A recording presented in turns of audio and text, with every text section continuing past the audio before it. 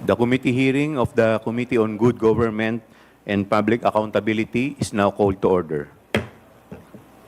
Let us all stand up for the invocation to be led by Committee Secretary Cheryl Lagrosas. Let us put ourselves in the presence of the Lord, in the name of the Father, and of the Son, and of the Holy Spirit. Amen. Lord God, you have placed us here to be in this position at this time to be a representative for your values to our nation. Direct their decision-making, their voting, and their solution-seeking, and their conduct as a legislator. We pray that you, the Holy Spirit, Amen. National Anthem. Please remain standing for the singing of the National Anthem.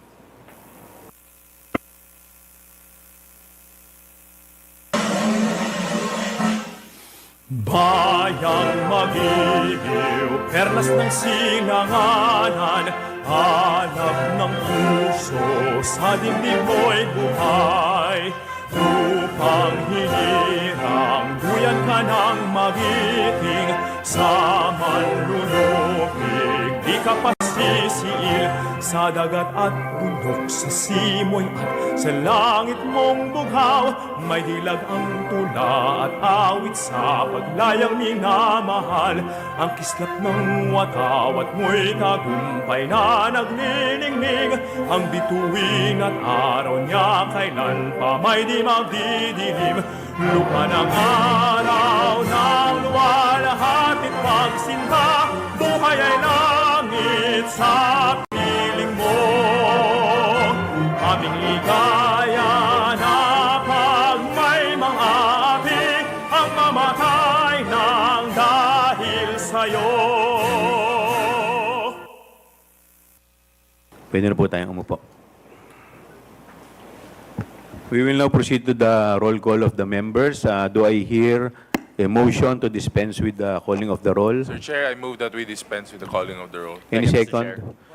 Duly seconded, the motion. Duly seconded. Is there any objection? Hearing none, the motion is carried.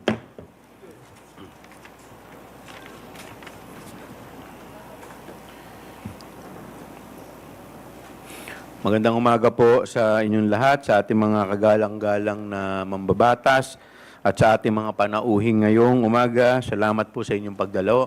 Maraming salamat po, Madam Vice President, sa inyo pong presensya ngayong umagang to. Bago po tayo magsimula, I would like the Committee Secretary to recognize our members and guests for today, as well as the invited resource person.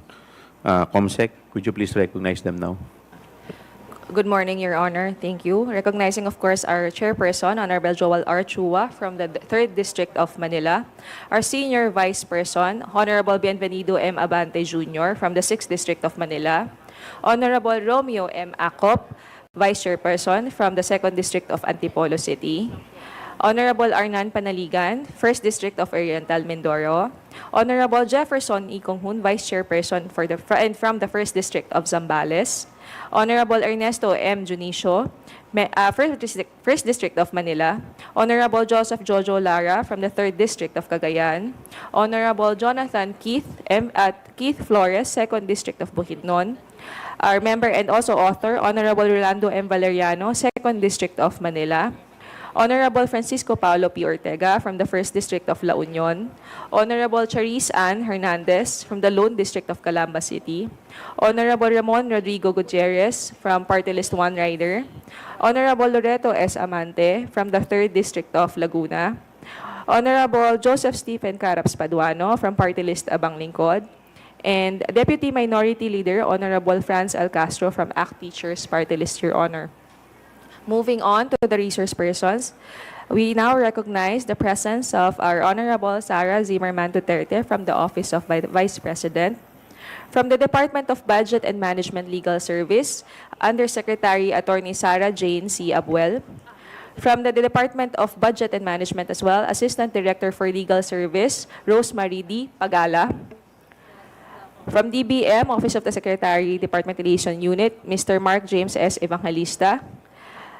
DBM Assistant Secretary for Budget Preparation and Execution Group, ASEC Mary Ann Z. De La Vega. Undersecretary for Functional Group, Head of the Budget Preparation and Execution, Yusek Rolando U. Toledo. We now recognize our resource persons from the Commission on Audit. State Auditor, Audit Team Member for the National Government Audit Sector, Ms. Sara Jane E. Fegalan. Commission on Audit, Legal Affairs, Attorney 6, Mr. Erwin E. Lapitan. Commission on Audit State Auditor, Mr. Fahad bin Abdul Malik Tumawis. Commission on Audit, Ms. Sailene May L. Del Campo. And Commission on Audit, Attorney 5 on Intelligence and Confidential Funds Audit Office, Ms. Gloria A. Camora. That's it for our resource persons and members, Your Honor.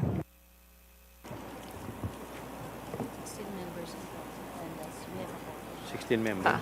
Your Honor, may I announce as well that we have 16 members in attendance and we have a quorum. Thank you, Comsec. With that, we will now proceed to the next item. Magandang umaga po sa ating lahat. I would like to read Section 29, Paragraph 1 of Article 6 of the Constitution. No money shall be paid out of the Treasury except in pursuance of an appropriation made by law. And Section 24 states that all appropriation, revenue and tariff bills, bills authorizing increase of public debt, bills of local application, and private bills shall originate exclusively in the House of Representatives. But the Senate may propose or concur with amendments. In a democratic republic such as ours, governmental powers are divided among three branches. Power of the sword to the executive, power of the pen to the judiciary, and the power of the purse is assigned to Congress. The power of the purse directly affects the lives of the people. We, the legislature, assumes the role of formulating spending and taxing policies. Saan huhugutin at paano gagastusin? Ang gastusin ng gobyerno at ang buwis na ipinapataw sa mamayang Pilipino upang suportahan ang mga gastusing ito ang nagdidikta kung saan ito ilalaan na siyang nakakaapekto sa galaw at paglago ng ekonomiya. Ito rin ang paraan upang magkaroon ng income redistribution. May apat na parte sa budget process. Number 1, preparation. Number 2, legislation. Number 3, execution. And number 4, accountability. Habang ang ehekutibo ang naghahanda ng budget, tayo sa Kongreso ang nagbabalangkas ng batas ng budget. Implementation is with the executive at accountability ay nakalagak sa parehong Commission on Audit at Kongreso bilang parte ng ating oversight function. Para sa kaalaman ng lahat, the power of the purse and the role of Congress does not end with the passage of the General Appropriation Act. Kailangan malaman ng Kongreso paano ipatutupad ang appropriation law para siguraduhin na maayos itong ginastos at nakamit ang mga targets or desired outcomes ng bawat ahensyang nalagak ng pondo ng bayan. We have to ensure that funds are spent solely for purpose for which they have been appropriated. Kabilang dito ang pagsisiguro na ang paggasta ay may tamang otorasyon ayon sa legal intent at purpose. Dapat panagutin ang mga ahensya sa pondong kanilang ginagastos. Kabilang na dito ang pagsisiyasat kung saan inaalam sa taong bayan mismo kung ang mga programang nilagak ng pondo ay naipatupad nga at nakarating sa kanila ang mga serbisyong pinondohan. Dahil sa pagsisiyasat kung nagagawa nga ng mga ahensya ang kanilang trabaho, ang Kongreso ay maayos na nakabalangkas ng appropriation law. Anong programa at ahensya ang dapat dagdagan ng pondo? Alin ang dapat bawasan at aling programa ang dapat nang ihinto? While existing laws provide the executive some flexibility in budget implementation, mahalaga para sa Kongreso na siguruhin ang executive decisions over the budget ay ayon sa intent and priorities set in the General Appropriation Act. Karapatan ng Kongreso humingi ng paliwanag mula sa mga ahensya ng ehekutibo ukol sa kanilang pinansyal na desisyon, kabilang na sa pag-withhold, delay ng release ng pondo. Realign, transfer of fund mula sa isang ahensya papunta sa isa pang ahensya o kapag nagkaroon ng karagdagang utang. Effective budget oversight requires access to financial data that can be used to verify or validate agency reports. Sa madaling salita, importante sa Kongreso na sagutin ang mga katanungang may kinalaman sa paggamit ng pondo. Importante din na ang isang independent constitutional body kagaya ng Commission on Audit na may presensya sa lahat ng government offices upang matulungan ang oversight initiative ng lehislatura. Ito ang power of the purse ng Kongreso. There may be arguments of extending parliamentary courtesy to several high offices of the executive. But I ask this, is parliamentary courtesy more important than safeguarding the budget to ensure proper utilization and allocation than asserting the power of the purse? Is parliamentary courtesy going to answer for social programs needing allocation? Paano naman ang parliamentary courtesy na sagutin ng Kongreso paukol sa paghingi ng pondo ng isang ahensya at paggamit nito upang epektibong magawa ng Kongreso ang kanyang tungkulin sa proseso ng budget? With this, I now recognize the Honorable Rolando M. Valeriano of 2nd District of Manila for his remarks.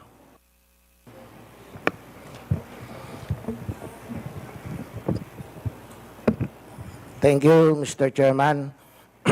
My fellow House members, the general public watching the live streaming of this public hearing, mga kababayan, magandang araw po.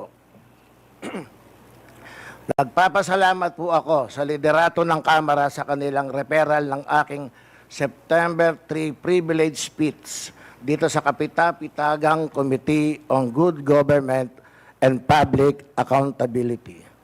Since that day, the Committee on Appropriations decided to reduce the OBP's proposed 2025 budget partly due to unverified claims about beneficiaries and strategic partnerships. Ang pagtanggi ni Vice President Sara Duterte na sagutin ang mga tanong tungkol sa kanyang panukalang budget at ang questionable niyang paggastos sa mga nagdaang OBP budget na sinita ng Commission ng Audit ang mga dahilan kung bakit tayo narito ngayon. She expressly rejected any questions about the OBP budget even before those questions were put forward. Her claim of leaving it to the House to do what it thinks is right is just a palusot, a smoke screen, a cover because she does not want to provide proof for the numbers she stated in her PowerPoint presentation. The OBP socioeconomic programs are supposedly for implementation in the National Capital Region only. The OBP budget do not indicate any allocation or distribution for the provinces. Mahigit 3 weeks na po mula nung unang OBP budget hearing. Pero hanggang ngayon, hindi pa rin nagsusumiti si VP Sara o sino man sa Office of the Vice President ng solidong dokumento o detalye na magpapatunay sa mga sinasabi nila sa kanilang presentasyon. She expected us to take at face value the figures in her presentation when there is much reason for us here in Congress to doubt the veracity of the figures in the presentation. We have not seen any paper trail or electronic trail that would serve as evidence of beneficiaries and partnership agreements. Kung totoong may mga beneficiaries, imposibleng hindi mabalitayan na masino mang district congressman sa Metro Manila, lalo pa tinatayang 2 milyong beneficiaries ang nakinabang sa loob ng 2.5 taon at ang halaga ng pondo ay halos 4 billion pesos para sa 2022, 2023 at 2024. Our field offices for constituency relations will know when such massive amounts are being disbursed and when throngs of peoples line up as beneficiaries because these activities need the participation of local government units and their offices. Umaasa akong maliwanagan at mabigyan ng tamang impormasyon ng mga resource person mula sa Commission on Audit, mga LGU sa National Capital Region at ng mismong Office of the Vice President hinggil sa mga kaduda-dudang paggastos ng pondo ng bayan. If they have evidence of how the OBP spent the budgets on socio-economic programs from July 22 to the present, I hope they will be entered into evidence after the resource person are sworn to tell the truth and nothing but the truth.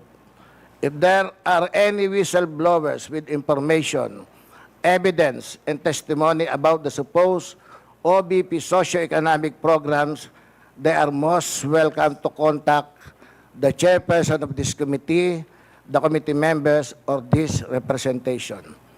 Maraming salamat po, Mr. Chair. Thank you, Congressman Valeriano.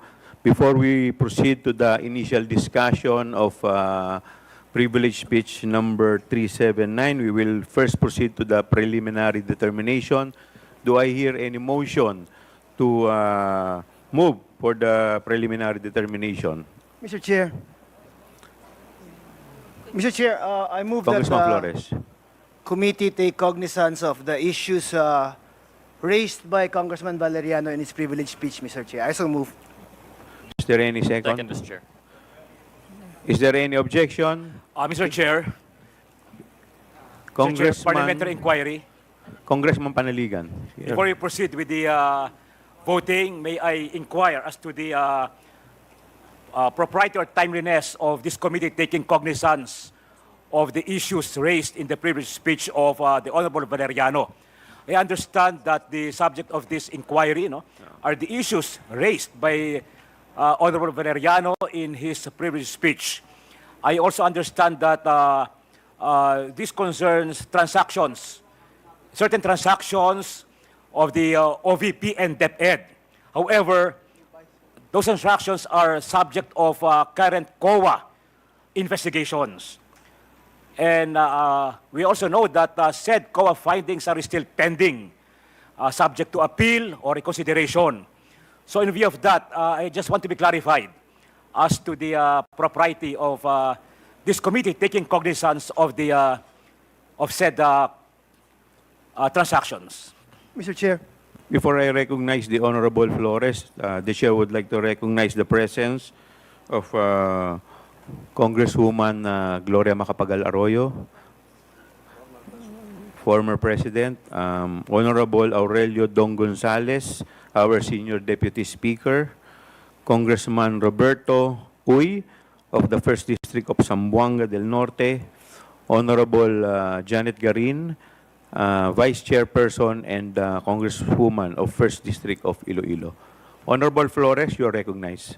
Thank you, Mr. Chair. Mr. Chair, first and foremost, the authority of the House to conduct inquiries in aid of legislation has been already established, Mr. Chair.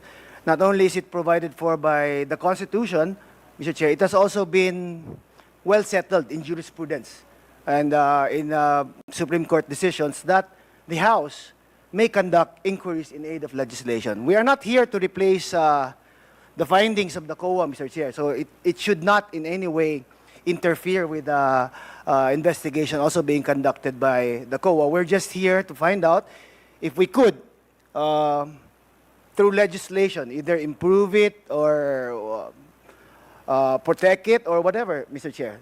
So I think the presence or the fact that there is already a COA investigation should not deter the House from conducting its own inquiries, Mr. Chair, in accordance with, of course, Article 6, Section 21 of our Constitution, Mr. Chair. Thank you, Honorable Flores. Mr. Chair, Honorable the Vice Chair, Congressman Benny Abante is recognized. all right. In response to the query of our good colleague there, also related to the statement of Congressman Flores, may I read Rule 1, Section 1 of the Rules of Procedure governing proceedings before the Committee on Good Government and Public Accountability as far as jurisdiction is concerned. It says here, and I quote, "The Committee on Good Government and Public Accountability shall have jurisdiction over all matters directly and principally relating to malfeasance, misfeasance, and nonfeasance in office committed by officers and employees of the government and its political subdivisions and instrumentalities, inclusive of investigations of any matter of public interest on its own initiative or upon order of the House," Mr. Chair. Did that satisfy you, Congressman Panaligan? Thank you very much, Mr. Chair. Thank you. We will now proceed. The chair will now rule on the motion to move for the preliminary determination of privilege speech number 379. Is there any objection? Hearing none, the motion is carried. Mr. Chair, Sino yun? Honorable Lara, you recognize. thank you very much, Your Honor, Mr. Chair. I would like to make a manifestation, Mr. Chair, that during the budget deliberations, there are issues raised concerning the fund utilization of DepEd. In the manifestation of Representative Jervil, Jinky Beatrix R. Luistro of the 2nd District of Batangas, during the budget hearing of the Department of Education o DepEd sa Committee on Appropriations dito sa Kamara, kung saan hinikayat niya na magkaroon ng investigasyon paukol sa kapalpakan ng ahensyang mag-deliver ng mga computer units in good condition sa mga end users, mga guro at estudyante at iba pang isyong may kinalaman sa paggamit ng pondo ng bayan ng naturang ahensya upang makita natin kung mayroon bang misfeasance, malfeasance, o nonfeasance. Sa madaling salita, Mr. Chair, I wish to manifest that this committee, the Committee on Good Government and Public Accountability, determine whether there is misfeasance, malfeasance, or nonfeasance, at kung may mga paglabag ang mga kawani ng naturang ahensya sa kanilang mga tungkulin bilang mga kawani, Mr. Chair. That is exactly where we are heading, Congressman Lara. Salamat, Mr. Chair. And to continue, as manifested by Congressman Lara, the committee, by a majority vote of all members, decided to conduct a motu proprio investigation on the September 10, 2024 manifestation of Congresswoman Luistro during the budget hearing of DepEd, particularly on the agency's failure to deliver computers in good condition to end users and other issues concerning its budget utilization. Since this is a motu proprio inquiry, and we are still waiting for the authority to proceed from the Committee on Rules, the hearing is suspended until we have receipt of the said authority to proceed. Is there any objection? The hearing is now suspended.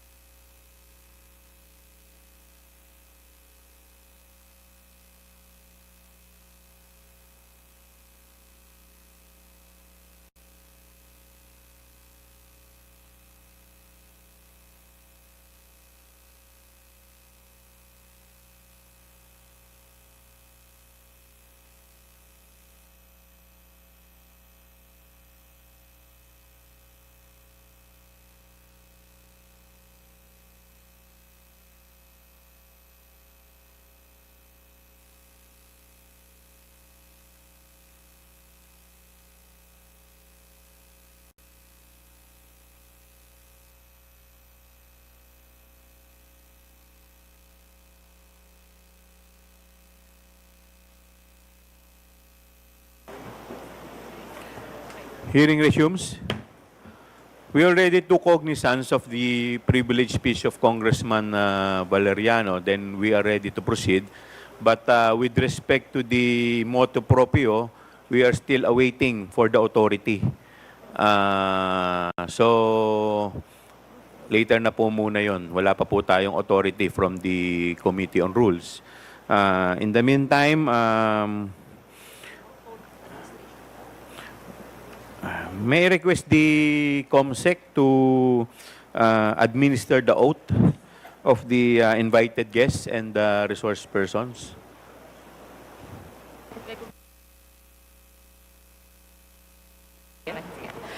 Thank you, Your Honor. To all the resource persons invited, kindly stand up and raise your right hand, please. Representatives and resource persons from the Office of the Vice President, COA, and DBM po. Thank you, ma'am.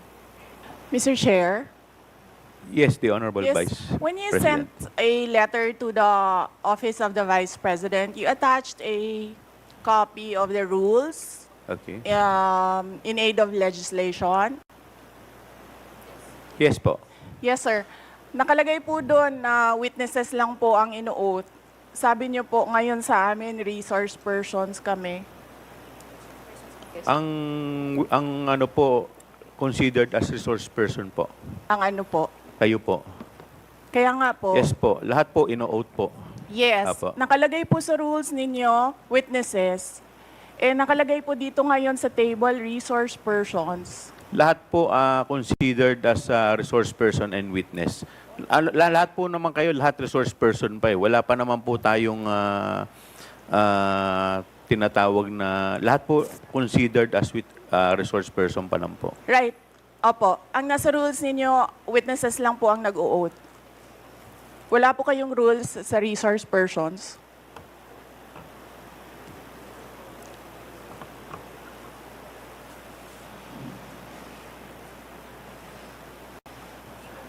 Ma'am, ano lang po yun eh. Yung term lang po yun eh. Pero considered as resource person din po kayo eh. Yes, sir. Opo. Resource persons nga po Kayo nakalagay witness dito. din po at saka resource person po. Hindi niyo po sinabi na witness ako. Sinabi niyo po dito ngayon, resource persons. Ang nakalagay po sa rules ninyo, witness. Comsec, ano po yung pinadala po ninyo? Yun pong rules in aid of legislation.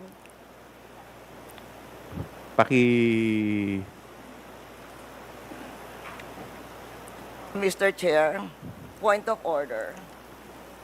What is the point of order of the Honorable Because Congressman this issue about Macapagal? witness, resource person, etc., etc. Ma'am, pakilakas lang po, hindi po marinig. Persons and accused has been taken up in previous legislative inquiries in aid of legislation. I want to quote a December 8, 2008 hearing in the Senate, where Senator Miriam Defensor Santiago had an opinion on a similar situation, but she quoted a Supreme Court ruling. So,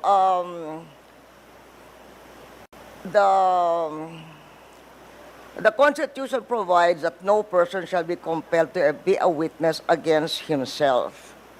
The Supreme Court has repeatedly emphasized that there is a difference between a mere witness and the accused.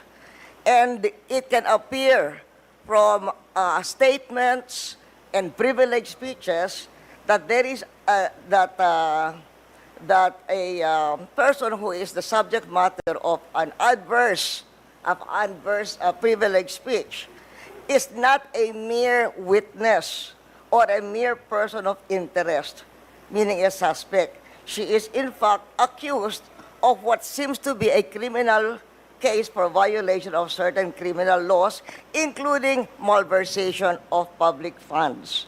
And there is a case quoted in 2007, Standard Chartered Bank versus the Committee on Banks, where the court repeated the rule that an accused occupies a different tier of protection from an ordinary witness.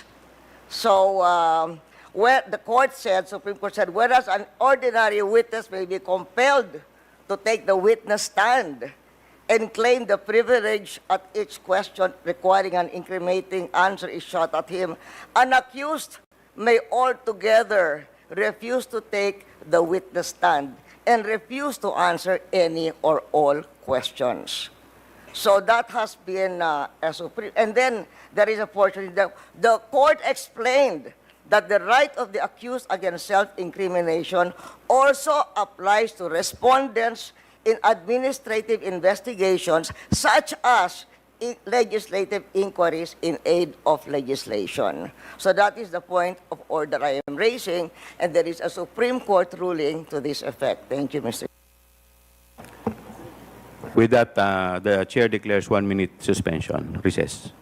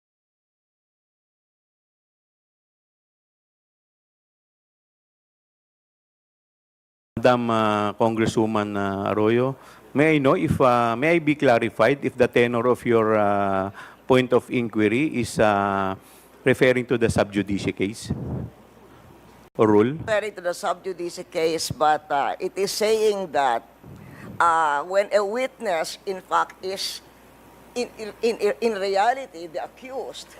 Ma'am, pakilakas po ng konti. Medyo hindi ko po... What he's saying is that if by the nature, for instance, of the privileged speech, if the witness is not a mere but the person being asked is not a mere witness or a mere person of interest, he is in fact the accused of what seems to be a case including malversation of public funds.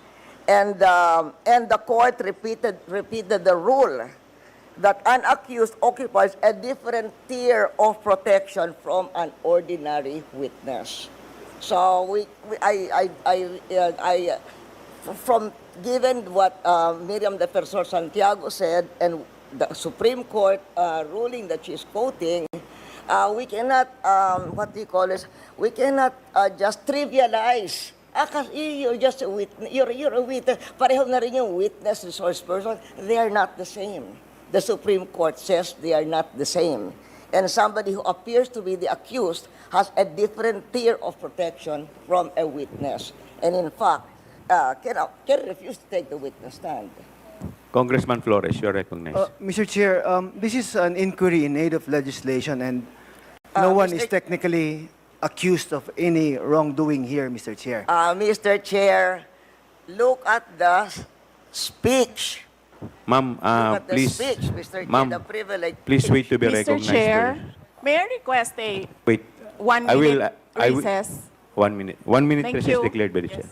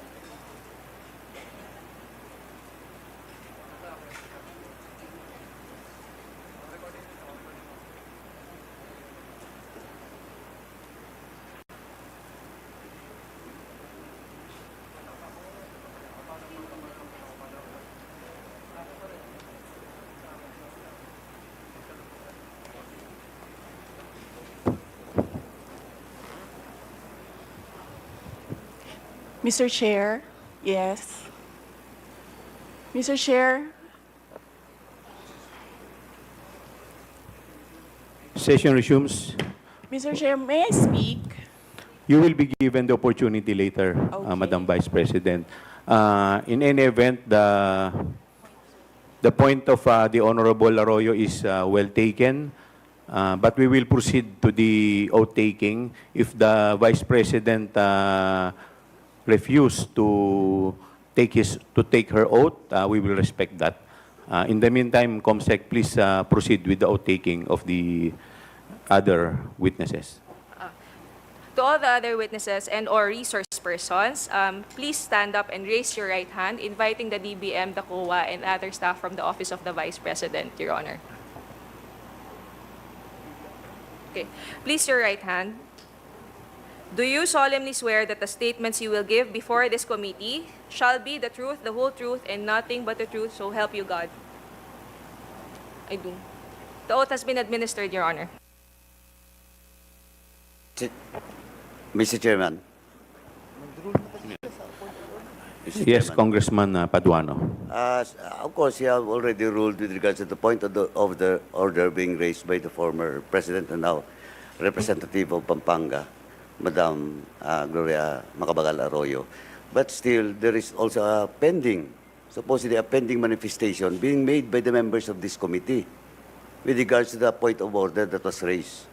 So I think, Mr. Chairman, we have to hear first, but of course you have already ruled, but we have to also to hear the manifestation of the members of this honorable committee. And in that case, you have already recognized the good Congressman Kit Flores. And I think it is just proper to recognize him once again. Thank you, Mr. Chairman. Thank you, Congressman Paduano. The Honorable Flores is recognized. Thank you, Mr. Chair. But I think the ruling was already made, Mr. Chair, and I will submit, Mr. Chair. Thank you, Congressman Paduano. We will now, let us also discuss the administrative matters. But before we proceed, the Chair would like to recognize the Honorable Bongalon of Ako Bicol, the Mr. Marvin Joshua ano to? Palitik of the Commission on Audit, State Auditor 3. Honorable Marlene Primicias Agabas, Deputy Majority Leader, 6th District, Pangasinan.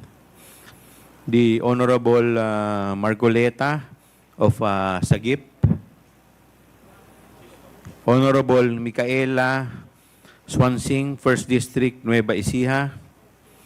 The Honorable Ricardo Cruz, Lone District, Taguig Pateros. And the Honorable Filimon Espares of Co-op NATCO.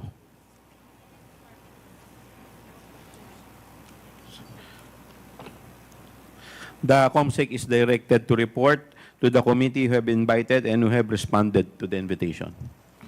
Thank you, Your Honor. We have invited the Office of the President through email sent last September 13, 2024. However, we were informed that they use a different extension for their electronic mail. And then the Chief of Staff, Attorney Zulaika Lopez, Ms. Winnie G. Diego, Chief Public Assistance Division, Attorney Rosaline Sanchez, Director for Administrative and Financial Services, and Mr. Norman B. Baloro, Director of Operations Office, to whom the satellite office's report replied yesterday that through their executive assistant Nicole, that they will designate a representative from the central office. This is the same tenor of the replies from the satellite offices from Western Mindanao, Panay and Negros Islands, BARMM, Caraga, Cebu, Bohol, and Siquijor Satellite Office, as well as Pangasinan.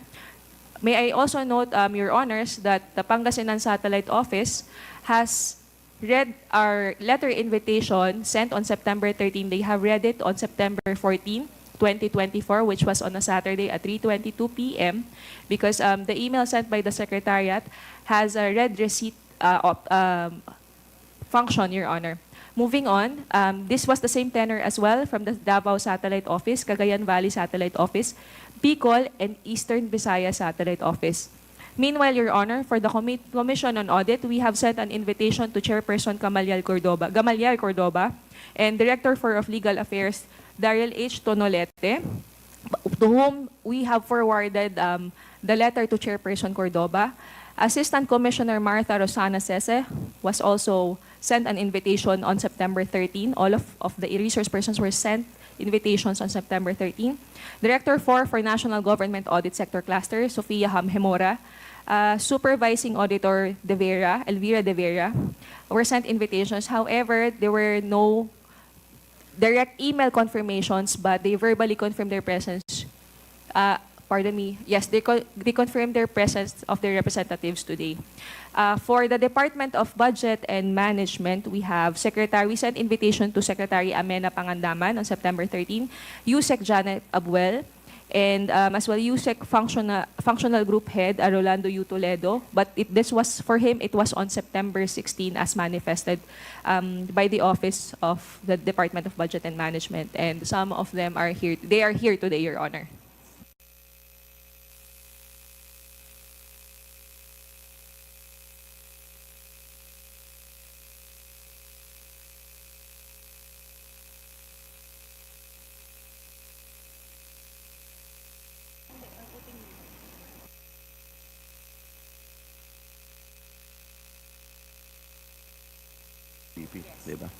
We will now proceed to before we proceed to the interpellation proper, the Chair will recognize the Honorable Vice President for her message. Yes, ma'am. You are recognized, ma'am.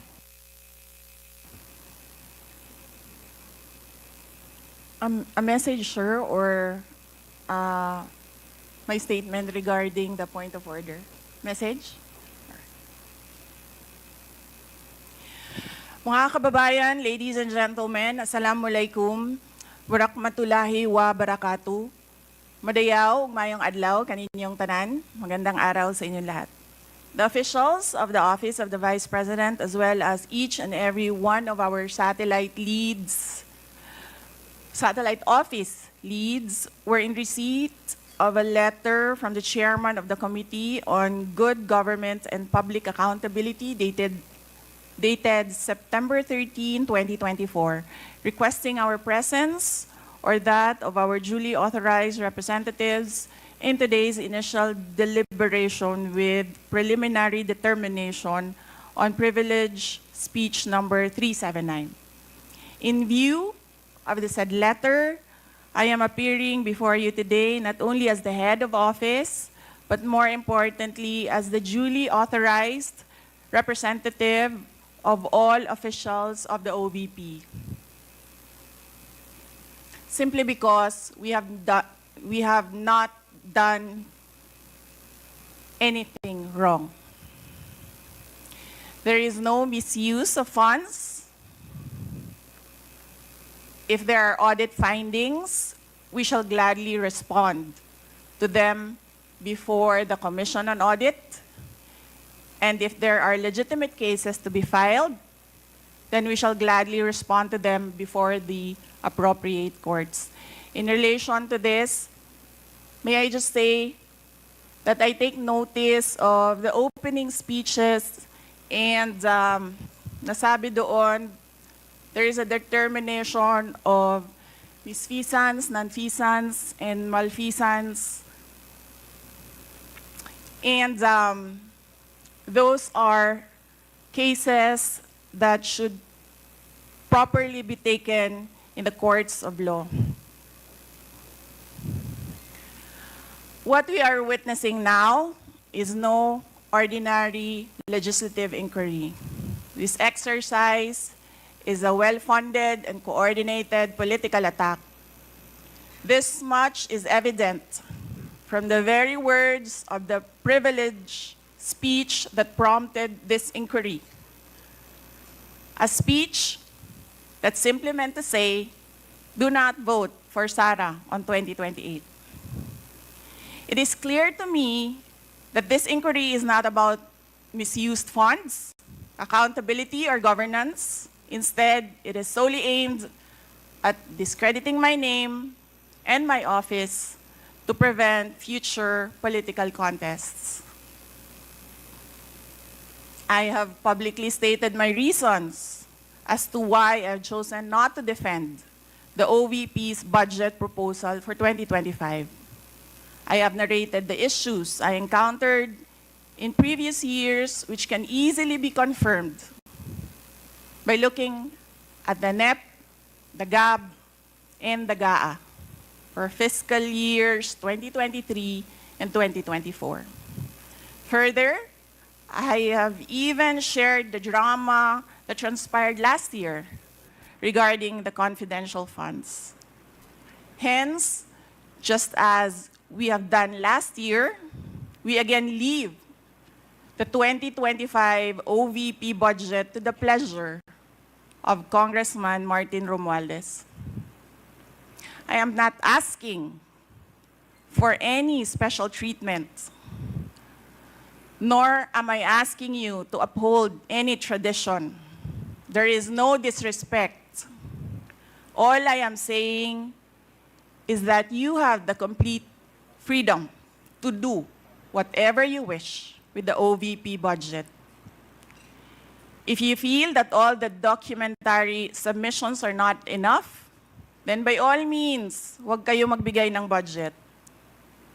Sa totoo lang, hindi naman ang budget ang punteriya ninyo. Dahil napakadali naman magtanggal ng budget. What you are trying to do is make a case for impeachment. Hindi naman ako kakandidato sa nalalapit na eleksyon. Hindi ako namumulitika.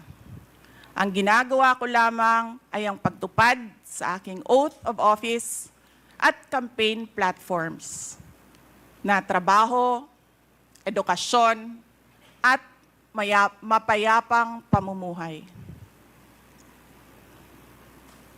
Sinabi ko na noon at ilang beses ko nang inulit na hindi ako ang problema ng bayan na ito. Ang totoong problema ng bayan ay kagutuman, kahirapan, illegal na droga, kriminalidad, terorismo, hindi na sapat na healthcare, kalidad ng edukasyon, kawalan ng plano ng infrastruktura para sa disasters, at marami pang iba. So, you may try to destroy me, you can skin me alive, and throw my ashes to the wind. But let it be known, you will find me unbowed. I will continue to serve the Filipino people no matter the personal cost or political intrigue. Having said that, I will not allow myself to be subjected to an inquiry based on an empty privilege speech just so you can attack me and do indirectly what you failed to do directly during the budget hearings. I therefore request this committee to terminate this inquiry for its clear lack of any proposed legislation or substantive matter for discussion. Shukran.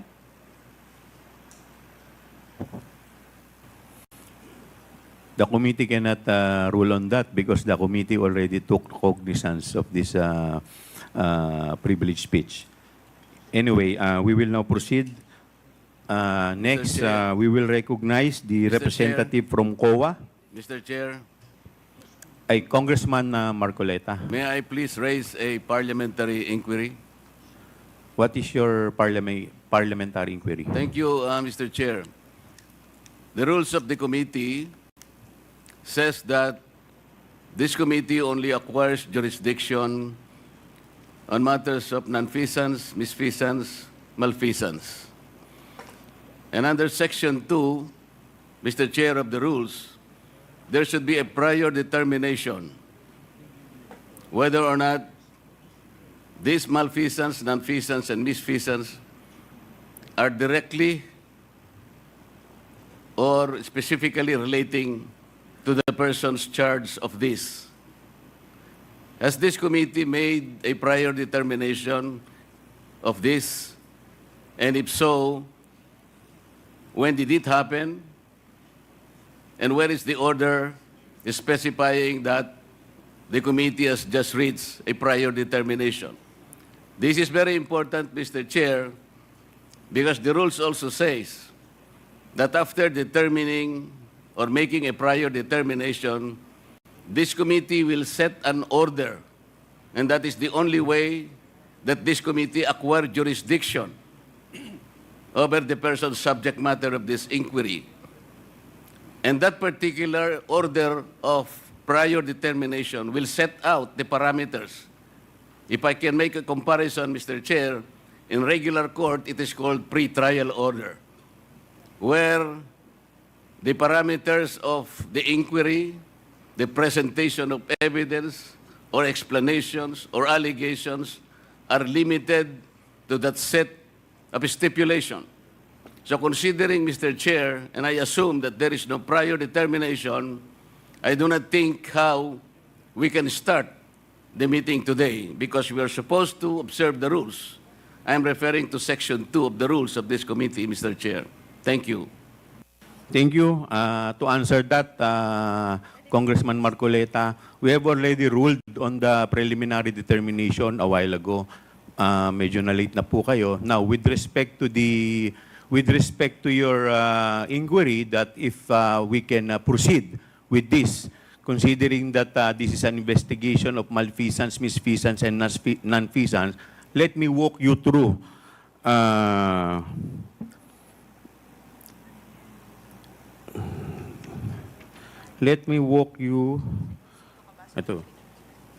through the definition of good government and public accountability. It provides that all matters directly and principally relating to malfeasance, misfeasance, and nonfeasance in office committed by officers and employees of the government and its political subdivision and instrumentalities, inclusive of investigations of any matter of public interest on its own initiative or upon order of the House. For the information of everybody, the issue on confidential fund is a matter of public interest. Lahat po tayo ay interesado, hindi lamang po tayo, yung publiko po, interesado kung paano po ito nagamit. Kaya yun po ang dahilan why this committee has jurisdiction over the subject matter. But Mr. Yes, Chair, Congressman Marcoleta. Mr. Chair, under Section 5, there should be a record of preliminary determination. It says that the proceedings in the preliminary investigation or determination shall be recorded through stenographic notes. What you were mentioning are motu proprio cases. I am assuming that this committee started by way of a referral because of a privileged speech delivered on the floor by one of us. And so this is the main subject matter of this committee meeting, and to which we should first determine preliminarily whether or not this committee acquires jurisdiction. And I demand a record of preliminary determination under Section 5 because it says, upon termination thereof, Mr. Chair, the chairperson shall issue an order which shall recite in details the matters taken up. So what are the matters taken up, Mr. Chair? I think we should be able to comply with these elementary rules as specified in the governing rules. Well, considering that we are still in the, we have yet to proceed to the interpellation, we are still in the period of recognizing the resource person as well as the witness. With that, the chair declares 1 minute suspension.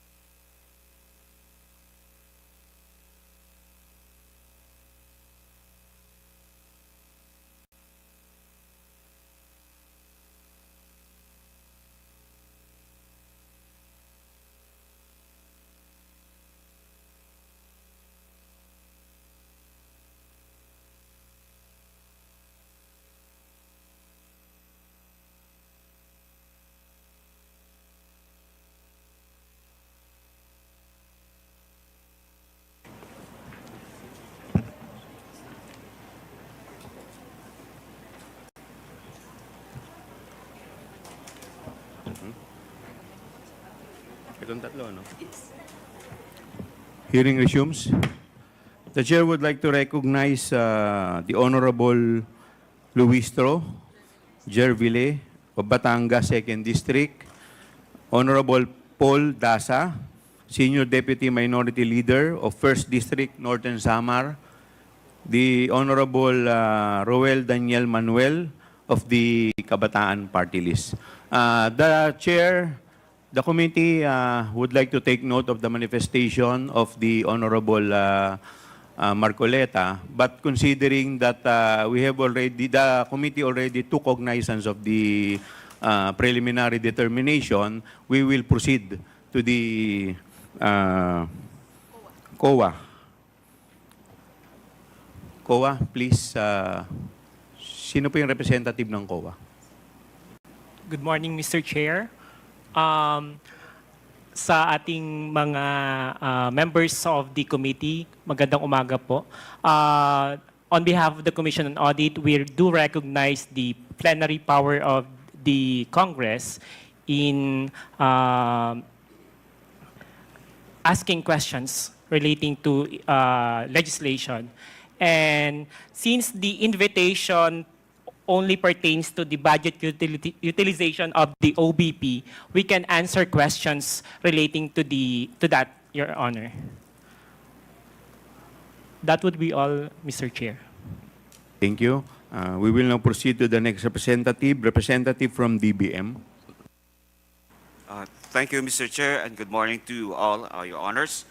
Yes, by the invitation of the Committee on Good Government and Public Accountability, we are here to provide information on the Office of the President's budget in the calendar year CY 2022 to 2024 budget utilization and performance, compliance with the GAA, including fund transfer and budget realignment, as well as the agency's program projects and activities, among others. So any inquiry will just answer during this congressional meeting, Mr. Chair.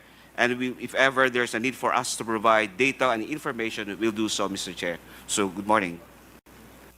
Thank you.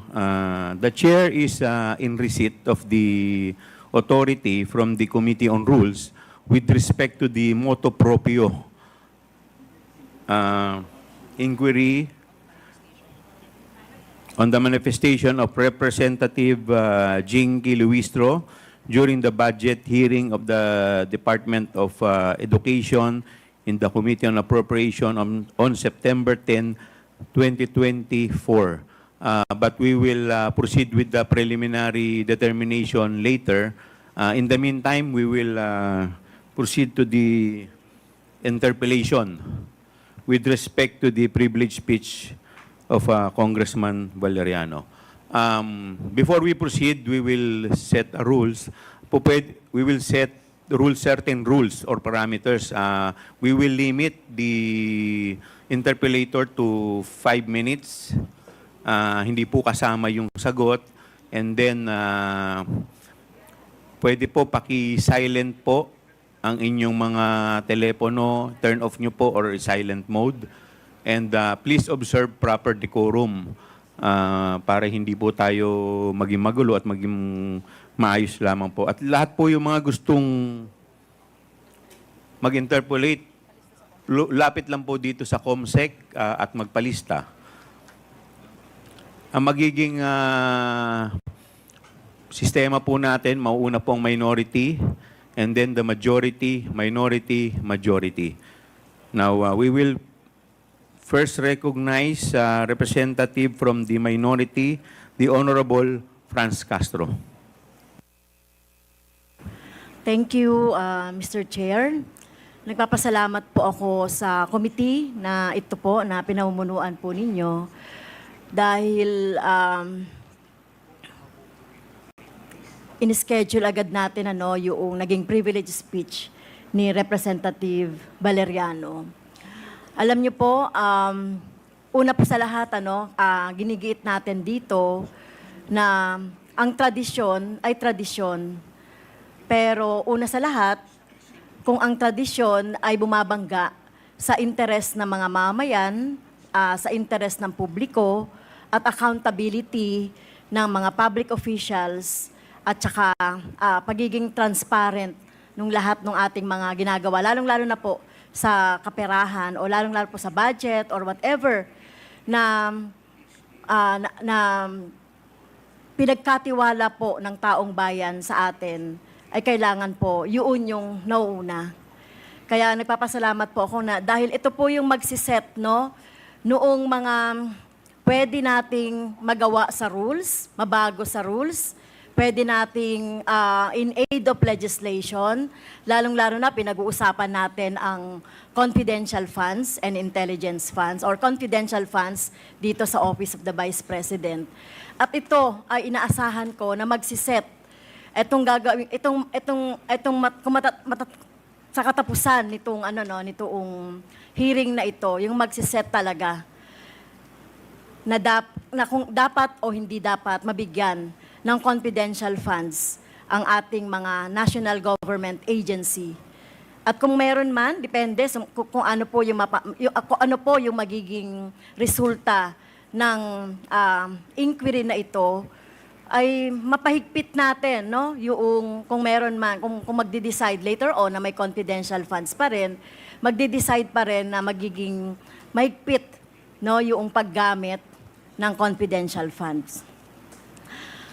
Okay, so dahil hindi naman po nag-oath yung Vice President, Mr. Chair, ang akin na lang mga tanong ay tatanong ko na lang po sa DBM at saka sa COA. Okay, so inaasahan natin, no, na magsasabi kayo ng totoo. So yung first question ko po sa DBM, yung pong, by the way, I manifest second round kung matatapos ko na yung 5 minutes, Mr. Chair. Sige po. Yes. Okay.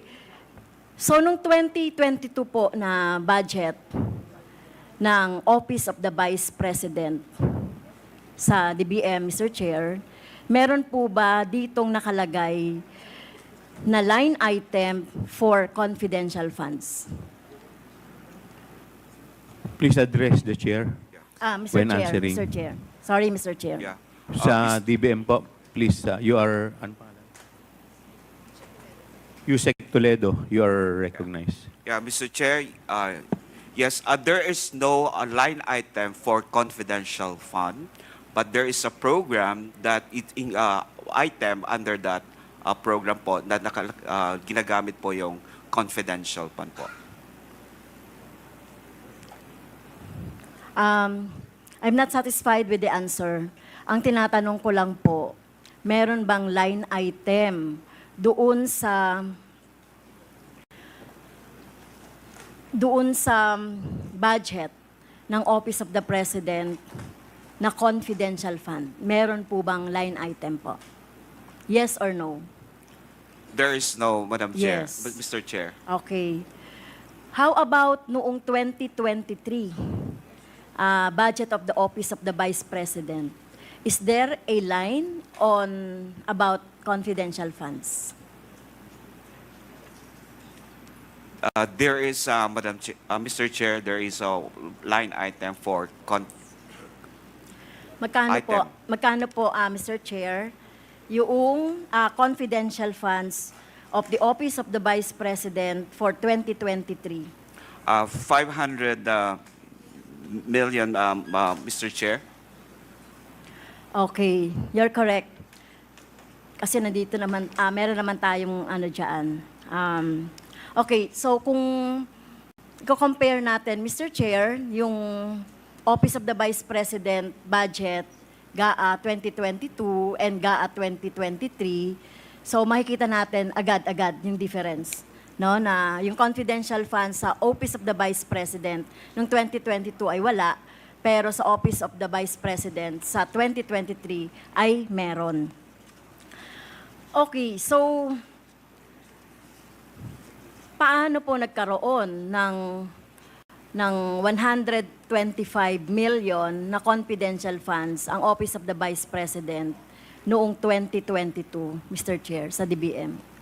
Okay, Mr. Chair, while the OVP has no provision for the confidential funds under the fiscal year 2022 GAA, the said release of funds was charged against the contingent fund using the existing PAP of the Office of the Vice President. That is the Good Governance Program, Mr. Chair. Well, ano po yung ibig sabihin ng good governance program po? Kasi defined, alam po natin meron tayong JC o joint circular governing confidential funds. So, can you elaborate on good governance, Mr. Chair, yung binabanggit ninyo po? The Good Governance is a program of the OVP, and so that's the basis for us for the release of the confidential plan of the Office of the Vice President, Mr. Chair. Well, can you elaborate ano ba yung good governance? Dahil malinaw po doon sa rules or the joint circular governing confidential funds, yung mga pwede lang napondohan ng confidential funds, Mr. Chair. Mr. Chair, we have already responded to that inquiry. We have already sent the letter dated September 11, 2023, as to what is the all about the good governance program of the OVP, Mr. Chair. Mr. Chair, these representations has no copy of what you are referring to as the good governance programs. May I request for the copy, Mr. Chair?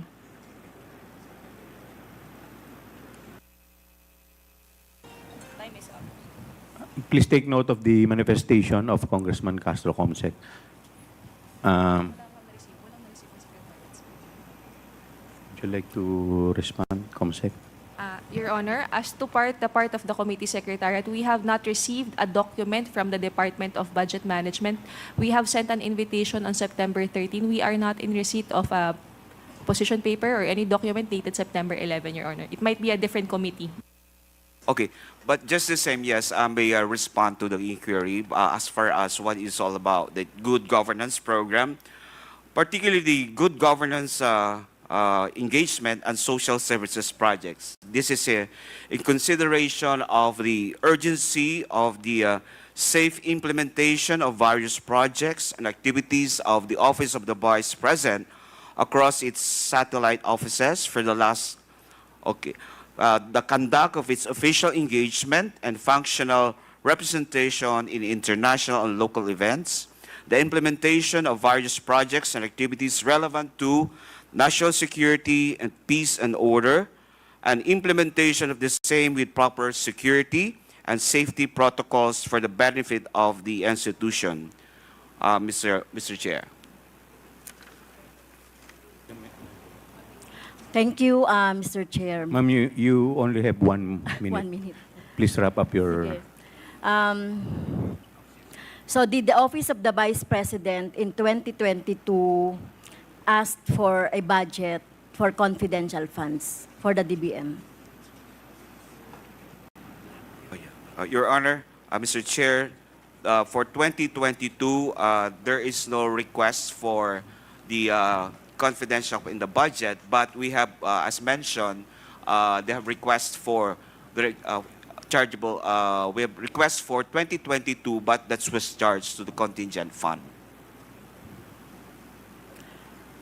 There was a, so may request po ba o wala? Doon sa proposed budget for 2022, wala po. Pero saan po kinuha yung 125? Sinasabi nyo kanina, Mr. Chair, ay doon sa contingent fund. So, hindi po ba kapag merong request for a lump sum o merong ibibigay yung or pagkukuhanan yung lump sum, dapat may request? Okay. So, Yes, Mr. Chair. So during the implementation of the fiscal year 2022 budget, there was a request coming from the Office of the Vice President to release an additional requirement for the fiscal year 2022 budget. Basically, hindi lang po yung confidential plan, but also for some PS and MOE requirements. Now, this was... Pinag-usapan lang natin yung confidential Okay. funds. So, Mr. Mr. Chair, Chair. yes, there was a request coming from the Office of the Vice President during the implementation of the budget in that year. So that's why in... So, Mr. Chair, may I cut you on that with due respect? So may I ask, Mr. Chair, the request... Last Yes. question, please. So, second down na lang ako, Mr. Chair. May I ask the DBM, Mr. Chair, the letter request from the Office of the Vice President? So, yun na lang, Mr. Chair, at itutuloy ko na lang po mamaya. The DBM is requested to submit the letter of the Honorable Vice President. The yes, request Mr. letter of Chair. the Honorable. Please submit it to the COMSEC. Yes, Mr. Chair. Thank you. Next to interpolate is sino ba? Honorable Nika Swansing. You have 5 minutes. Thank you very much, Mr. Chair. Mr. Chair, I was just hoping to take this opportunity because COA, the right team from COA is already here. So if I may request the COMSEC, Mr. Chair, and the permission of the Honorable Chairman to pull up some slides on the screen. Mr. Yes, Chair. please.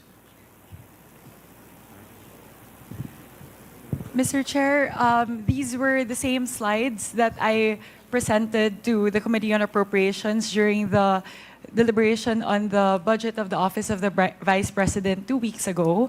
For those who were not there in the meeting, a very quick summary, Mr. Chair, in the interest of time.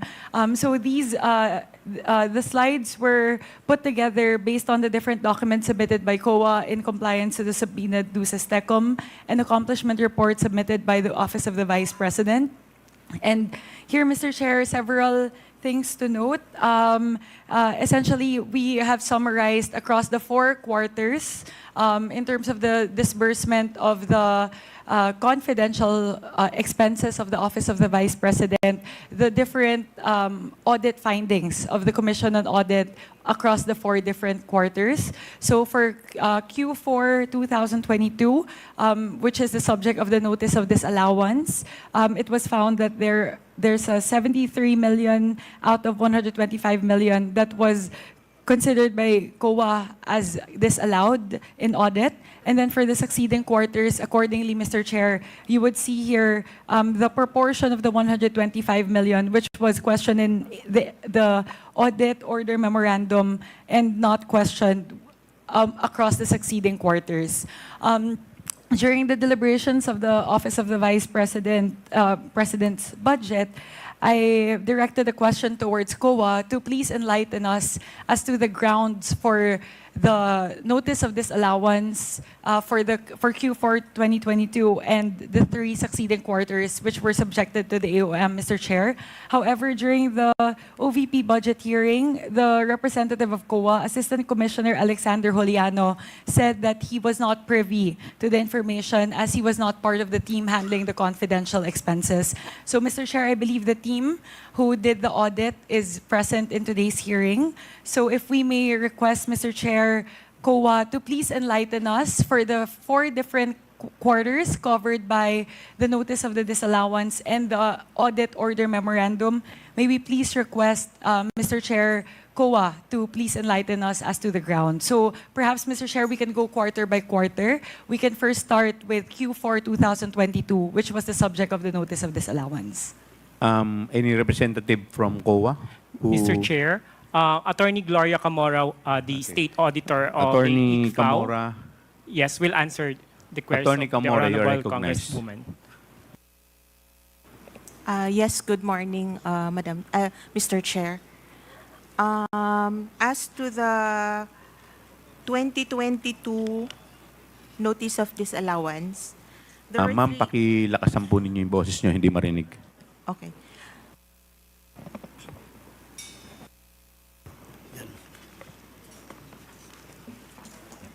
There were three items that are part of the notice of disallowance. The first one is on the non-submission of documents on the payment of rewards. The second one is charging some items that are not compliant under the rules joint circular. And the third one is non-submission of the revised accomplishment report of the office of the VP to the three regulatory offices, which are the Office of the President, the Senate President, and the Speaker of the House of Representatives, because what they have submitted was the original one, and they made an amendment, but as of now, they have not resubmitted the amended accomplishment report. Mr. Chair, if Please proceed, COA may Congresswoman please Swanson. enlighten to explain to us, because it seems a little bit technical po as to how it was explained by COA. Kung pwede po maipaliwanag po sa atin in non-technical terms as to the grounds for the disallowance po. COA, paki-simplify po. Please explain it in layman's term. Yes po. Basically, the disallowances is because hindi po sila nag-submit ng required na documents under the joint circular. Mr. Chair, if we may move to the next slide.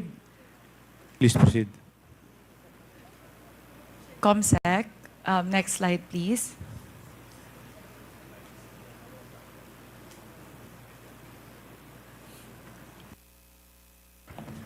Here, Mr. Chair, shows a breakdown of the different expense items listed in the accomplishment report for Q4 2022 and the three succeeding quarters, which were the subject of the AOMs.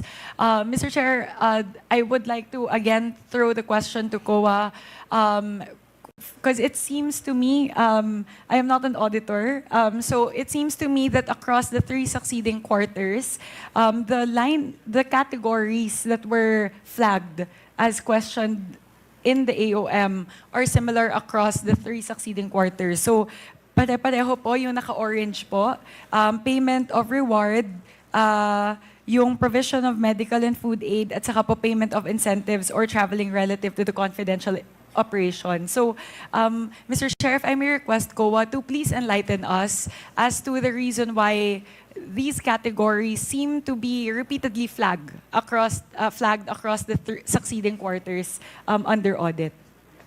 COA. Yes, Mr. Chair.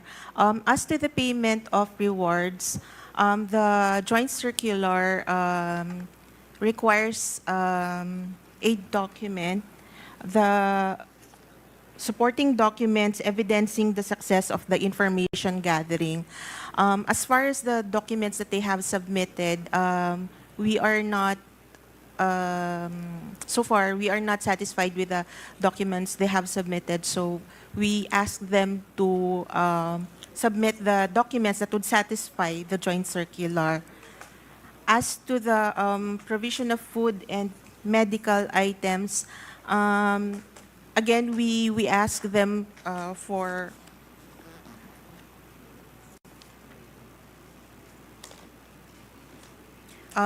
an explanation, since by themselves, food and medical aid appears to not fall under the expenses allowed by the joint circular. So we are asking for explanation on those items.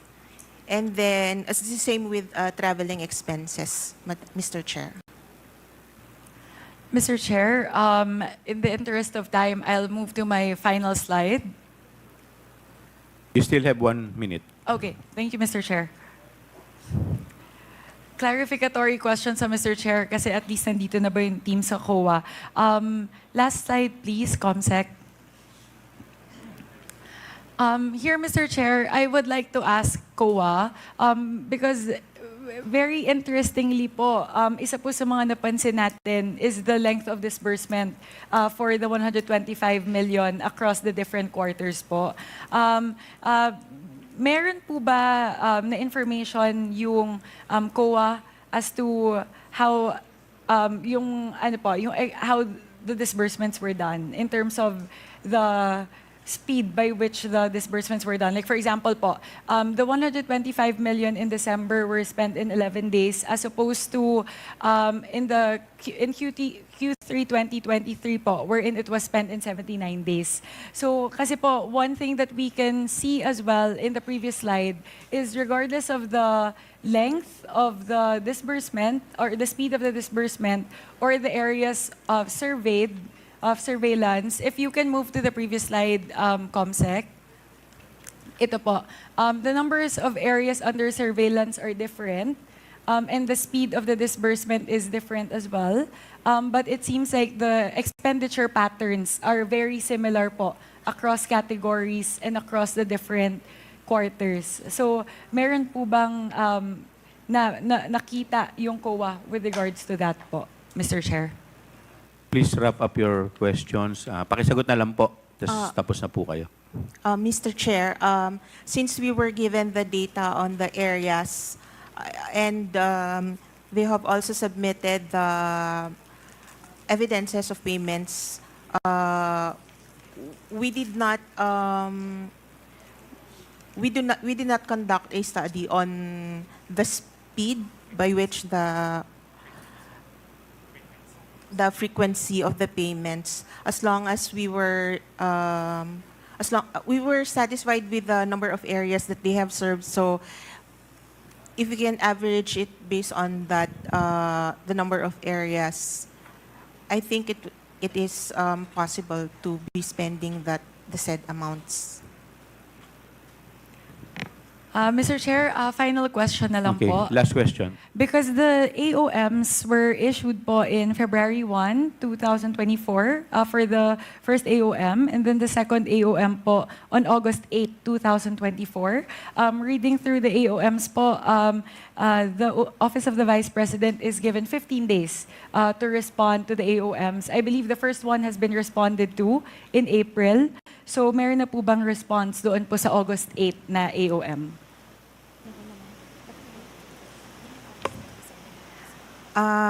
Yes, Madam Chair, they have submitted their reply to the AOMs, and the audit is on the compliance is ongoing. Thank you very much, Mr. Chair. Those are my clarificatory questions po. Clarification because the team handling the audit is now here. So just wanted to clarify po dun po sa slides na present po nung nakaraang OVP budget hearing. Maraming salamat po, Mr. Chair. Mr. Chair. May I approach the table? Request 1 minute suspension. The Chair declares 1 minute suspension.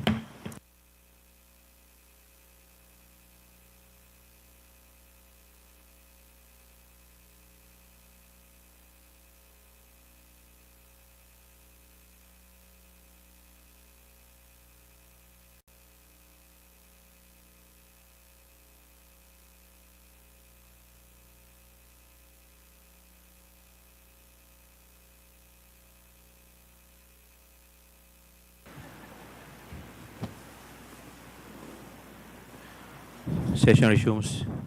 Mr. Chair, may I request... The Honorable Vice President is recognized. Thank you. May I request to leave the inquiry? Ma'am, pwede naman po, considering na hindi naman din po kayo naka-oath and alam naman po namin, marami rin po kayong ginagawa.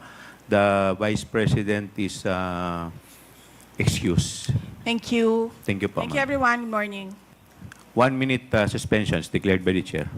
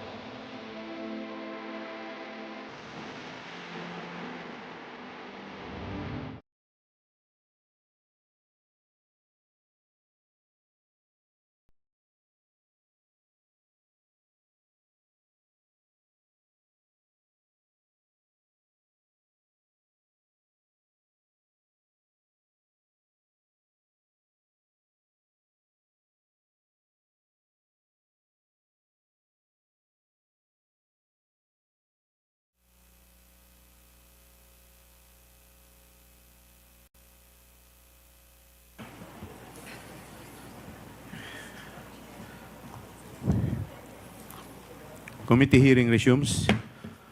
Next, before we... Okay. We will recognize the next interpellator, the Honorable Congressman Manuel. Thank you, Mr. Chair. Good morning po sa lahat. Well, before I proceed sa questions ko, Mr. Chair, gusto ko munang i-manifest na sobrang disappointed po tayo. Actually, kasabay ng hearing na ito sa Committee on Good Government ay ang plenary debate sa budget for 2025.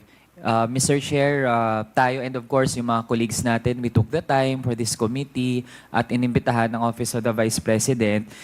Pero yun nga po, nalaman natin na hindi po nag-take ng oath at ayun, bago po tayo makapagtanong para din po sana marinig ng nakaupong Vice Presidente, umalis na rin po, Mr. Chair. And actually, when I recalled yung mga ibang pwedeng precedents din natin, Mr. Chair, while nabanggit po na merong right, no? Or may option ang mga public officials na hindi po mag-oath, pero hindi naman po all the time na ganun yung ginagawa. Even yung mga former presidents nga po, Mr. Chair, like former President Ramos, former President Estrada, former President Noynoy Aquino, ay dumalo nung inibitahan din sila sa mga legislative inquiry at nag-take po sila ng oath, Mr. Chair. And I'm also wondering, Mr. Chair, kung meron din po bang dumalo, maliban po sa sitting Vice President, other personnel po from the OVP na nandito, meron po ba, Mr. Chair? Wala po.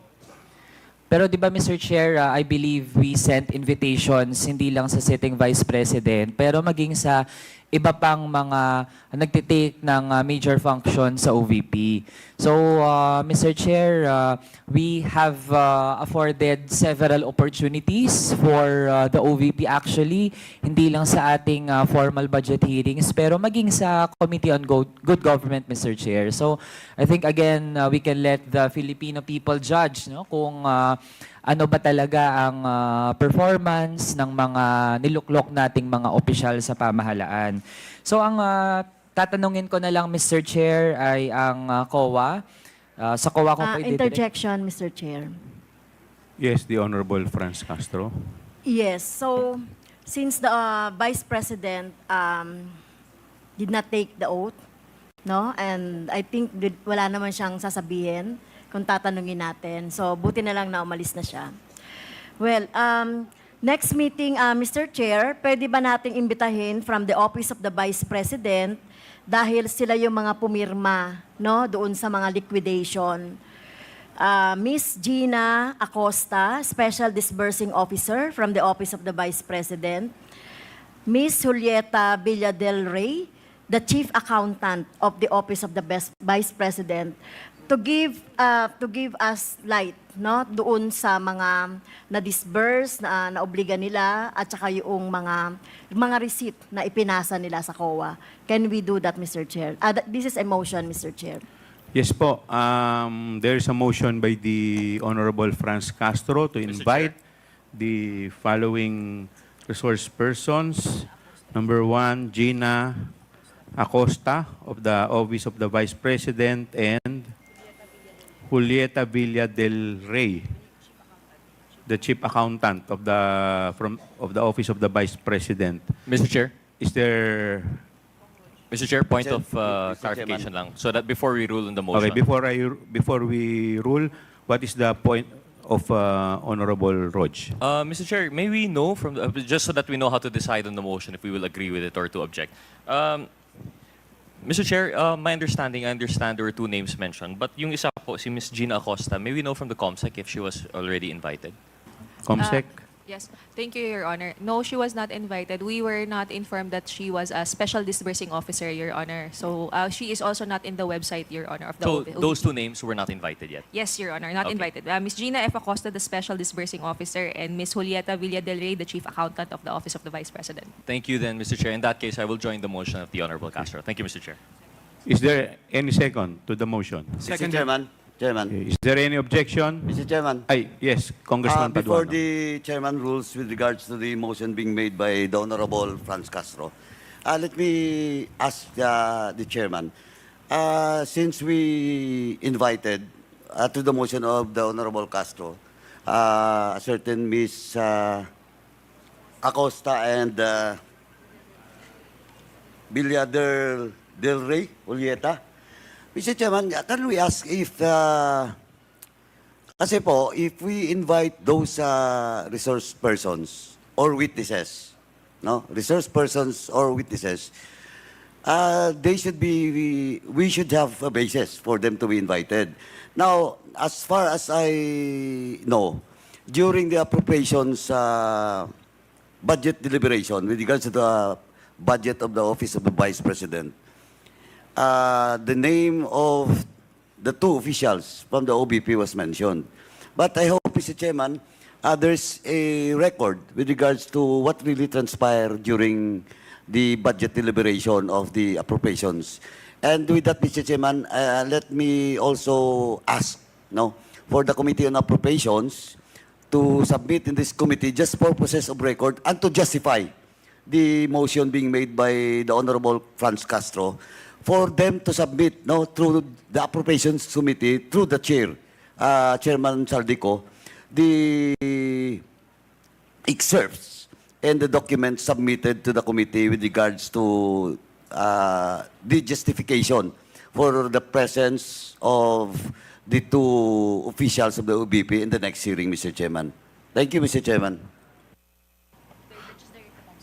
Noted. We will inform the COMSEC to please take note of the manifestation of the Honorable Paduano. In the meantime, we will rule on the motion of the Honorable Franz Castro. Is there any objection? Hearing none, the motion is carried. May I proceed, Mr. Chair? The Honorable Raul Manuel, hindi po minus yung inyong oras. You still have... Sige,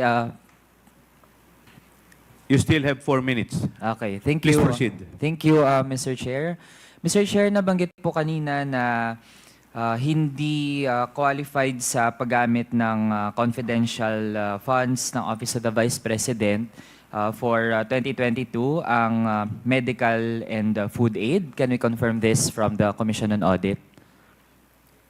As of yung AOM po namin, since COA, medical... COA, please wait to be recognized by the chair. Attorney Camora, you are recognized. And please address your answer to the chair. Mr. Chair, since as of the review of the documents, we have deemed them not qualified as confidential expenses since they just indicated food and medical supplies as is. Mr. Chair, how much po yung amount na dineclare ng OVP na pinagamitan di umano ng medical and food aid? Mr. Chair, anong period po? For 2022, yung confidential funds.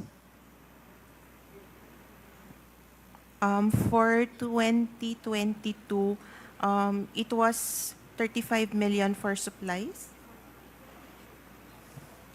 For medical and for food aid. medical and supplies, Mr. Chair, 40 million pesos. Sa pagtingin natin, Mr. Chair, bagamat syempre gusto natin na makatulong ang ating mga ahensya ng gobyerno, mapagbuti yung pag-provide ng mga services. Pero tingin natin, Mr. Chair, ay questionable nga kung kukunin sa confidential funds ang pag-provide ng medical and food aid. Lalo na't supposedly nga transparent, magkano talaga yung nagagastos para dyan, tapos sa bawat beneficiary din, magkano yung worth ng kanilang nakukuha, ilan din yung beneficiaries. Di ibig sabihin, Mr. Chair, delikado kapag yung ganitong mga tipo ng serbisyo ay ang magiging source natin ay confidential funds. Sa experience po ba, Mr. Chair, ng Commission on Audit, meron din ba dating mga agencies ng pamahalaan na nag-declare na gumamit sila ng confidential funds para sa medical and food aid?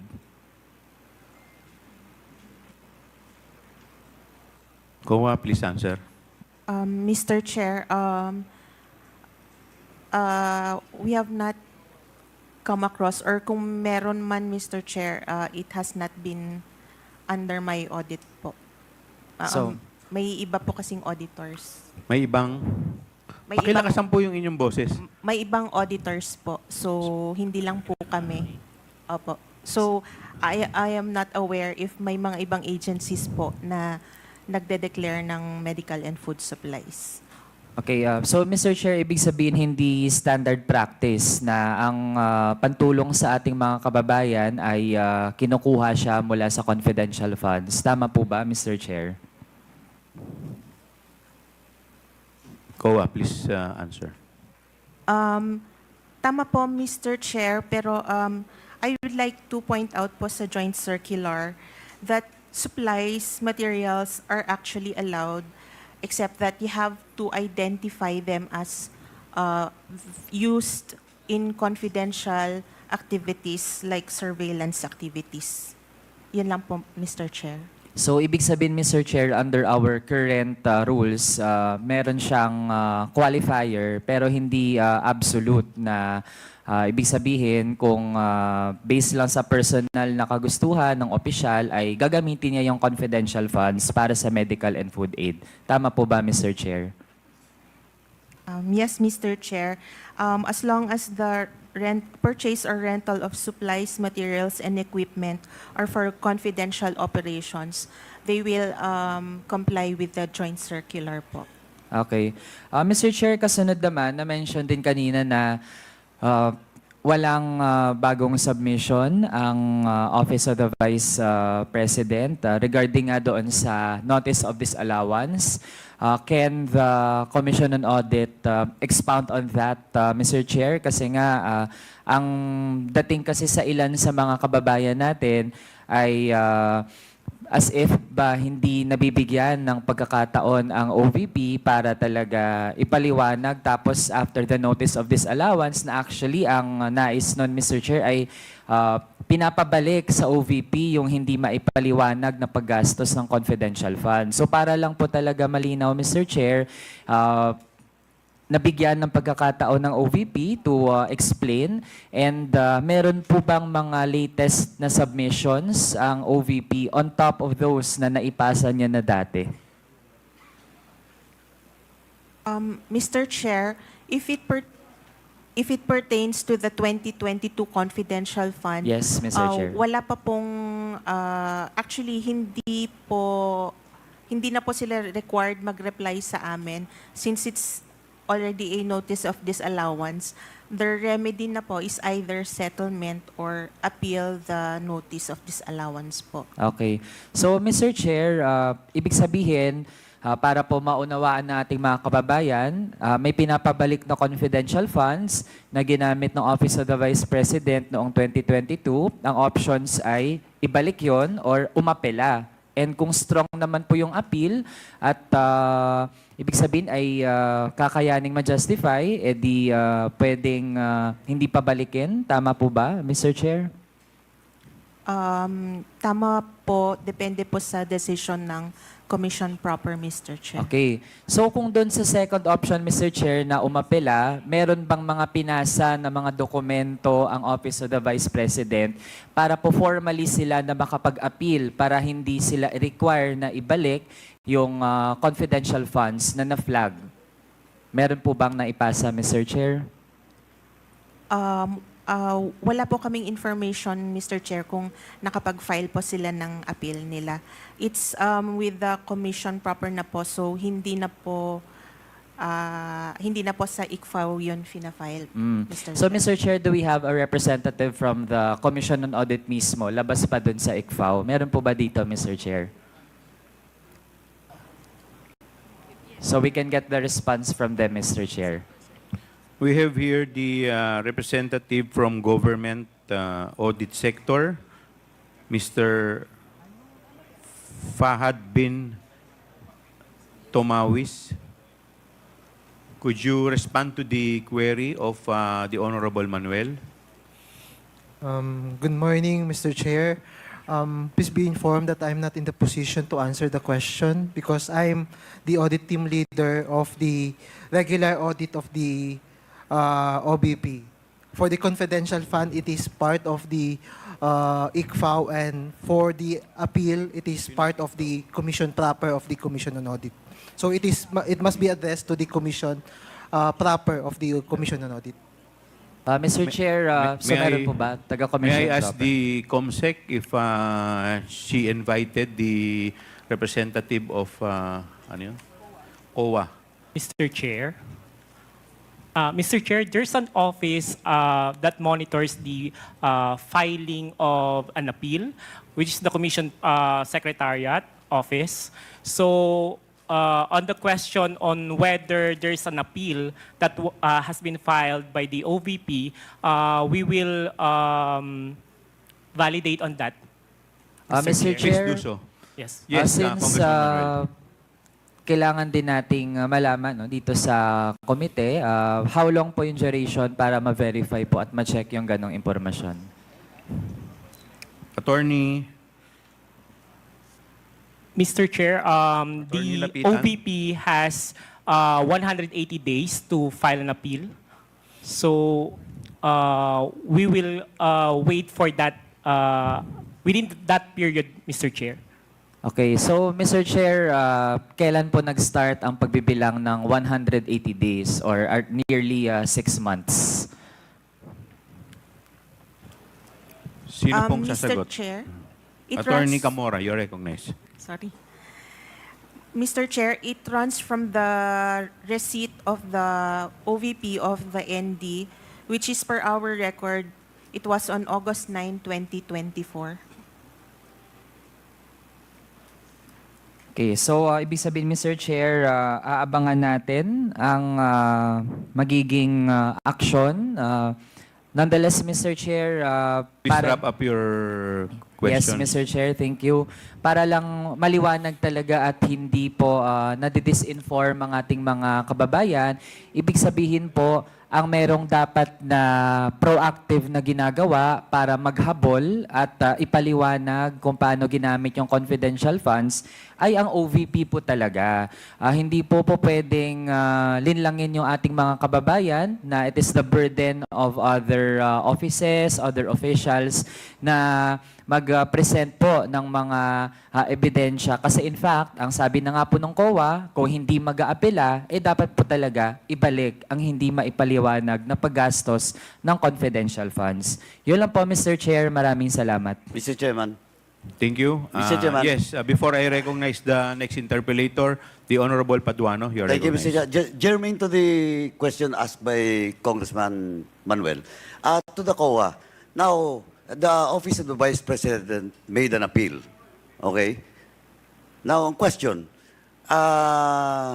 timeline po tayo. Timeline. So, an appeal will be discussed dun sa director, then commission proper. How long will it take? Yung COA. appeal. Sino How po long sa will inyo? it take? COA. Attorney Camora. Mr. Chair, may I ask The a appeal. repetition?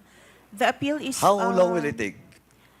They are given 180 days po from... Tama, 180 days. Yes, Mr. Chair. So, within 6 months. Yes, Mr. And Chair. after that, after the 180 days, which is 6 Ang months, tanong po ni Congressman Paduano, after the appeal, gaano po ninyo katagal bago sagutin or maglabas po kayo ng recommendation? Sandali po. Chairman, Ay, kasi please. any office, no, for that matter, and in this case, the Office of the Vice President is given 180 days or 6 months from the appeal. Now, so, bibigyan sila ng 6 months. And now, for example, the appeal supposedly started when the NDA, no, Notice of Disallowance started January. So, ang appeal niya will be pwedeng June 30. Tama? On that year. Tama? Last day, for example, of that 180 days. Tama? Yes, Mr. Chair. Then again, after the appeal, iakyat sa commission proper. Mr. Chair, the appeal is filed before the commission proper, Mr. Chair. So, hindi na dadaan doon sa director. Diretso na po sa commission proper. Hindi na po. Okay, now, upon the receipt of the commission proper, how long will it take for the commission proper to decide? Under our rules, Mr. Chair, 60 days po. But, Sorry, 60 days. yes. That's 2 months. Okay. But what, please? But the commission proper may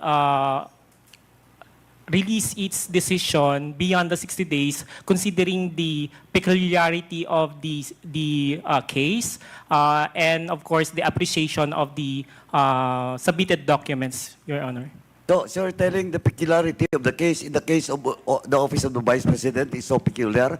That is why that will go beyond 60 days? Are you saying that?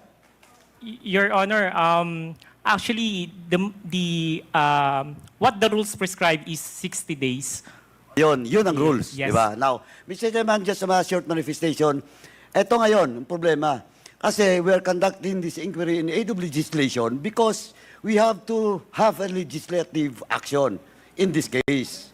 Again, part of my manifestation, Mr. Chair, we have to review. We have to review that 180 days because that is too long. Kasi, pwede kasi mangyari talaga na last day of that 180 days, sa kanila sagutin yung appeal. Diba? Magpadala ng appeal. Then after that, under the rules, is another 60 days. And it will take 8 months, Mr. Chairman. That's why, again, it was already discussed in the previous hearing in my committee. And I want to appeal to the COA to please have an amendment on such, because that is not a law. That is just a policy, an IRR of the COA. And, Mr. Chairman, allow me to discuss furthermore later. But as of now, Mr. Chairman, I would like to manifest that iyon po ang problema ng COA. Because 180 days and another 60 days, it's too long to give justice to the funds being appropriated by any agency. I'm not just pointing to the Office of the Vice President. It happens even in any agency, and even with regards to the case under my committee, in the case of Mamba, no, Governor Mamba, until now the COA has not yet submitted its final report. That's why, again, I'm appealing to the COA. Last year pa po, last year budget niyo pa. And hopefully, bukas nakasala kayo, di ba? Kaya lang may quadcom ako bukas. Kasi kung wala akong quadcom, sisingilin ko ulit kayo because this issue has been taking too long since last year pa, Mr. Chairman. And that's, as of now, Mr. Chairman, I end my manifestation and I will proceed later with the specifics with regards to the issue about the co-audit report of the Office of the Vice President. Thank you, Mr. Chairman. Thank you po. We will now recognize the Honorable Vice Chairman J. Kong-hun. Just a statement, Mr. Chair. The purpose of this inquiry is not to attack anyone, but to shed light on matters that affect our nation's governance. Refusing to testify under oath sends a signal that there is something to avoid. If there is nothing to conceal, why not take the oath? It is the basic act of accountability that all public officials must be willing to undertake. When a public official refuses to take an oath, it opens the questions about the truthfulness of their statement. Taking the oath is not just a legal formality, it is a commitment to honesty. Any refusal to do so undermines trust in public statements. Thank you, Mr. Chair. Tapos na? Wala na? Thank you. Chair. Honorable Chair. J. Kong-hun. Yes, Honorable Lara. Chair, just a manifestation also with regards to COA. Relative dun sa binanggit ni Chairman Paduano, considering na lahat ng mga investigation natin when it comes to public funds, ang number one na kailangan natin is the COA. No? Kasi alam naman natin ang role ng COA dito. So, ang ano ko lang, sa lahat, nabanggit niya yung Mamba case and others.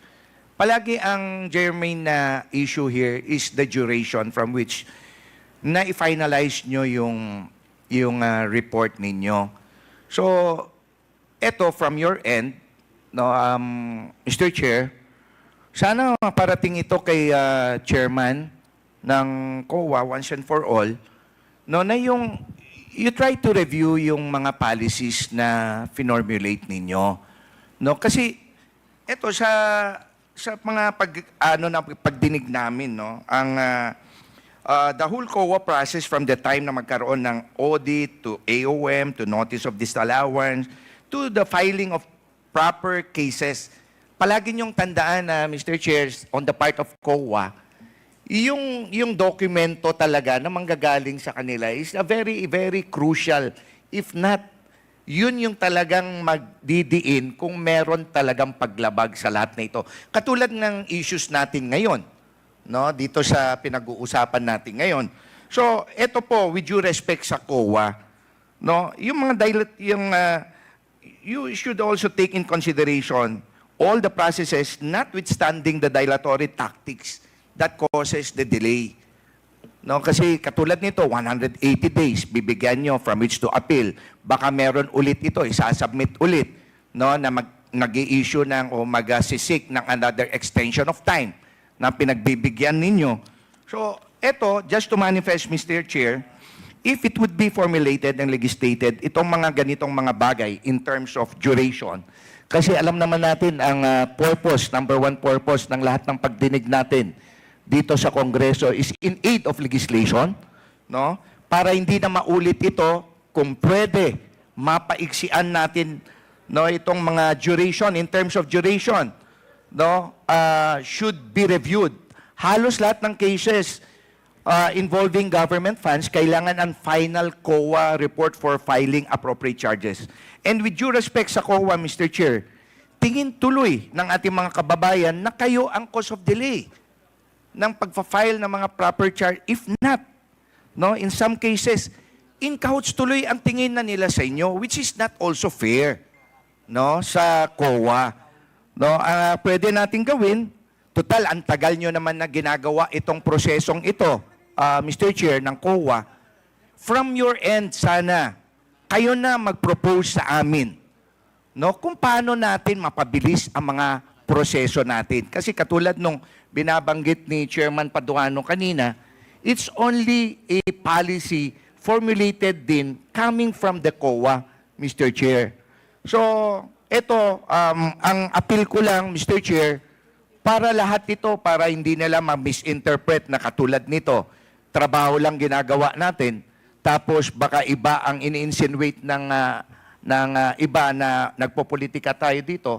Ang ano ko lang, kung ma-shorten lahat ito, or magawa ng policy talaga when it comes to COA, no, na mapabilis lahat itong mga proseso natin. So, yun lang, Mr. Chair, just to manifest. Thank you. The next to interpolate is the Honorable Paul Ortega. Maraming salamat po, Mr. Chair. Short manifestation lang po. Marami pa rin po tayong tanong. Parang back to the future po yung nangyari sa atin, Mr. Chair. Doon po sa budget briefings nga before. But still, we will pursue our questions, sir. Pero since hindi nga po nag-oath si ating Vice President and she left early, hindi rin po siya, malamang hindi rin po siya sasagot ng mga tanong, Mr. Chair. And ipe-pursue pa rin natin yung mga katanungan natin, Mr. Chair. That's why I will ask nga po for the support of this committee. Magsasubmit po ako ng mga tanong na nais ko pong tanungin sa Office of the Vice President sa yung mga iba't ibang ahensya po na nandito. At isasubmit ko po sa komite at aabangan po natin kung anong written na answers po ang ibibigay nila sa ating komite. Kasi may mga tanong po na galing naman po sa aming respectable districts. Hindi naman po namin alam kung paano namin sasagutin ng direkta yung mga tagalugar namin. Marahil po, pati yung mga ibang nagtanong po dito, may mga tanong din po pag umuwi sila sa kanilang districts on how the confidential funds and how the other funds were used. At kung bakit po iniiwasan yung mga tanong at kalahati po ng statement nga po kanina is puro naman po sa pamumulitika at sa susunod po na eleksyon. Total, yung mga tanong naman po is previous years at hanggang sa 2024, Mr. Chair. So, I will submit to this honorable committee yung mga tanong po na gusto po nating masagot ng Office of the Vice President, ng COA at saka ng DBM, Mr. Chair. Maraming salamat po. Thank you. The next to interpolate, the Chair recognizes the Honorable Ramon Gutierrez. Thank you, Mr. Chair. Actually, Mr. Chair, most of yung katanungan po natin, we were hoping to direct to the OVP. And we were expecting that this is no longer a budget hearing.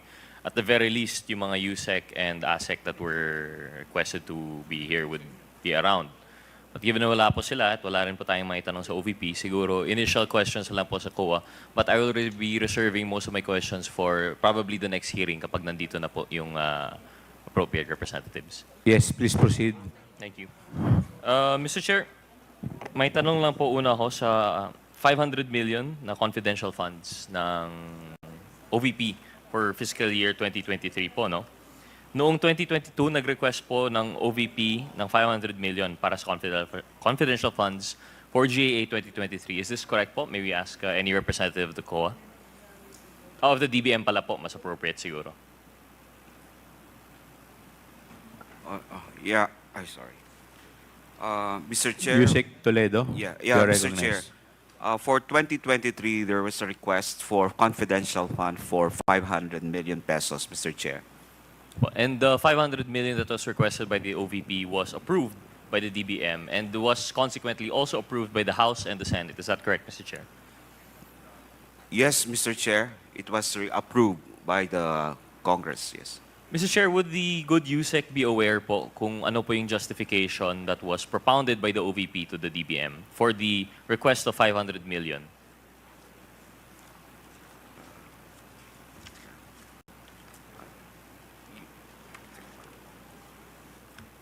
DBM, please continue.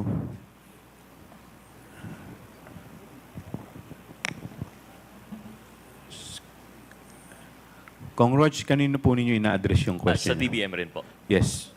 Yusek I Toledo, believe po, please. Mr. Chair, the justification of any budget proposed for the President's budget, yung NEP po, ay dumadaan sa DBM. So I think they would have the, they would be in the proper position to answer this. Thank you, Mr. Chair. Yeah, Mr. Chair.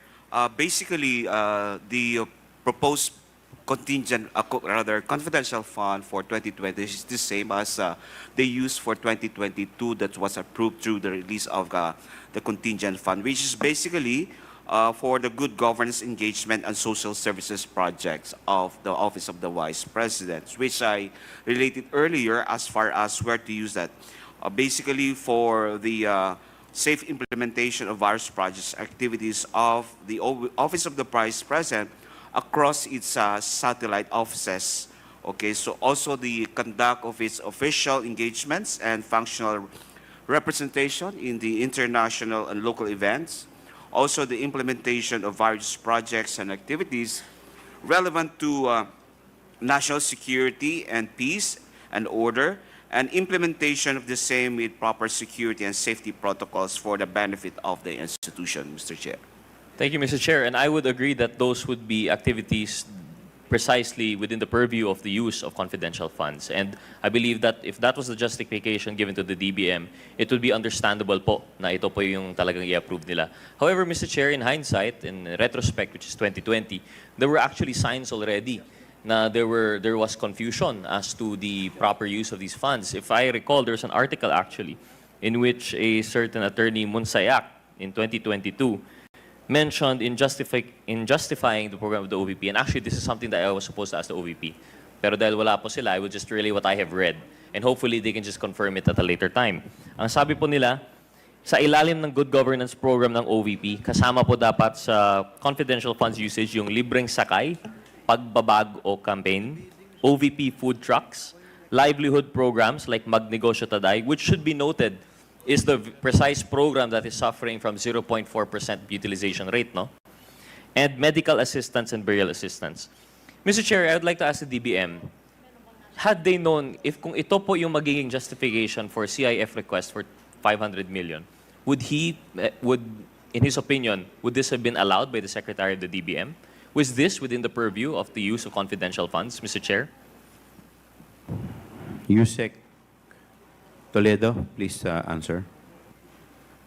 Mr. Chair, I think some of those programs or projects that were mentioned should all be good to be implemented by the other different implementing agencies. So I will leave that to my answer that the confidential fund should always be related to what has been for the good governance project, engagement and social services project of the Office of the Vice President. Yes, Mr. Chair, and I agree with that. But on its face po, no, yung binanggit ni Attorney Munsayak, would this be considered yung security requirements for the implementation? Kasi po, very general lamang po ang sinabi niya eh. It just mentioned the programs itself, and I don't know if may security component po yung, for example, libreng sakay. I don't know kung may security component yung Magnegosyo Taday.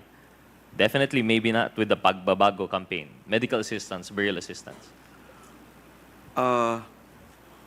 Mr. Chair, as a matter of fact, we have some sort of exclusive use for the confidential fund. Basically, if I may enumerate it, Mr. Chair, one is purchase of information for necessary for formulation and implementation of programs relevant to national security, peace, and order, rental of transportation vehicles and maintenance of safe houses used for confidential activities, purchase of rental supplies, equipment, among others, for confidential operations, payment of rewards to informers, subject, of course, to guidelines, and then uncover or prevent illegal activities that may pose danger to the agency or its personnel or property, and I guess others that may be authorized by the, of course, the General Appropriations Act and special laws.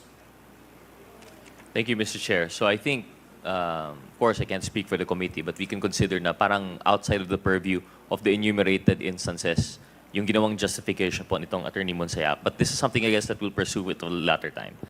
Mr. Chair, may I ask po, in relation to the Good Governance Program, and I think I could ask this to the COA, if it will be okay. Is there a requirement for a fiscal and financial plan when it comes to the Good Governance Program? Is this a requirement when disbursing?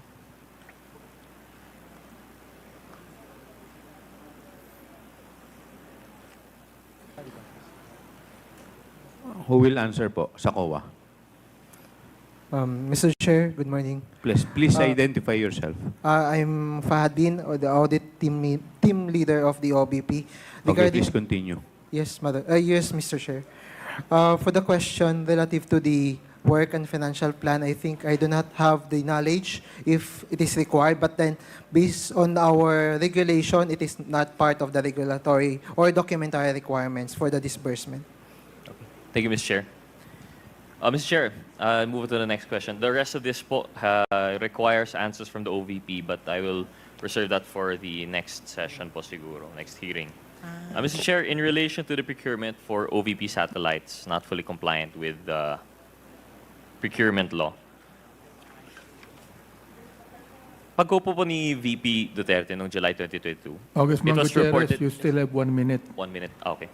It was reported that satellite offices would be part of the thrust of the OVP.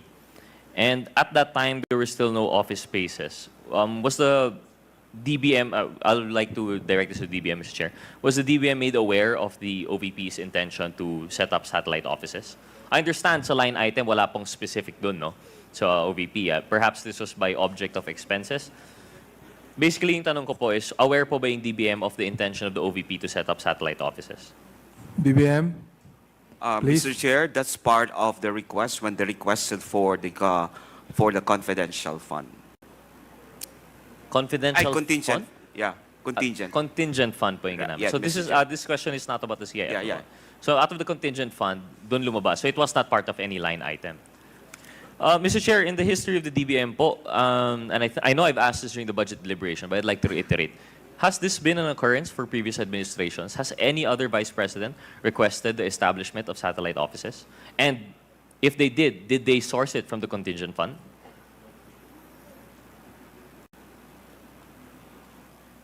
Mr. Chair, we'll just check our record, but I can't recall if there's was such a request then in the previous administration. Of course. And I think this was answered previously kasi wala naman po talaga. But we'd like to get a final determination by the DBM, a final confirmation na wala po talaga.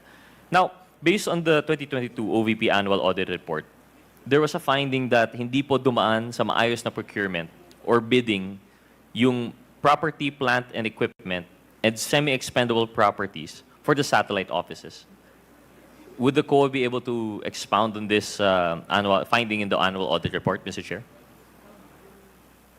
COA? Mr. Chair, Marvin Joshua J. Palitik po. Yes, Mr. Chair, we confirm that in the 2022 AR, we noted that some of the semi-expendable and PPE were procured through reimbursement and not fully compliant with the RA 9184. Mr. Chair, this is interesting. What is the proper mode po? We don't do reimbursement. Dapat may specific item po ito and we would do competitive bidding po ba? Or is there a specific mode that is allowable under the COA regulations? For purchase of equipment and PPE, there are alternative modes of procurement under the 9184. For example, small value procurement, emergency purchase if the need and if there is emergency identified for the purchase. And in your finding po through the Honorable Chair, was there any justification for this and none of those three would include by reimbursement po no sa kanilang officers. So was there any justification for this mode of acquisition, Mr. Chair? Mode of procurement, I mean? So the management stated that due to the time constraints imposed by the RA 9184, the procurement unit was unable to process the requests at that time of the opening of the satellite offices. So the property unit, on the other hand, does not have the necessary office equipment at the time of the opening. It was agreed during the discussion meeting with their office that reimbursement would be the best option to address the immediate need. Mr. Chair, is that a valid, yung sabi po ng management, is that a valid excuse sa kanilang opinion po? Would this count as irregular? Ano po yung basis natin sa COA for having findings? You have an acronym po, no? Irregular, excessive. Can you run us down through that, Mr. Chair? Mr. Chair, these are not compliant with the 9184 or can be considered as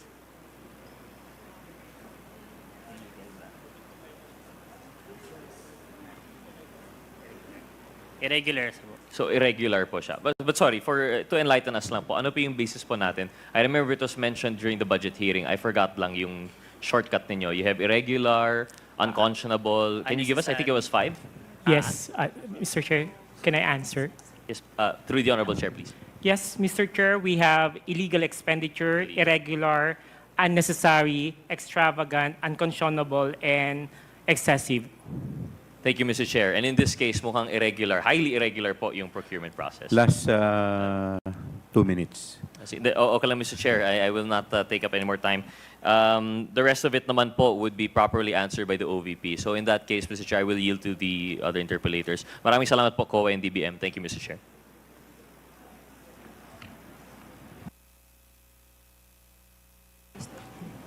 We will proceed to the next interpellator, the Honorable Congresswoman Luistro. Please proceed.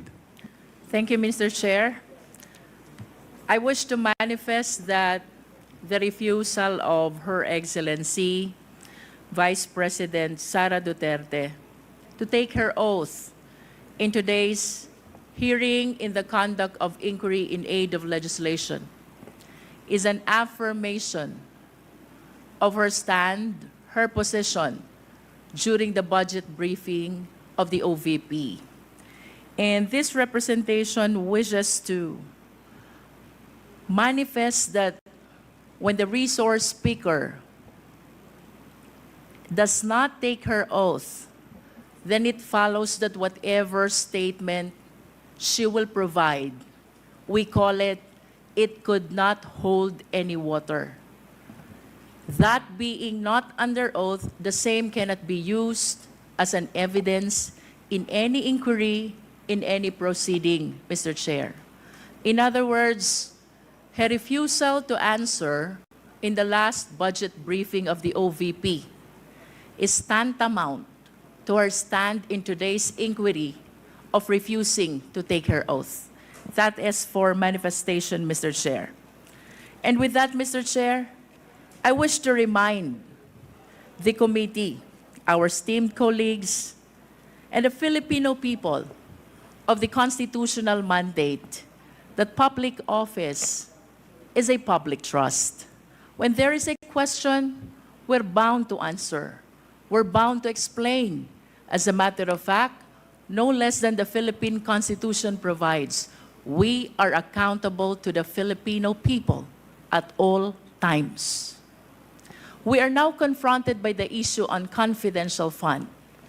And I wish to emphasize, ang confidential fund po ay pera ng taong bayan.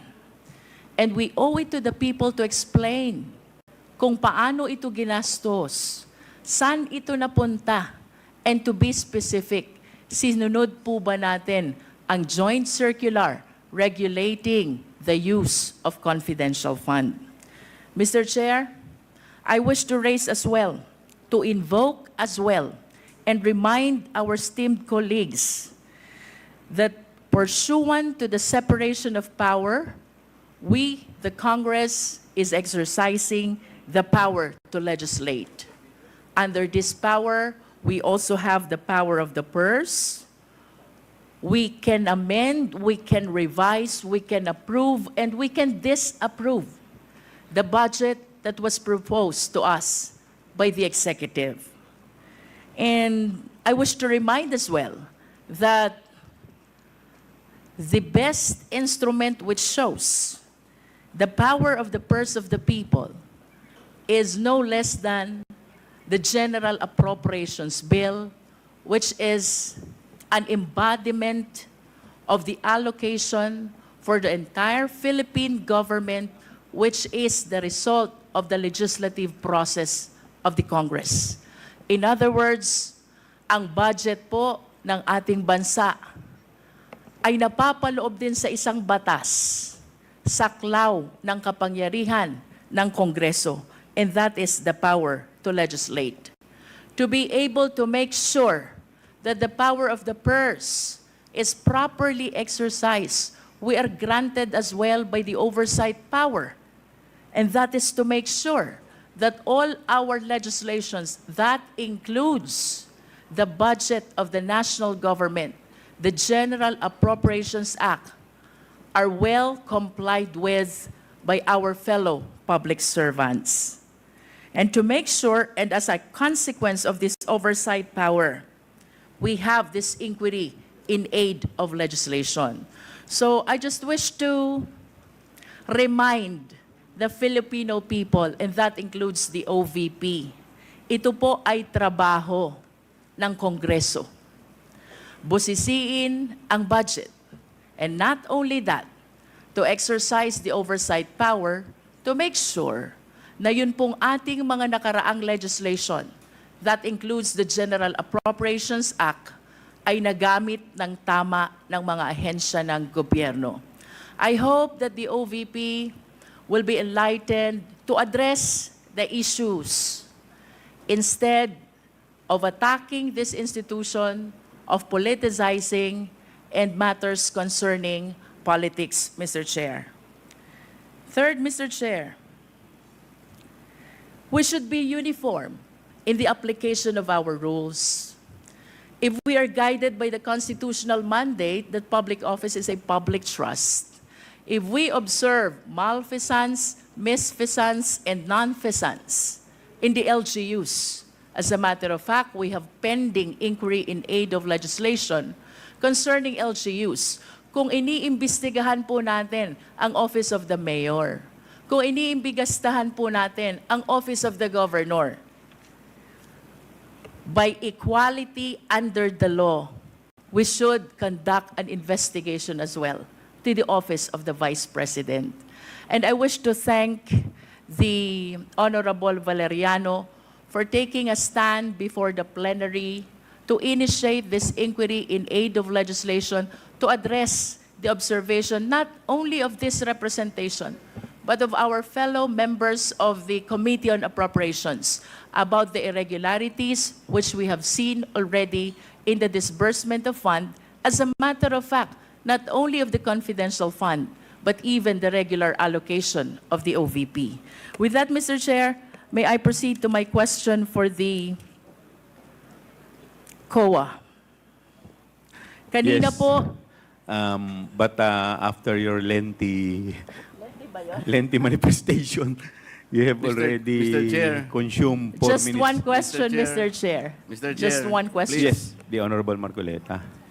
May I offer a counter manifestation, Mr. Chair? Later po, 1 minute na lang po siya and then Kasi I will baka makalimutan yung continuity, yung flow ng discussion. I'd like to ask only, Mr. Chair, by way of manifestation, is there anybody who is questioning the power of the purse of Congress?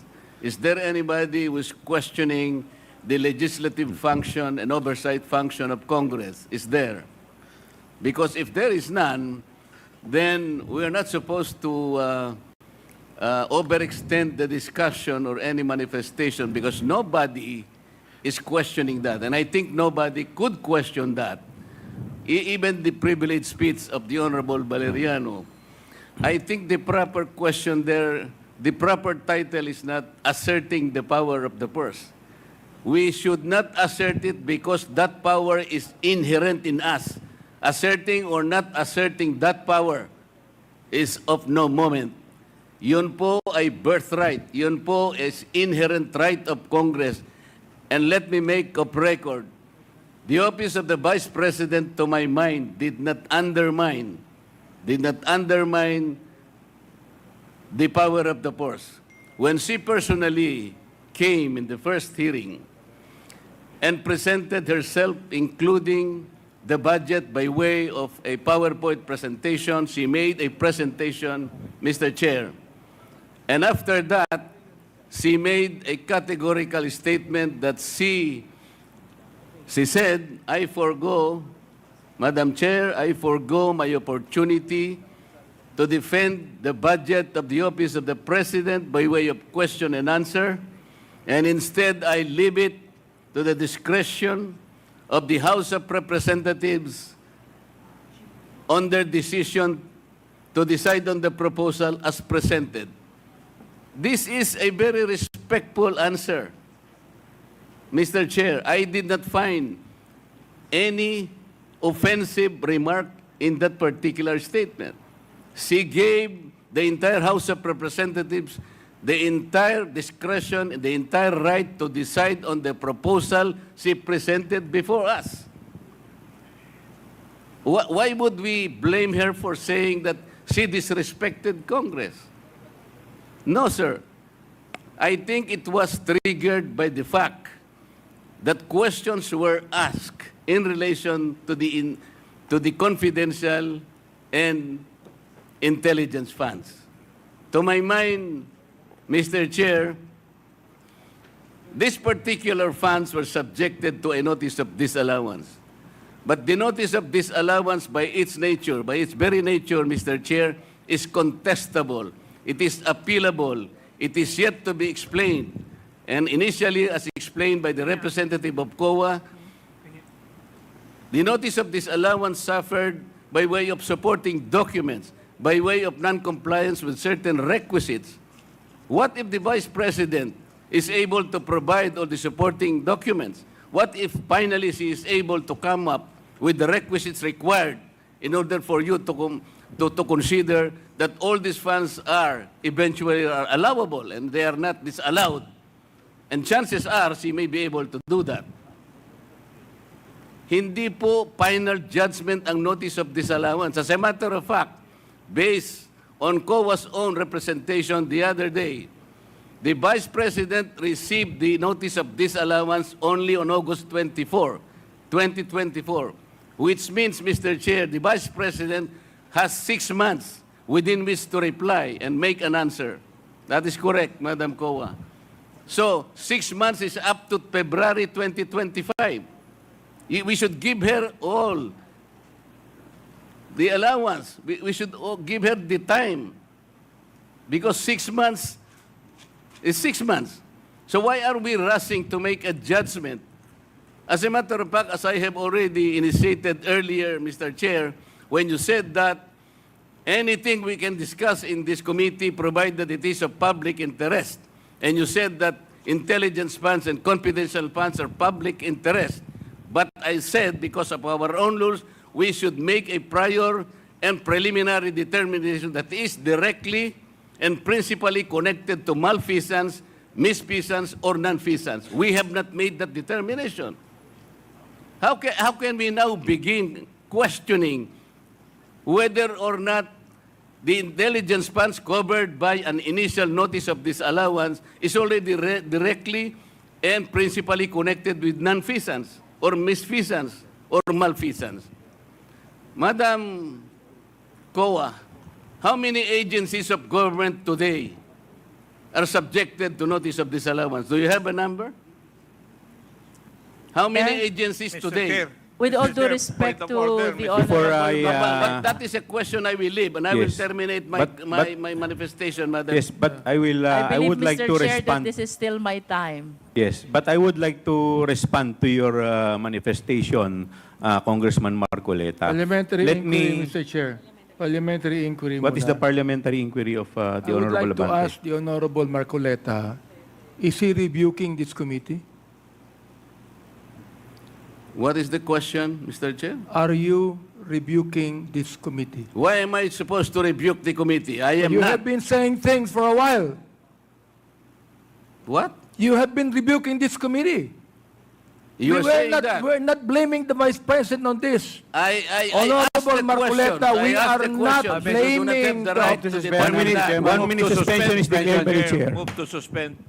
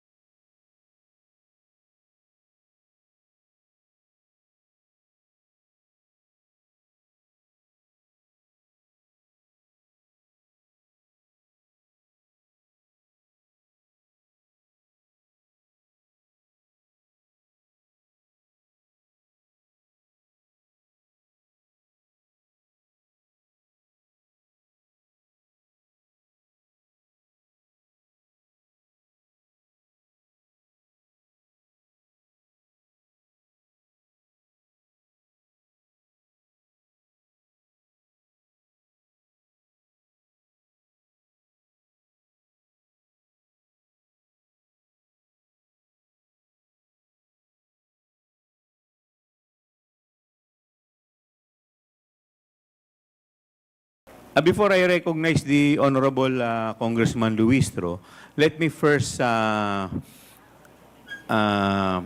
respond to the manifestation of the Honorable Marcoleta. Let me cite Section 4, Rule 4, Section 1, last paragraph, which provides that the filing or pendency of a case before any court, tribunal, quasi-judicial, or administrative body shall not stop or abate any inquiry conducted to carry out a legislative purpose. What we are doing right now is we are doing our mandate. This hearing is in aid of legislation. So, wala pa naman po tayong inaakusahan dito.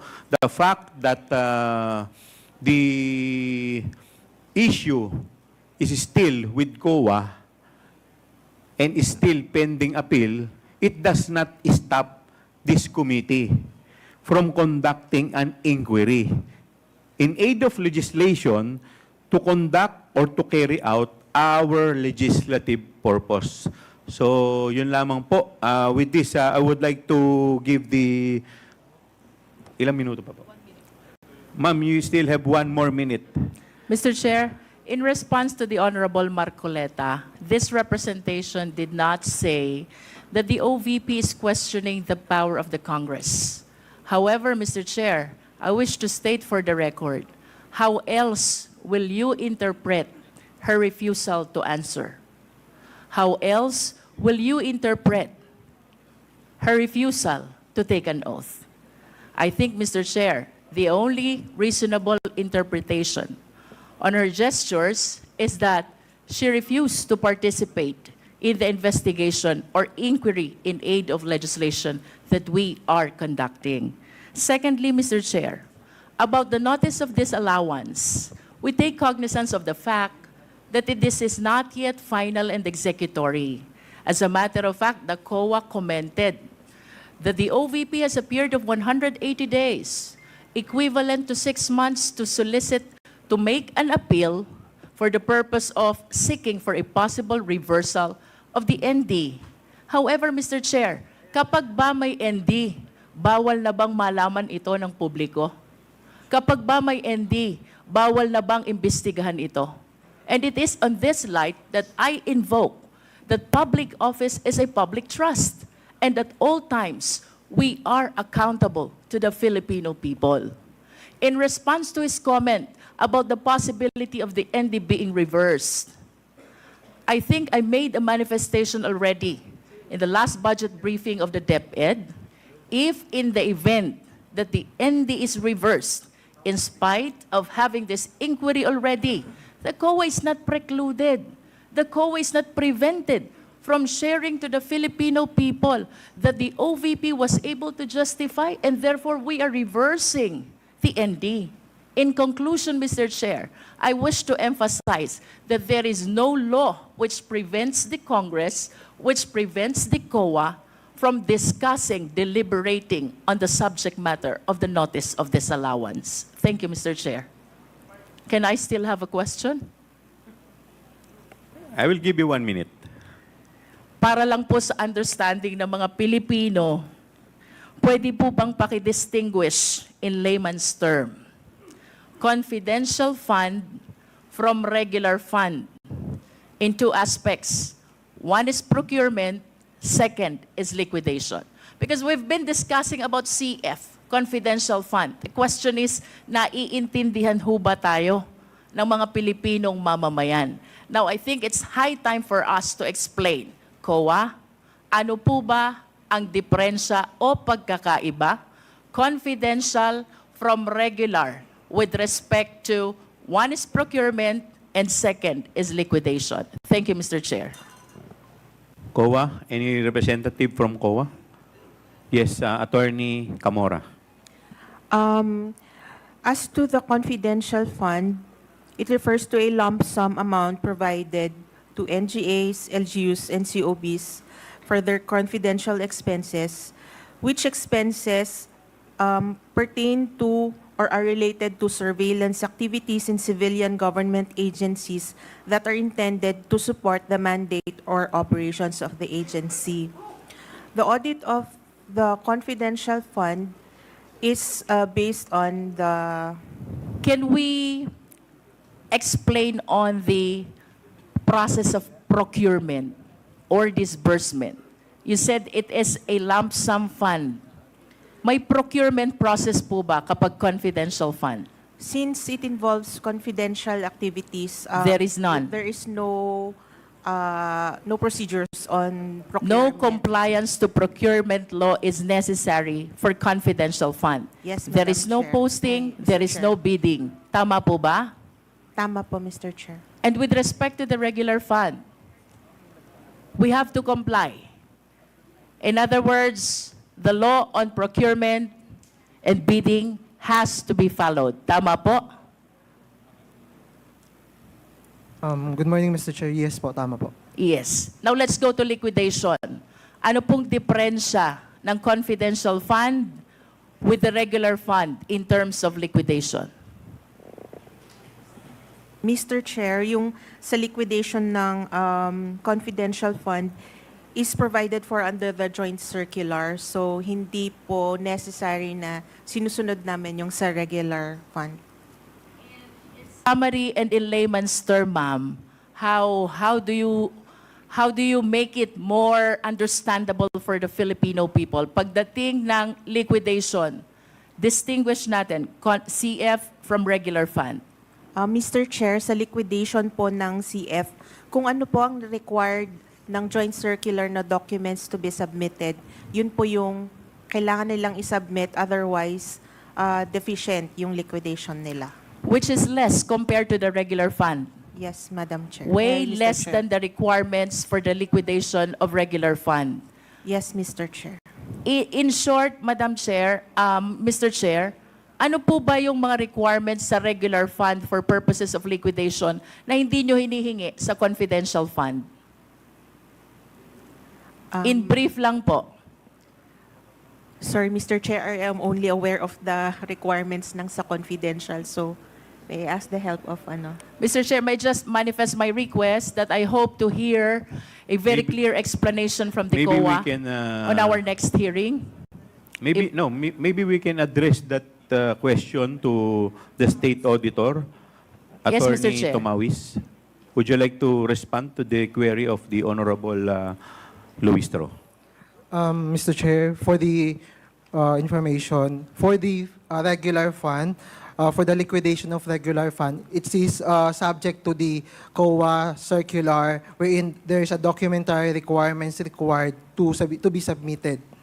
Then for the confidential fund, I have no exact information because it is based on the another joint circular. So there are two circulars to be required to be complied with. The COA circular, which is the documentary requirements for regular audit or for the regular transactions, and for the confidential fund, there is that joint circular that must be complied with.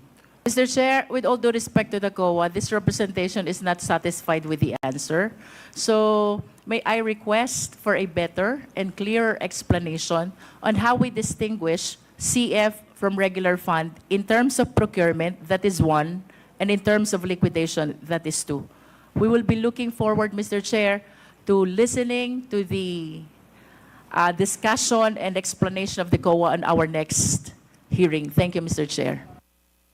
Thank you. Mr. Chair. Yeah, Mr. Chairman. the Honorable Vice Chair Acop. May I just ask some clarification which is connected with the questions of the Honorable Luistro? With the indulgence of the Honorable Junicio, please proceed. Thank you, Mr. Chair. May I know from COA or from DBM, doon po sa mga GA natin, magkahiwalay po yung provision ng intelligence at sa confidential funds. Di po ba? Would you agree with that? Yes, Mr. Chair. Yes. So, bakit po magkaiba? bakit may separate provision yung intelligence fund, may separate provision yung confidential fund? Attorney Camora, please respond. Mr. Chair, saga din po yung difference actually po, which is ang intelligence fund po ay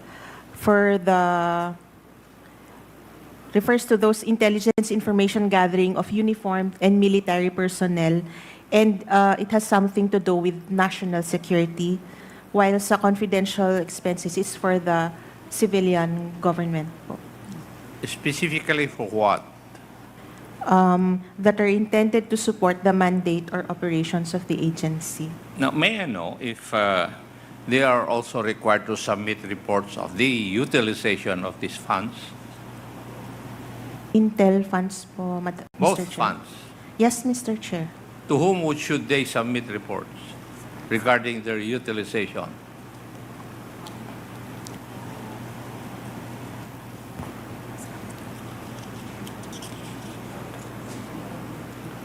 Mr. Chair, as to the confidential funds,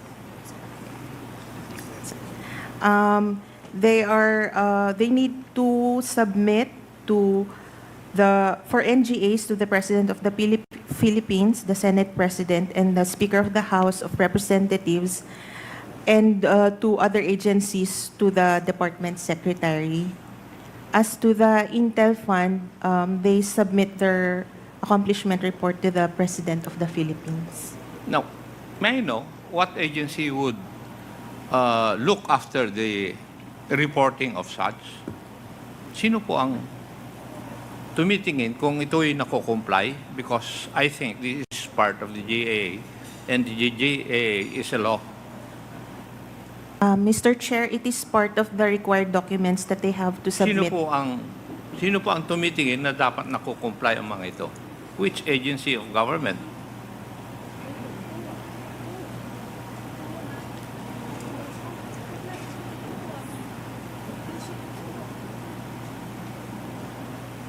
Kasi lahat po ng GAA may provision tungkol sa intelligence fund at saka confidential fund.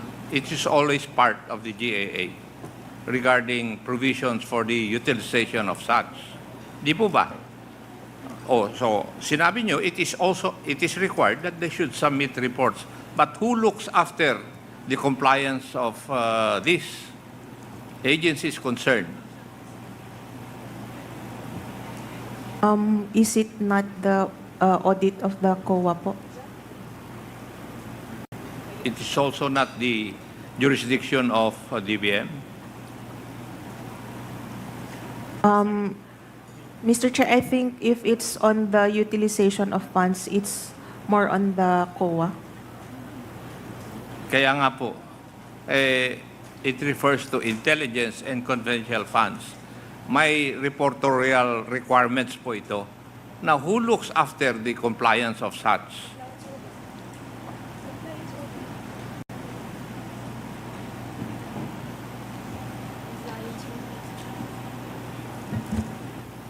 Mr. Chair, kung yung sa liquidation po, sa COA po siya nagpupunta, yung reports po. And then, yung sa reporting agencies, it's the accomplishment report po of Kayo the po Intel and nagsabi Confidential kanina Fund. na yung confidential fund, the reports must be made to the President of the Republic of the Philippines, doon po sa Senate President representing the Senate, at saka yung Speaker of the House representing the House. So, how do you determine whether this is complied with? Part of the required documents is a proof of submission to the above agencies. So, kayo? Yes po, Mr. Yeah, Chair. kayo pala ang may jurisdiction nito na nagsasubmit sila ng mga reports in compliance with the provision of the GAA. Yes, Mr. Chair. Kaya po, it's one of the required documents, yung proof po of submission. No, nagpakalayo-layo pa tayo, madam. Kayo pala eh. Thank you, Mr. Chair. Thank you po. The Honorable Senior Deputy Speaker Thank you, is Mr. Chairman. recognized for his manifestation. Thank you, Mr. Chairman, and fellow members of this 19th Congress and this good government and public accountability. Boss. As an ex officio member of this committee on good government and public accountability, please permit me the liberty to state that the legislative inquiry undertaken by this committee forms an integral part of its power to conduct legislative inquiries in aid of legislation. And in this case, as it relates to the exercise of the power of the purse of Congress itself. The Vice President, as an invited resource person, unfortunately refused to take an oath to tell the whole truth and nothing but the truth before this committee. We have allowed the same only in this particular instance. In deference and with utmost respect to the office of the Vice President. Mr. Chairman, we also underscore that refusal to take an oath before this committee or any legislative hearing in Congress should not be considered as a precedent, as it goes against the power of Congress to conduct legislative inquiries under Article 6, Section 21 of the Constitution, as discussed in the case of Arnold versus Nazareno. This power of inquiry is coextensive with the power to legislate. That's all, Mr. Chairman. Thank you. Thank you. The Honorable Valeriano is, before I recognize the Honorable Marcoleta, just a quick manifestation with the indulgence of Honorable Marcoleta, quick manifestation of the Honorable Congressman Valeriano. You're recognized. Thank you, Mr. Chairman. And in relation to the manifestation of Senior Deputy Speaker Gonzales, ito pong committee hearing natin ay initial deliberation and preliminary determination of my privilege speech last September 3. Partly nung speech ko po, and I quote again, hindi pera ng pangalawang Pangulo ang Office of the Vice President budget para sa 2022, 2023, 2024 at 2025. Pondo ng bayan yan. At yung iba po, pagkakataon na sana niyang patunayan sa Kongreso at sambayanan kung sino ang naging beneficiary ng kanyang mga socio-economic programs. At doon po, nilagay ko rin sa kanilang 2025 budget proposal, mayroong 977,615 beneficiaries at meron ding 793 strategic partnership noong 2023. Ako po yung natuwa kanina sa pagdating ni Vice President dahil ang buong akala ko ay masasagot niya yung katanungan ko sa privilege speech. Subalit, sa pagtanggi niya po ng pag-take ng oath at halos hindi niya rin po sinagot ay nakakalungkot din po. At asahan po ninyo na kung sakali man na maging maayos ang kinalabasan ng COA findings, ako po ay nakahanda ulit na tumayo at magsalita ulit kung ano man ang magiging rekomendasyon ng Commission on Audit. Salamat po, Mr. Chairman. Thank you. The Honorable Marcoleta is now recognized for his interpellation. Maraming salamat, Mr. Chair. Mr. Chair, sasamantalahin ko na po ang presence po ng mga kinatawan ng Commission on Audit. Gusto ko po sanang itanong mula sa kanila, ano-ano pong mga opisina ng ating pamahalaan o ahensya ang pinagkakalooban po ng intelligence and confidential funds?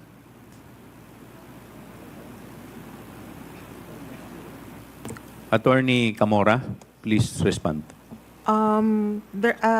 Confidential funds are given to NGAs, to LGUs, and some GOCCs po. You can elaborate, Madam Representative, sino po sa mga LGUs ang binibigyan po ng intelligence and confidential funds? Sa LGUs po,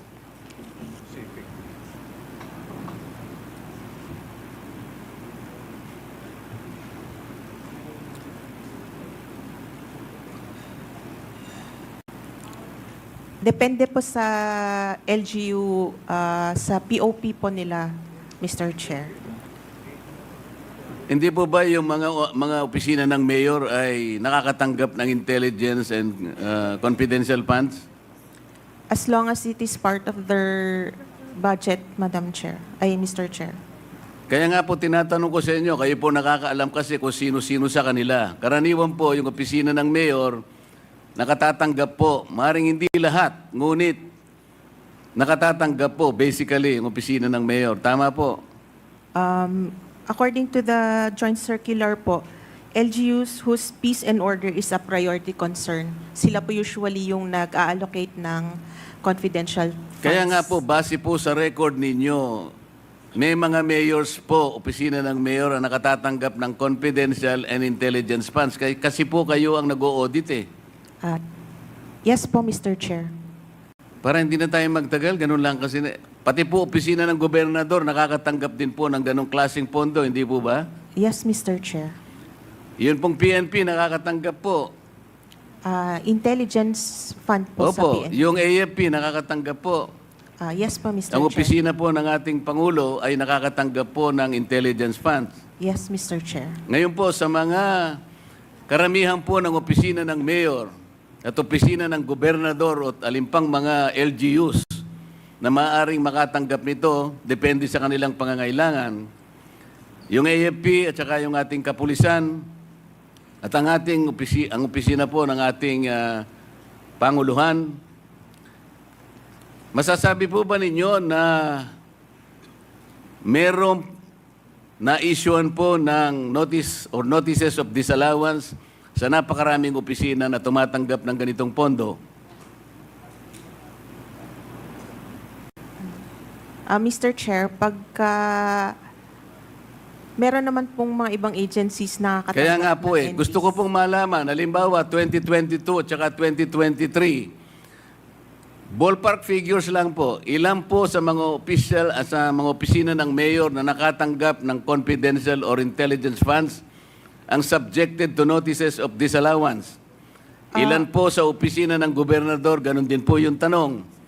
At saka sa iba't ibang mga opisina po, para malaman lang natin, kahit ballpark figures lang, ilan po yung na-issue nyo na notices of disallowance concerning these types of funds?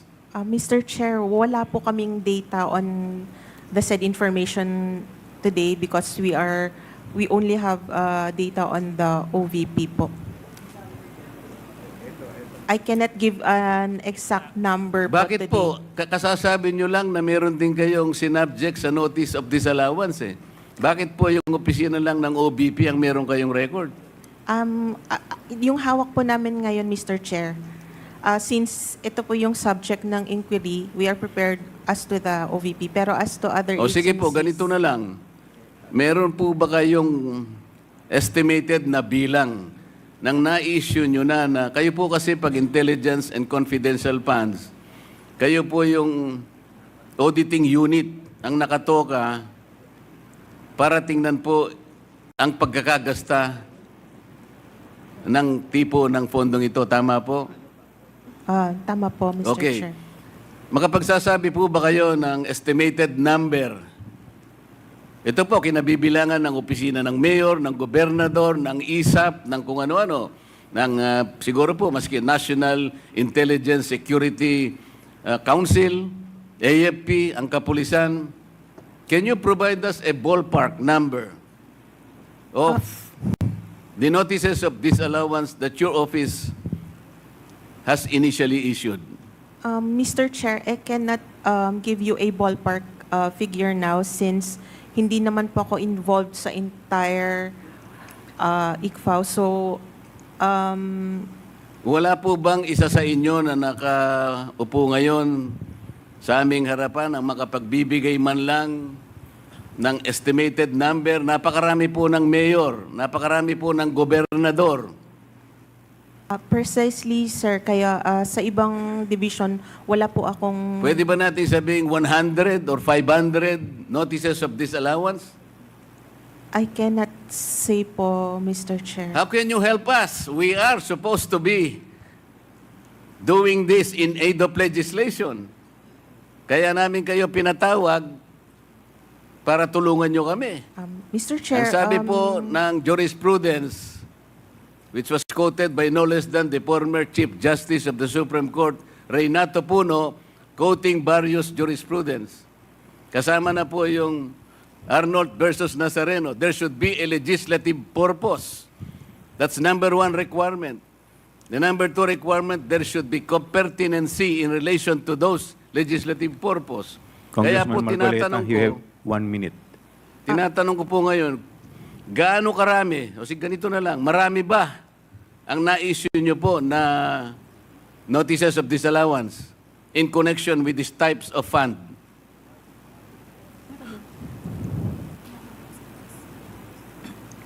Sir, I really cannot give an exact number Hindi nga, sabihin mo today. lang, marami. Attorney, Medyo marami. Attorney Camora, could you please submit the documents that the Honorable Marcoleta is requesting? Yes. Kasi sa ngayon, Mr. bago ako As to the magtapos, numbers. Mr. Chair, I want Yes, to wind Mr. up now. Yes. I want please to wind up now. Can you at least sabihin mo lang, marami, medyo marami. Pati ba naman yun, hindi mo... Ang dami po nating mayor dito sa buong Pilipinas, ang daming gobernador, pati kapulisan, ISAP, AFP. So sabi mo kanina, marami na-cover ng... ilan ba?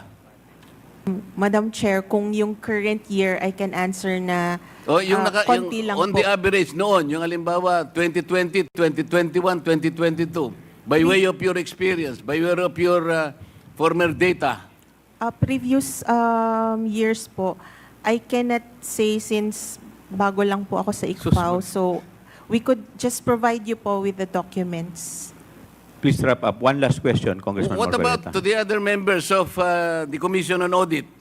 Through your experience, let's say in the last 10 years, wala kayong may bibigay? Alam po ninyo kung bakit ko tinatanong ito? Kung marami po kayong na-issue, at alam ko marami talaga, na notices of disallowance, pupuntahin natin dito lahat, hindi lang ang Office of the Vice President at dapat umupo dito. Lahat na po ng inisyuhan nyo ng notices of disallowance must sit here para makagawa po kami ng mas maganda, mas balanse na batas. Kung pag-uusapan po ay ang paggamit nitong intelligence funds. Do you understand, Madam? Yes, I understand po the question.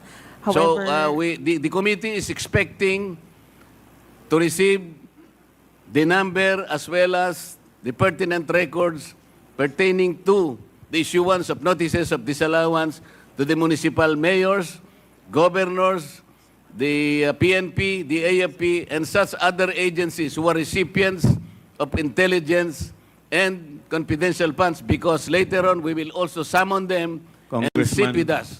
Thank you, Madam Chair, Mr. Chair. Congressman Marcoleta, you cannot move because you are not a member of this committee. It's good that you have raised that, Mr. Chair. I am a vice chair of this committee. On September 4, I was surprised because I saw the journal that I was replaced by my comare. The question is, if I am replaced as a vice chair, does that automatically mean that I am removed as a member of this committee?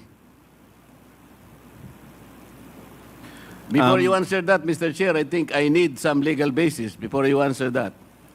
Yes, your removal from the vice chair, you were removed in a plenary session, House Rules. Now, under Section 28 of the House Rules, it provides that the House shall, upon the recommendation of the Committee on Rules, organize committees, their membership, and jurisdiction. Therefore, your removal as vice chair and member of the House was a plenary action, and therefore, it should be the plenary who should include you as member or as vice chair. Thank you. Mr. Chair, it was very clear that I was removed as vice chair. I was not removed as a member.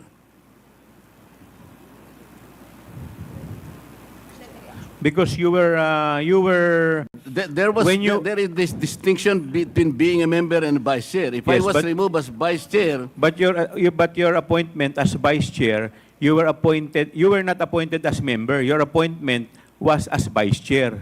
So hindi naman po kayo Mr. in-appoint Chair. muna as member bago kayo ginawang vice chair. Your immediate appointment was as vice chairman, and therefore your removal as vice chair will remove you as member also. Yun po yun. Well, And it's a that is plenary your- action. The committee has nothing to do with it. That is your opinion, Mr. Chair, but I am expecting that some kind of a basis should be presented that upon removal of a vice chair, that automatically also removes him as a member of that committee. That's all I am asking, Mr. Chair. Point of order, Mr. Chairman. We have already answered the manifestation or the inquiry of the Honorable Marcoleta. Next to interpolate is Mr. Chairman, Honorable. Mr. Chairman, Yes, with the permission, with the indulgence of Honorable Dionisio, I would like to recognize the Honorable Paduano. Mr. Chairman, under our rules, there's a motion for a point of order. And this is one of the highest motion that should be ruled by the chairman. So, Mr. Chairman, just a parliamentary procedure, the chairman should recognize the person that moves for a point of order because that is one of the highest motion that should be recognized by the chairman. Thank you, Mr. Chairman. Noted. Honorable Mr. Chair, Honorable Vice Chairman Abante. with the indulgence of Congressman Dionisio, may I be recognized?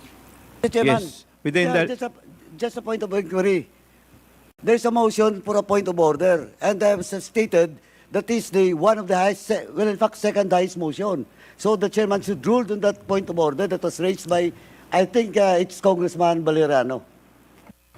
My point of order is that the chairman already ruled na he was removed as vice chairman of the Committee on Good Government and Public Accountabilities. That's It all, was Mr. already answered. It was already ruled, Your Honor. Thank you, Mr. Chairman. Thank you po. Mr. Chair, With the indulgence of Congressman Dionisio, the chair would like to recognize the Vice Chairman Abante. Mr. Chair, a while ago, COA has answered the question of Congressman Romy Acop as far as the difference between an intelligence fund and confidential fund. Can you please repeat that? Meron pagkakaiba ang intelligence fund saka ang confidential fund?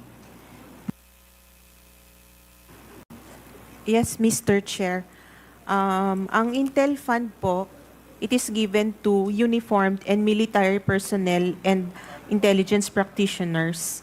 And the purpose is for activities that have direct impact to national security. For confidential fund, they are given to civilian government agencies that are intended to support the mandate or operations of the agency. Okay, Mr. Chair, therefore, ang intelligence fund, hindi confidential fund. Yes, Mr. Okay, Chair. pero kanina, yung pong question ni Congressman Marcoleta, sinasabi niya palagi, confidential fund or intelligence fund. Am I right? They are separate po. O therefore, hindi po masyado naintindihan ni Congressman Marcoleta yung katanungan niya. Sapagkat kanya pinareho ang confidential fund at ang intelligence fund. Na gusto kong itanong, Mr. Chair, no? Sinabi niya kanina, sinabi mo na mayroong confidential fund ng mga mayors and governors, di ba? Yes, Mr. Chair. Intelligence fund, meron ba silang intelligence fund? Generally, wala po since hindi naman po sila uniformed personnel. Okay, malinaw, Mr. Chair, na walang intelligence fund ang mga gobernador at mga mayor. Pero mayroong confidential fund. Yung pa ba? Tama ba ako? Tama po, Mr. Chair. Okay. Yung mga vice mayor at vice governor, meron ba intelligence fund o confidential fund? Meron ba silang confidential fund ang vice mayor at vice governor? Actually, sir, it's per agency po. So, if, for example, ma-designate na SDO ang vice, pwede po siyang mabigyan. Ano yan? If per he is agency designated po. If as he is mayor. as Correct. SDO po. As SDO. Depend, if the vice mayor is designated as mayor, magkakaroon siya, correct? As mayor po. As SDO po. Ano SDO? As Special Disbursing Officer. Special Dispersing Special Officer. Yes. Kung hindi, wala siyang confidential fund. Yes. O therefore, regularly, walang confidential fund ang Vice Mayor at ang Vice Governor. Yes. Ayan. Katulad din po yan ng Pangulo. Ang Pangulo dapat magkaroon ng confidential fund. Tama ho ba ako? Kung based sa GAA po, tama Opo. po. Pero ang Vice President, hindi kinakailangan magkaroon ng confidential fund. Am I right? Not in... Am I right? Not necessarily correct. Following my question on the line of questioning that I have with the Vice Governor and the Vice Mayor. Sa NGAs po kasi, sir, what is expressly provided Oo. in the GAA? In the GAA po. Then normally, katulad ng, I'm just following the question that I asked, di ba? Sabi mo kanina, yung Vice Governor at yung Vice Mayor, normally, wala yung confidential fund. Correct? Oh. Yes, Madam. Mr. Unless Chair. otherwise, they've been designated as what? As SDO, Mr. Chair. SDO. Okay. Ganon din naman ang Pangulo at ang Vice President. Correct? Oh, kung yung Vice President designated din na ganyan, meron siyang confidential fund. Am I right? Mr. Chair, what we only know is whoever is given confidential funds in the GAA can use Siguro ang confidential BBM funds. pwede makasagot niyan. Yusek, pwede mo ba sagutin to? Yeah, Mr. Chair. Yusek Toledo, you're recognized. Yeah. Thank you, Mr. Chair. So there is a provision in the GAA kung sino yung nabigyan po natin ng confidential fund, which is basically na-identify doon sa bawat GAA po natin. For example, for 2023, nabigyan po natin ng ang mga ahensya ng gobyerno ng confidential fund from OP, tapos doon sa Office of the Vice President, mayroon din sa DA, mayroon din sa DepEd, may DNAHO. So all the way po, may listahan po tayo ng confidential funds na binibigyan natin sa bawat ahensya. Yung po bang binigay nating confidential funds sa Vice President, is that normal? Is that a normal procedure? Is that a normal procedure or not? O ito lang kahilingan? Kahilingan lang po ito. There was releases po natin in the previous administration, even Mr. Chair. So I think part of that, at may request po sila, so we provided them. Kahilingan, request, di ba? Mr. But it Chair. is normal procedure. Si Vice President Lenny po ba, mayroon siyang confidential fund? Vice President Lenny Robredo? Nagkaroon ba siya ng confidential fund? O hindi siya humiling? I will check, Mr. Chair, of the data we have already. For what?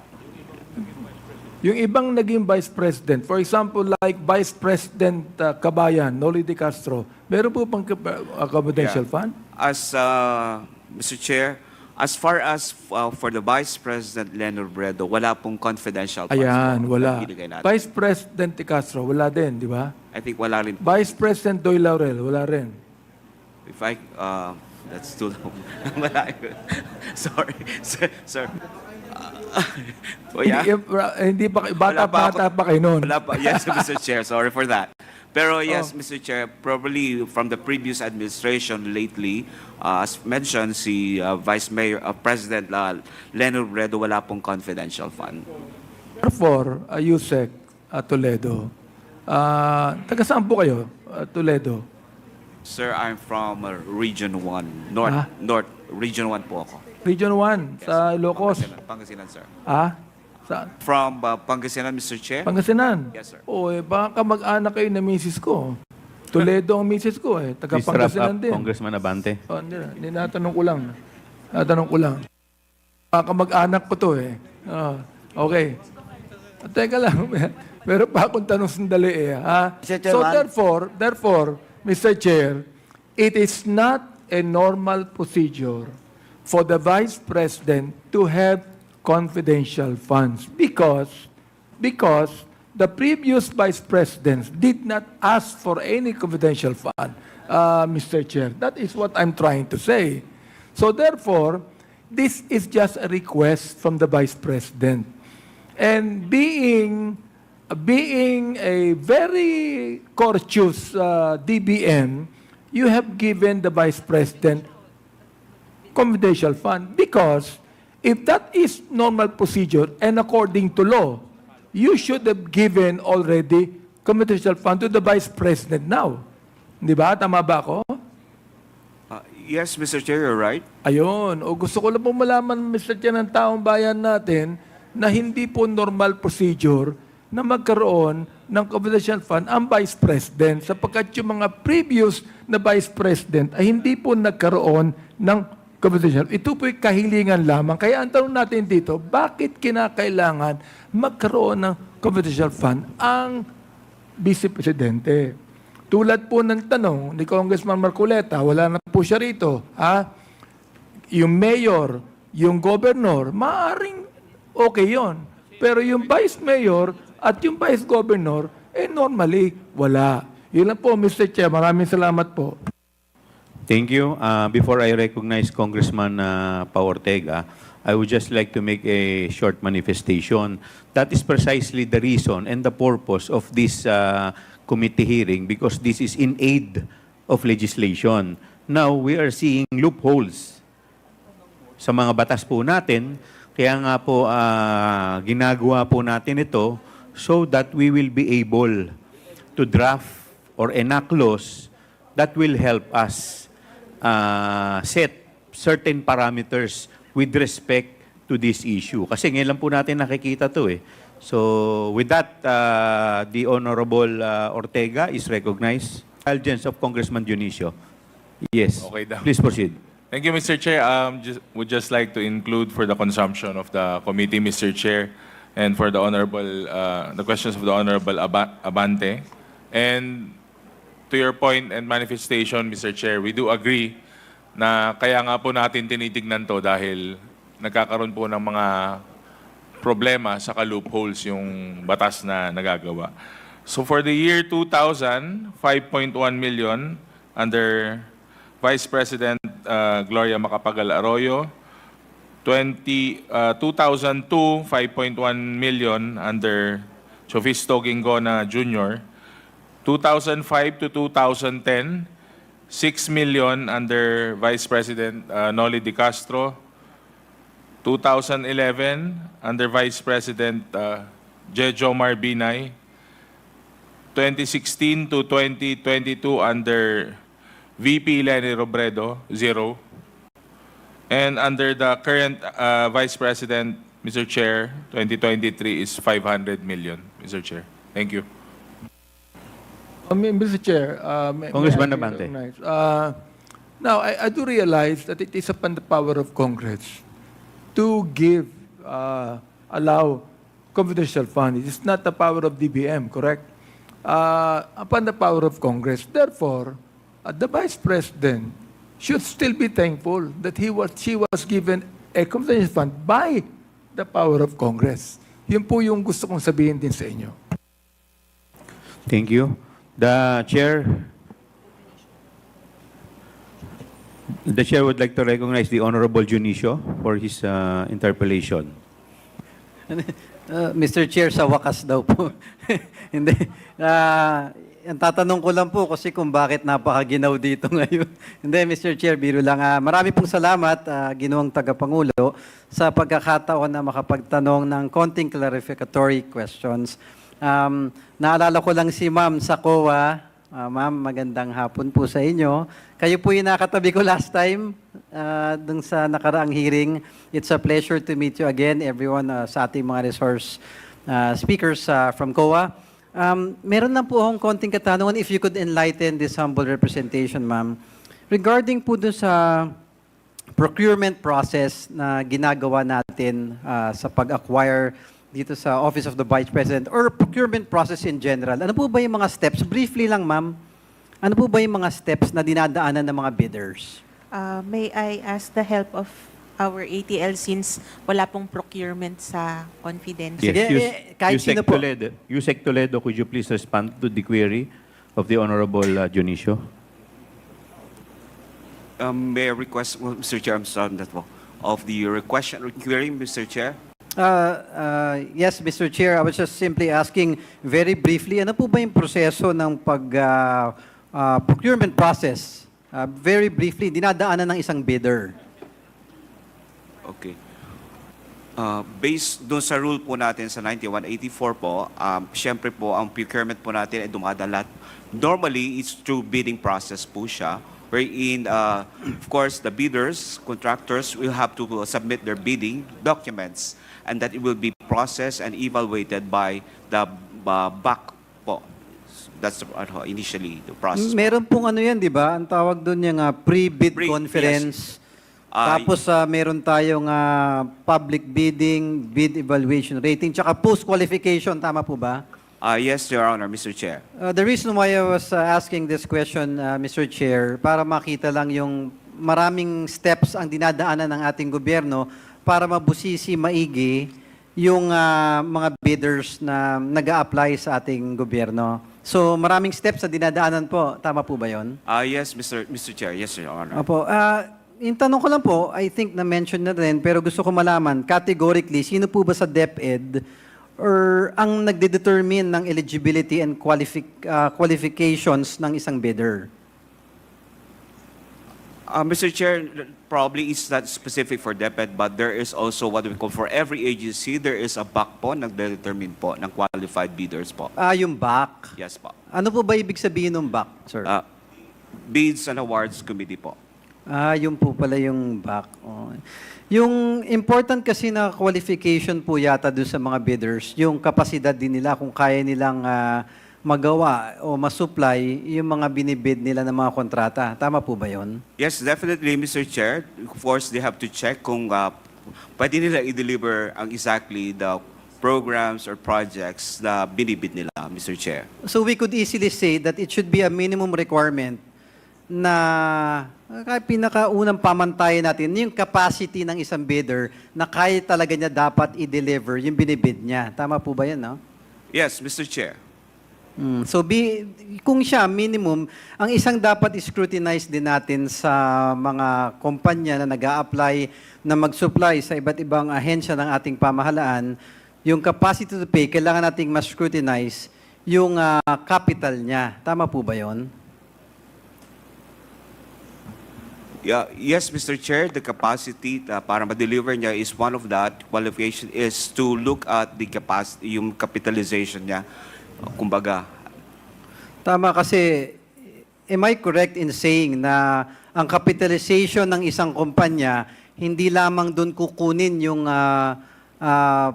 amount ng pag-supply niya, nung binid niya, kung hindi pati yung basic operations ng kumpanya, hindi po ba kasama na doon sa capitalization niya? I think, Mr. Chair, kung pati operations dapat kasama rin po doon sa capitalization niya, pero how to operate that corporation or the bidders or contractors, Mr. Chair.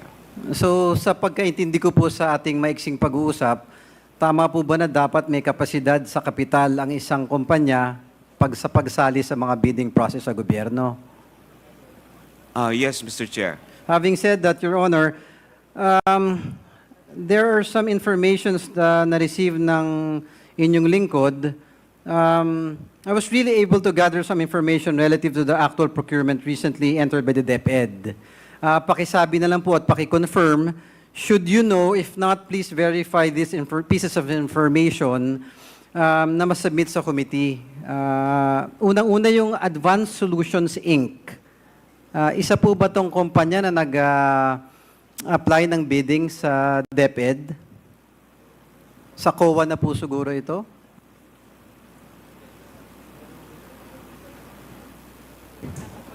Mr. Chair? Before you proceed, we have yet to open the motion, the motu proprio.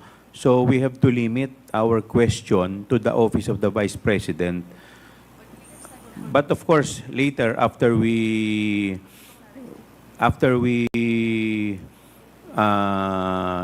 after the preliminary determination, we can proceed. But in the meantime, we have to limit the line of questioning to the Office of the Vice President first. Thank you for the enlightenment, Mr. Chair. Having heard the opinion of the chairman, I would reserve my questions for a later time. Thank you very much, Mr. Chair. Mr. Chair? Yes, Honorable Lara. Yeah, a while ago po, I manifested, You have Mr. moved. Chair, yeah, on the fund utilization of DepEd. I will now move, Mr. Chair, that said manifestation be put on motion that the committee take cognizance on the issues presented on the irregularity of the utilization sa paggamit ng pondo ng bayan ng naturang ahensya upang makita natin kung mayroon bang misfeasance, malfeasance, o non-feasance, Mr. Chair. So I move, Mr. Chair. So there is a motion by the Honorable Lara to take cognizance of the motu proprio upon the manifestation of Representative Jervil Luistro of the 2nd District during the budget hearing of the Department of Education. Is there any objection? Seconded by the Honorable Gutierrez. Hearing none, the motion is carried. Okay.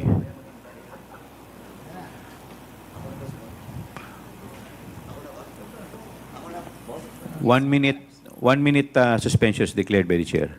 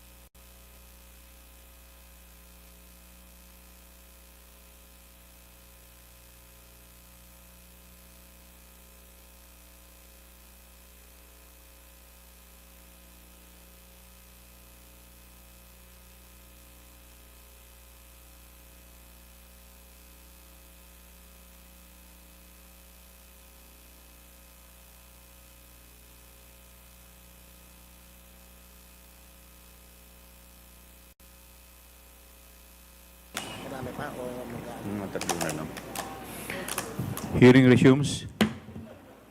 The chair would like to recognize the Honorable Carax.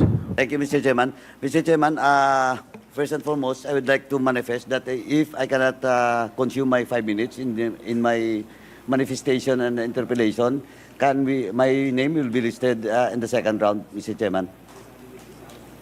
Noted po. Thank you, Mr. Chairman. First and foremost, Mr. Chairman, I would like to state on record my manifestation with regards to question of jurisdiction of this committee on the inquiry in aid of legislation with regards to the budget of the confidential fund of the Office of the Vice President. Number one, Mr. Chairman, this inquiry in aid of legislation in this committee is being conducted pursuant to a plenary action. This is a plenary action, and nobody can question about it because even the most highest official in the House of Representatives cannot question the plenary decision during plenary session. And it was approved during a plenary session which emanated from the privileged speech of the Honorable Rolando Valeriano on September 3, 2024. And it was referred to this committee even on that date. Now, Mr. Chairman, question of jurisdiction of this committee and question of the actions being made by the plenary and, of course, with the Committee on Rules, and then it goes back to the plenary for the plenary to decide whether this question or this subject matter that emanates from the privileged speech of the Honorable Valeriano is indeed will be referred to this committee. Now, again, Mr. Chairman, I would like to reiterate that, well, in fact, early this morning, we have already established, by the votes of, unanimous vote of all the members, it was established, and this committee was given the jurisdiction with regards to the confidential fund issue from the Office of the Vice President. Second, Mr. Chairman, question of the issue, the question about the issue about jurisprudence, which was cited earlier by the former president and the good representative from Pampanga, Mr. Chairman, question of the Standard Chartered Bank. And it was quoted by Madam GMA, and with due respect to the former president and Madam GMA, the Standard Chartered Bank jurisprudence, Mr. Chairman, is referred to question of sub judice. And in fact, in this particular case, in this particular investigation, no such case was filed against anybody from the Office of the Vice President in a regular court, Mr. Chairman. And again, Mr. Chairman, quoting about, it was also mentioned about the Arnold versus Nazareno case, and that case, Mr. Chairman, which was a Supreme Court decision dated on the year 1950, unless otherwise, Mr. Chairman, there's a new jurisprudence by the Supreme Court. But until now, it's being used, and that particular jurisprudence is being used, and the decision Supreme Court is favorable to Congress, and in particular to the Senate, questioning the contempt. The issue about the Arnold versus Nazareno is all about the powers of Congress for an inquiry in aid of a legislation, Mr. Chairman. That's why we just speak again to the Honorable Madam President. I think the jurisprudence is cited, in particular with this representation, I think it cannot be invoked in the case of the Office of the Vice President. Now, Mr. Chairman, and lastly, Mr. Chairman, well, in fact, when the Vice President opted not to take her oath in this honorable committee, and it was ruled by the chairman favorable to the position of the Vice President, Mr. Chairman, this committee will in fact gives leniency and due courtesy to her because we allow the Vice President to deliver her opening remarks. And in fact, that is on record, Mr. Chairman, and supposedly, if this committee is not lenient and never give her the due courtesy to her office, we never allow her to deliver his sponsorship miracle. Because, well, in fact, we cannot even ask question to her, Mr. Chairman. Now, Mr. Chairman, let me proceed with regards to the COA, particularly to the COA. Please continue. Now, Mr. Chairman, let me address this to the COA. I have with me Joint Memorandum Circular 2015-01. And this is all about, I am correct that this is all about confidential funds. Tama po ba? Attorney Camora. Tama po, Mr. Chair. Okay, GMC 2015-01. And I have also with me your memorandum circular in which this representation questioned that should be revised since last year. Memorandum Circular 97-002. Do you confirm? It is all about special cash advances. Tama po ba? MC 97-002. Meron po, Mr. Chair. Are you familiar with that? Me personally, Mr. Chair, hindi po. Oh, this is a Memorandum Circular 97 and this Joint Memorandum Circular 2015. And if you are not familiar with this, how can I ask question and how can you answer my questions with regards to your mandate and your responsibility with regards to this Memorandum Circular 97-002? Mr. Chair, as far as the confidential funds audit is concerned, we base our audit mainly on the joint circular. Oh, of course. That's why, may I ask you, that's why I'm asking you about the MC 97-002. Because the first question to be raised to you, if you are familiar with MC 97-002, is thus Joint Memorandum Circular 2015-01 conforms o concur with your MC 97-002. Kasi ito po, lahat po dito is all about special cash advances.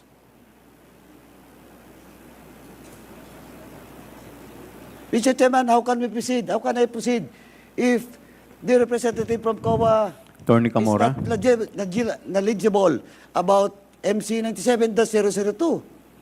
Because requirements stipulated in MC 97-002 or the GMC 2015-01 should conform with MC 97-002. And looking at the provisions of both MC and GMC, not all, but most of the provision of such MC and GMC is in conforms with MC 97-002. Yes, Mr. Chair, because MC 97-002 is used for regular audit. Correct. Tama. Yes, Okay, Mr. now, Chair. kasi hindi pwedeng magmanggaan yun, di ba? Tama? Yes, Mr. Chair. Okay, now, let me proceed. You have a copy now with MC 97-002? Yes, Mr. Chair. Okay. Let me first ask, who appoints in this case, who appoints the SDO? In the case of the confidential fund of the Office of the Vice President, who is the appointing officer for the SDO? As to the confidential funds, it was the President. The President? The OVP, the Vice President. The Vice Mr. President. And the Vice President, as the appointing officer, signed all the documents related to this, the disbursements of such fund. Tama? Yes, Okay. Mr. Chair. And of course, the special disbursement officer also signed. Tama? Some of the documents, Mr. Chair. Sandali. During disbursement, some, but some. Lahat ba? Bakit some? Meron bang hindi siya? Kasi binigyan nga siya ng authority. She or he was appointed as the SDO by the appointing officer. And in this case, it's the Vice President. Yes, Mr. Chair. Except Tama. for the liquidation a transmittal letter, which is by the head of agency. Sorry? Except for the transmittal letter, which is signed by the head of agency, all the reports are signed by the SDO. Correct. Except for the transmittal Yes. of the agency. Yes, Tama? Mr. But Chair. all liquidation reports and everything should be signed by the SDO. Yes, Mr. Chair. Correct. And not only the SDO, not only, in this case, the Vice President, and that includes also the accountant. Yes, Mr. Chair. Okay. Now, can you name the special disbursement officer, disbursing officer, in this case, of the confidential fund? It's Miss Gina Acosta. Miss Gina Acosta. Acosta. Okay. Specifically, what is the position of Miss Gina Acosta in the office of the Vice President? Asan yung designation niya?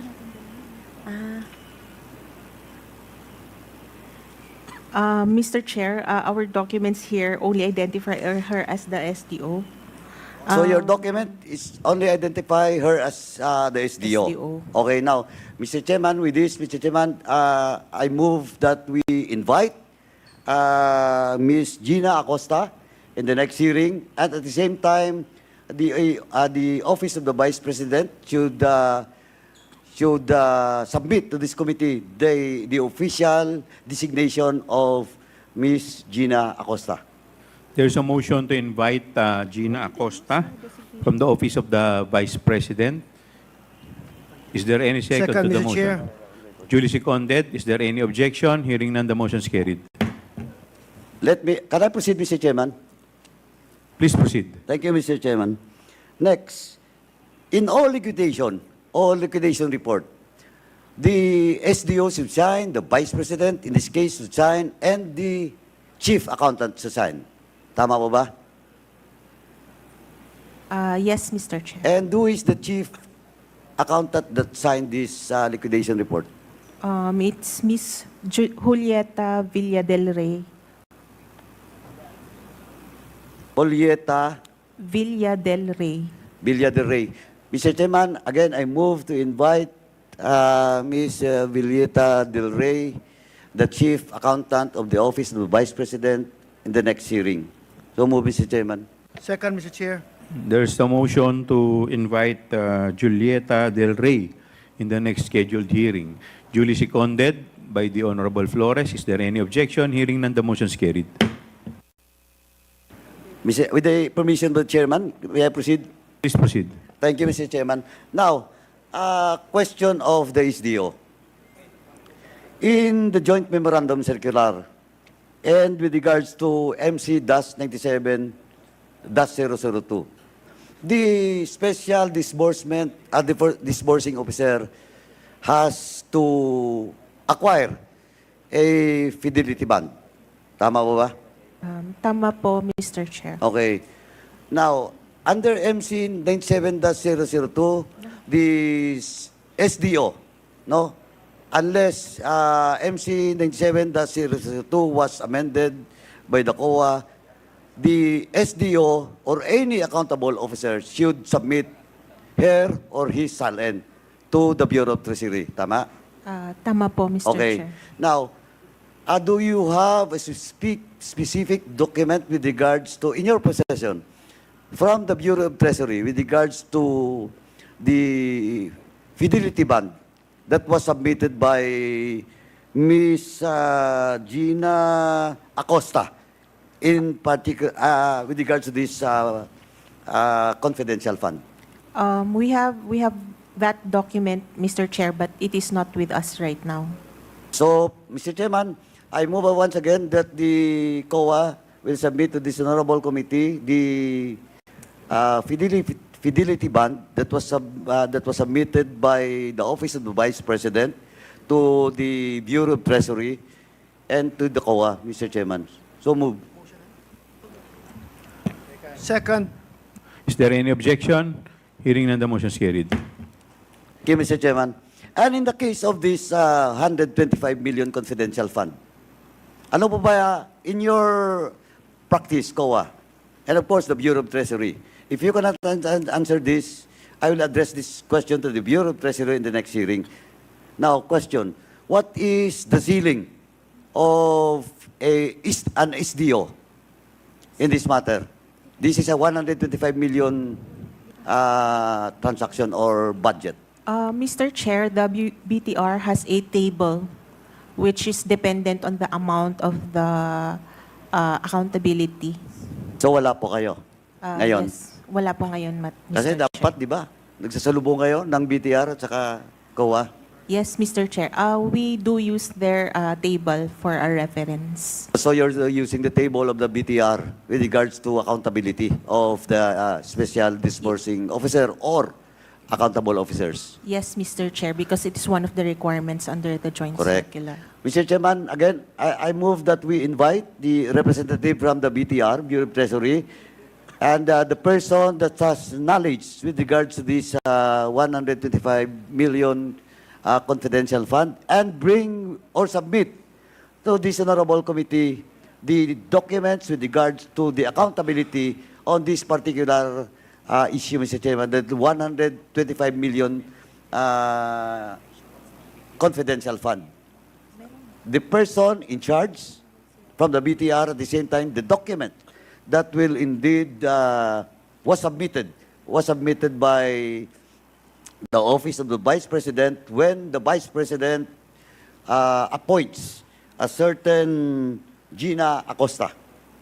So move, Mr. Chairman. Second. Is there any objection? Hearing none, the motion is carried. Now, Mr. Chairman, I have still some questions. No, I will not go into detail because most of my question will be addressed to Ms. Gina Acosta, the Chief Accountant. Of course, I cannot ask the Vice President because he will not be answering the question of this honorable committee. But, Mr. Chairman, as of now, COA, please, in the next hearing, please bring with you all the MCs, no, memorandum circulars of the COA, so that this representation can ask you questions in relation to Joint Memorandum Circular 2015-01 and your MCs. No, not only Memorandum Circular 97-002. Kasi ito, di ba, regular audit to? Tama? Yes po, Mr. Bring Chair. with you the specific guidelines with regards to requirements, no, and processes being required for the conduct of special audit and the fraud audit. Because I want to see, Mr. Chairman, this particular issue, and COA should justify why this cannot be done in a special audit or a fraud audit.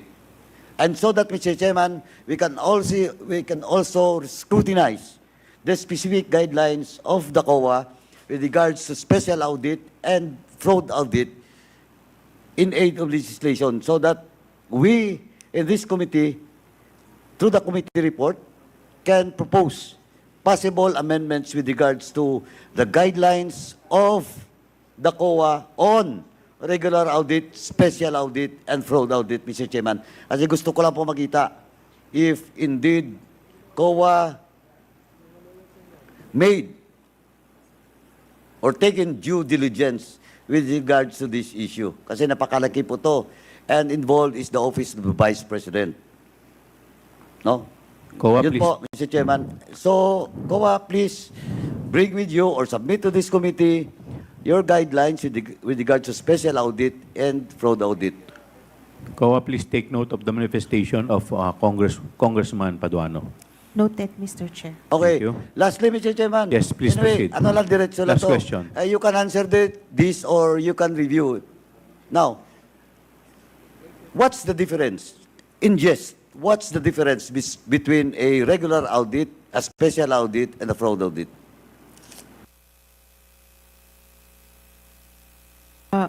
The regular audit is the regular financial audit, which we review all the transactions of the agency. A special audit or a fraud audit are requested for ano?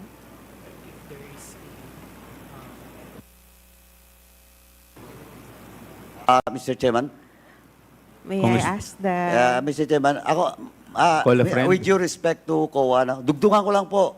Yes, Kasi, please. Congressman Paduano. sinasabi mo kasing regular audit, yun yung annual audit, di ba?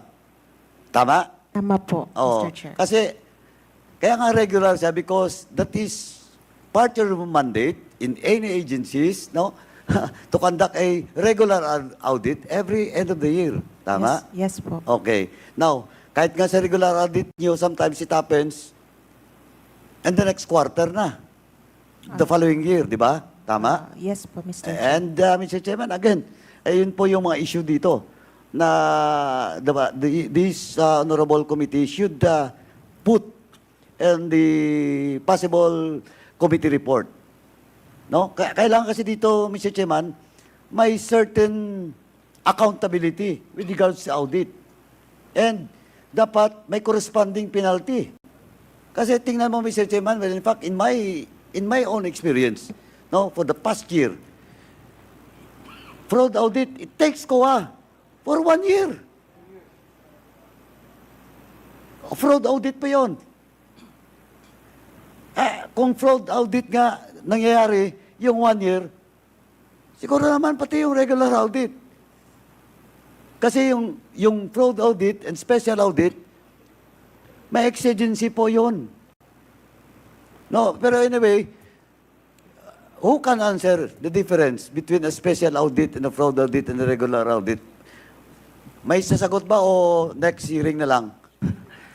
Mr. Chair, with regard to the... Attorney Lapitan. Yes, Mr. Chair. Are you going to answer or you will ask the committee to just answer it in the next scheduled hearing para medyo mas kabisado ninyo? I will answer. You will answer now? Yes. Okay, please. Briefly, okay. Please Mr. Chair. continue, Attorney Lapitan. When we speak of a special audit, it comes in every form like fraud audit when there is when the transaction is covered or tainted with fraud. And we also have special audit like the levy audit, rate audit, which is being performed by other offices in the Commission. When it comes to a regular audit, that's the audit of the financial transaction where the 3 audit streams are being practiced. Mr. Chair. Ito kasi Congressman sunod ko Paduano. ng tanong, timeline. With regard to the timeline, Mr. Chair, like the fraud audit, the COA issued several guidelines or internal policies. We have memorandum, COA Memorandum 2020-014, if I'm not mistaken. That governs the rules on fraud audit, and also there are issuances by other office in the Commission in the performance of rate audit, levy audit, and other special audit, Mr. Chair. Mr. Chairman, Maybe, Mr. Chair, next hearing we will provide the full details. Okay. Mr. Thank Chairman, you. Last question. Sige. Anyway, Mr. Chairman, pagbibigyan ko po yung COA kasi kaya nga po, kasi yung issue kasi dito is all about the difference between a regular audit. Kasi pag regular, nandun na yun, 6 months, then another 2 months from the, di ba, for the commission to decide, di ba? Now, question of fraud audit, kaya nga fraud audit yun, kaya nga special audit yun kasi there's an exigency. Kasi magkaiba yun, di ba? Tama? Now, as of now, you cannot answer about the timeline. Kasi hinabol po natin dito is all about the timeline. Kasi all the more, justice delayed, justice denied. Pag tinanong kita, i-review nyo na lang. Pagandaan nyo next hearing. Etong case, OBP case, 125 million confidential fund. Does it merit a special or a fraud audit? Actually, Attorney sir, Camora. it is, Mr. Chair, actually it is a compliance audit, so they have to comply with the joint circular. Hindi nga, regular audit siya. Pero, Compliance audit. hypothetical lang. Oh, until now nga, yung appeal hindi pa sinagot, but of course, they're given 180 days. Yes. Now, hypothetical lang. Is this particular case, pwede ba pumasok doon sa special audit? To conduct a special audit?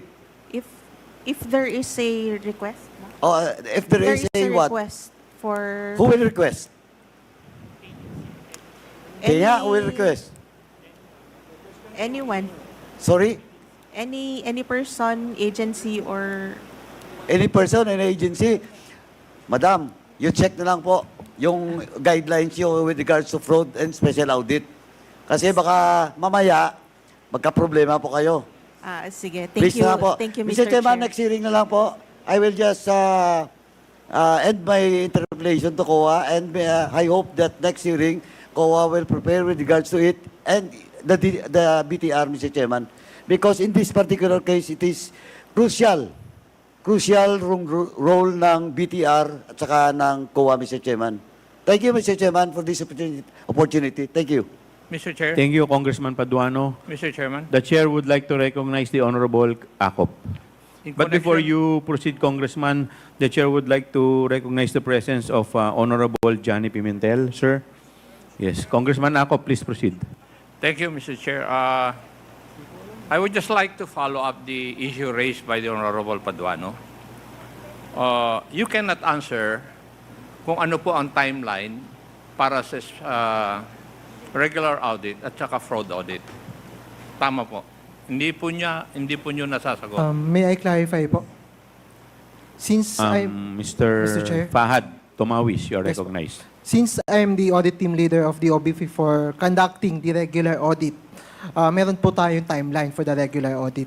Kasi usually, meron kaming timeline to transmit the report annually to the Congress, to the OP, and to the oversight bodies, as well as to the management or to the OBP. So meron pong timeline na nasa GAA po, nasa General Appropriation Ano Act po yung timeline na yun? for the regular audit.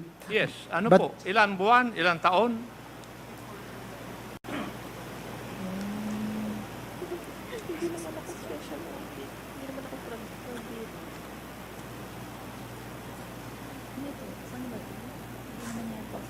Hindi kasi natin alam. Kasi hindi tayo special audit. September yung nandito. Huwag nyo po kasi sabihin sa amin na may timeline kung hindi nyo alam kung ilan ang buwan, araw o taon yung pag-conduct ninyo. Because the next question that I will ask is, if you conduct a fraud audit, how long will it take?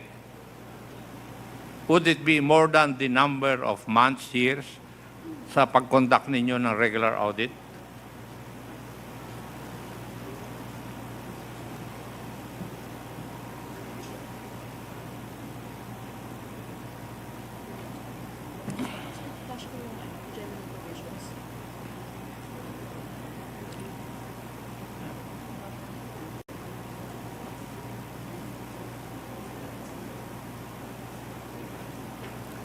Kasi mga taga-COA, yun po yung problema ni Chairman Caraps, who is the Chairman of the Committee on Public Accounts. Yung hearing po namin doon, naririnig namin yung regular audit at saka fraud audit. Ang napapansin namin, napakatagal po. As if there's no difference between the timeline of the regular audit and the fraud audit. Kaya ang susunod na tanong ko rin sa inyo is, what is the purpose of a fraud audit? Anong objective?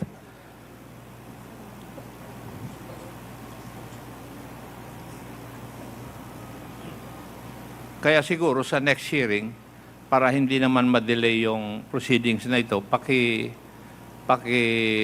banggit na rin sa susunod na hearing. Ano po? Noted po, Mr. Chair. Yes, kasi yun po ang problema namin sa mga hearings namin dito. Thank you, Mr. Chair. Please continue. Yes, kayo na po. Please proceed. Thank you, Mr. Chair. I have more or less 30 questions and 2 manifestations. I hope the honorable congressman next to me would not gripe and get mad at me. Mr. Chair, May I proceed? Yes, but you have to squeeze your 30 questions into manifestation into 5 minutes. Please proceed. Mr. If Chair, that is the Kung case, I'm giving him all the time in the world. Okay. Sige po. Please proceed, Congressman Akop. thank you, Vice Chair Abante. May I ask COA, ang una po ninyong ini-issue sa isang agency na nagkakaroon po ng problema tungkol sa kanilang use of public funds would be your AOM or Audit Observation Memorandum. Tama po ba? Tama po, Mr. Chair. And the next would be a notice of suspension. Ah, Tama rin po ba? sa regular audit, pwedeng notice of suspension or pwedeng notice of charge. Audit of? Notice of suspension or notice of charge. Notice of charge? Charge po. Yes, okay.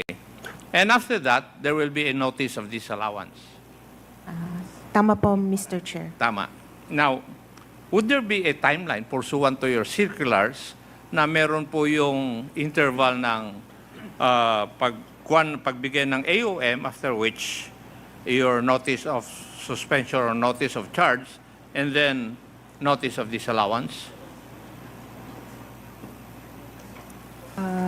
Mr. Chair, sa regular audit and even sa confidential funds audit, 15 days after issuance of AOM, the agency must give their reply. Yes, but they can ask for a motion, they can file a motion for reconsideration to extend the period. Nangyayari po yata yun. Yes, Mr. Chair. Yes, yun nga po may gusto lang akong i-point out. So, it's very possible na nagfa-file sila ng motion for extension of time to file their answer. Yes, Mr. Chair. Tama? Yes, Mr. Chair. Now, that is also true after the issuance of a notice of suspension. Yes, Mr. Chair. Nagfa-file pwede rin sila mag-file ng extension of time before you give the notice of disallowance? Mr. Chair, may I clarify those? Please, Mr. Tomawis. For the regular audit, first thing po na ginagawa namin pag may nakita kaming mga deficiencies, mag-issue kami ng AOM, and the management is given 15 days to reply for comments para ma-justify nila kung may mga justification sila. And then just in case po na dun sa deficiencies noted po namin is may mga non-submission of documents or may mga lacking documents, we can issue notice of suspension. I know that. But ang tanong ko po is, they can file a motion to extend the time for them to submit. Nangyayari po yun, di po ba? I think I have no authority or position na magsabi doon because the notice pag po inappeal na or for example may extension, but then on my perspective po as auditor ng OBP, we are required po dun sa we are required na dapat ma-comply po ng management. Pag nag-issue kami ng notice, dapat ma-comply nila within the 90 days period. Assuming that So, they hindi- will not be able to comply, what is your next move? That's the time po na pwede na kami mag-issue ng notice of disallowance kasi nag-mature na po yung notice So, of suspension. 15 days, sige. To follow you. After which, the notice of suspension, di pa rin siya. Ano ang susunod? Notice of disallowance. How long would that take? For the notice of disallowance po, for example, dun sa notice of suspension, pag na-issue na po yun, the management or the agency is given 90 days to comply with the requirements. Then if ever po na hindi nila ma-comply with that period, magmamature na po siya into notice of disallowance. Then, So, For 3.5 months. 90 days, that's 3 months plus 15 days, 3.5 months. For the notice of suspension po, may requirement po na 90 days. Kaya nga, plus yung 15 days na kwan yun ng kwan, from AOM, Yes, so from that's AOM. 3.5 months. Now, doon po sa question ng 125 million na confidential fund, in-issue nyo po yung liquidated report po nyo January 10, 2023. Di po ba? Would that be correct? And you issued the notice of suspension only in December 13, 2023.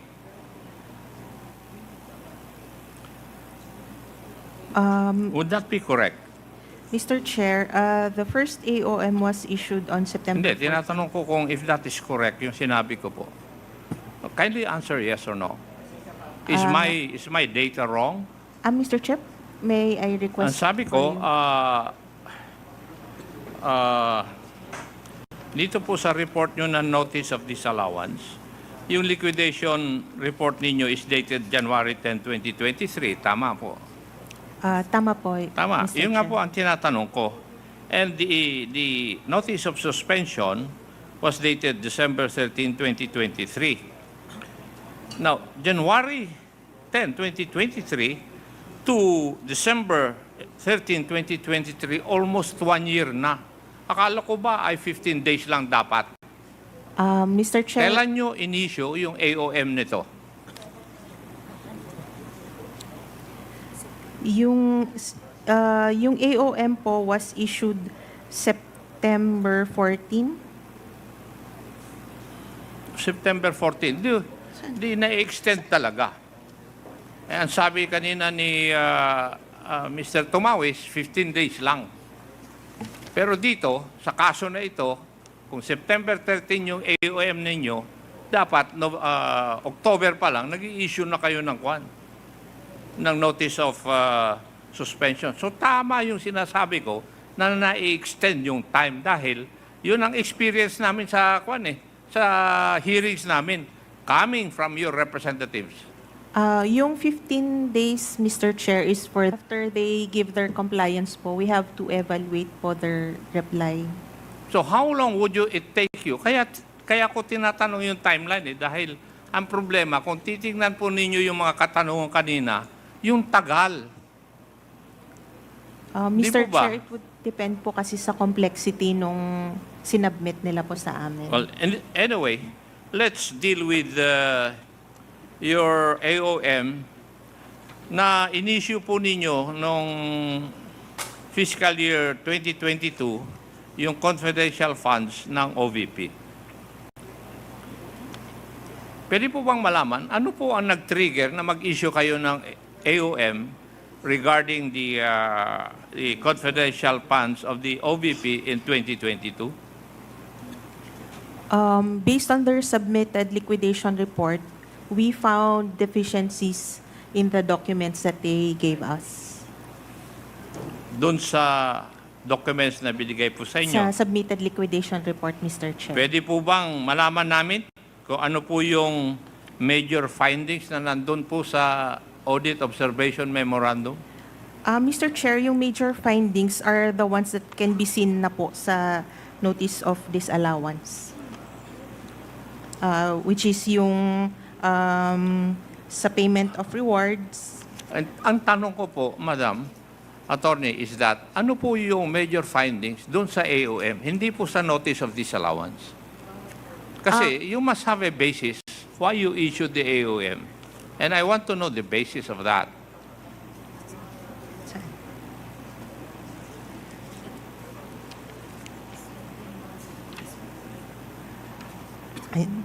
Mr. Chair, dun sa AOM, first they did not submit documentary evidence of payment to support their accomplishment report.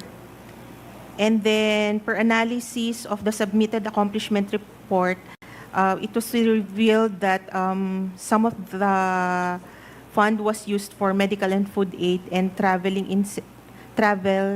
relative to confidential operations, although it was not yet clear if, at that point, if it was used for confidential operations.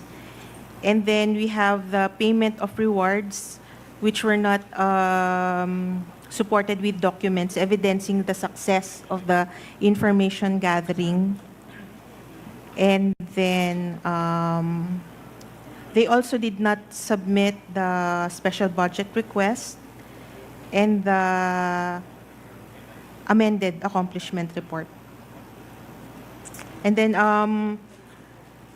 the DV was not properly accomplished by the DV was not Okay. particularly Now, accomplished. these observations of yours were repeated sa notice of disallowance. Sinagot mo na yung kanina eh. Di ba? Yes, Mr. Yes. Chair. Now, ang susunod na katanungan ko po is, did the Office of the Vice President issue any response in relation to your AOM? Yes, Mr. Chair, that is why the remaining items in the NDs are those that we are not yet satisfied with. Yes, the responses given by the Office of the OVP did not satisfy your requirement. As to the ND, Mr. Chair. Yes. Correct? Yes, Mr. Chair. Now, may in-issue din po kayong notice of suspension dahil hindi nga po acceptable yung sagot ng Office of the Vice President. Yes, Mr. Tama? Chair. Yes, Mr. Chair. Yes. Ano po yun po yung dahilan bakit nag-issue kayo notice of suspension? Hindi nag-comply yung OVP sa mga requirements po ninyo. Hindi nag-comply, Mr. Chair, or their compliance is still not sufficient. Yes. Now, nung naibigay nyo yung notice of suspension po ninyo, pwede po bang malaman ano po yung findings na nilagay nyo ron at saka what steps did the Office of the Vice President take in view of the notice of suspension? As to the notice of suspension, again, the rewards was not fully documented. Some of the accomplishment reports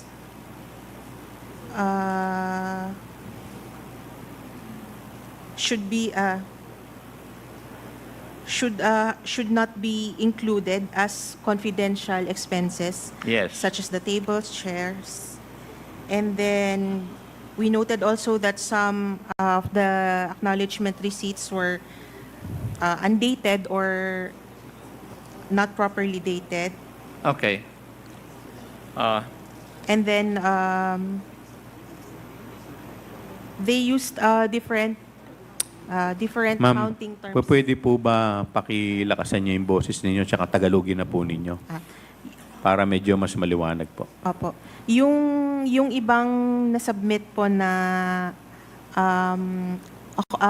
acknowledgement receipts, ibang accounting terms ang ginamit compared sa what is required in the joint circular. So, Madam, sa pagkaintindi ko, kung maayos sanang sinagot ng Office ng Vice President yung mga requirements po ninyo, hindi na po dapat ma-issuean sila ng notice of disallowance. Would that be correct? Tama po, Mr. Chair. Now, pero nag-issue po kayo ng notice of disallowance. Yes po, Mr. Chair. Yes. Pwede po bang ilahad ninyo sa amin ano yung major findings at observations ninyo sa notice of disallowance? Yun po ba ang binanggit ninyo? Yun din po ba? Yes, Mr. Chair. Yung sa payment of rewards na kulang po ang documentation on the success of the information gathering, yun pong pag-charge nila ng tables, chairs, desktop computers sa confidential fund, which is not, wala po sa joint circular. And then yun pong resubmission nung updated na accomplishment report nila sa 3 offices po. And to confirm, Madam Attorney, these findings and observations were already raised doon pa lang sa AOM. Tama Yes po? po. Tama po, Mr. Chair. And sa matagal na panahon na naibigay natin ang pagkakataon sa Office of the Vice President na may paliwanag at ma-rectify, kumbaga, yung inyong mga observations doon sa AOM, hindi pa rin nabago hanggang nag-issue po kayo ng notice of disallowance. Yes, Mr. Chair. Mayroon naman pong submissions, but kulang po. In other words, hindi po ma-justify ng Office of the Vice President yung kanilang expenditure program, yung paggamit po nila ng pondo. In general, Would that be correct? That would be the correct po. Mr. Chair, I just want to emphasize this point. Kasi a few weeks ago lang natin unang nabalitaan itong mga findings na nakalaan sa notice of disallowance. Pero sa naririnig ko ngayon from COA, last year pa nila pinupunto ang mga pagkukulang na ito ng Office of the Vice President. Sa aking pagtatanong po sa inyo, yun po ang lumalabas. Number two, last year pa, paulit-ulit na binigyan ng COA ang Office of the Vice President ng pagkakataon na maayos o may paliwanag itong mga expenditure na ginawa po nila sa paggamit po ng kanilang pondo. Tama rin po. At number three, after all that time and all those chances, hindi talaga maayos o may paliwanag ng OVP ang kanilang paggamit doon sa confidential fund worth 125 million. Would that be correct? Bale, ang amount na lang po niya sa notice of disallowance is 73 something. Yes. Yun ang hindi nila naipaliwanag hanggang ngayon. Opo. That is for the confidential fund for 2022. Now, could we go to the confidential fund for 2023 na worth 500 million? Tama rin po ba? Tama po, Mr. Chair. Yung budget po nila.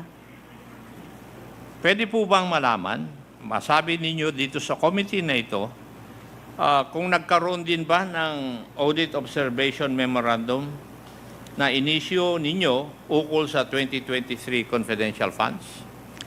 Meron din po bang AOM ito? Meron din po, Mr. Chair. Meron? Meron po, Mr. Chair. Ngayon, ilan pong AOM ang inailabas po ninyo in relation to this 2023 confidential fund? Dalawang AOMs po, Mr. Chair. Dalawang Yes, Mr. AOM. Chair. Tama ba ang aking pagkaintindi na bawat quarterly disbursement ng OVP, insofar as their confidential funds for 2023 are concerned, ay may lumalabas na AOM galing sa inyo? Yes, Mr. Chair. Although yung first and second period, pinagsama na po namin sa isang AOM. Yes, Kaya yung but third period- pinagsama po nyo yung dalawang period. Yes, Mr. Chair. Now, would it be true na ang ibig sabihin lahat ng quarterly liquidation ng OVP may problema? Yes, Mr. Ganun po ang lumalabas sa sagot po ninyo. Yes, Mr. Chair. Yes. In general terms, maaari nyo po bang ipresita sa committee ito yung major findings at observations sa bawat AOM na binigay po ninyo sa Office of the Vice President? Mr. Chair, compared Hindi, po sa... tinatanong ko lang naman kung maaari po niyong ibigay dito sa committee. Ang sagot lang po niyo, kung kaya po ninyo, kaya niyo po ba o hindi?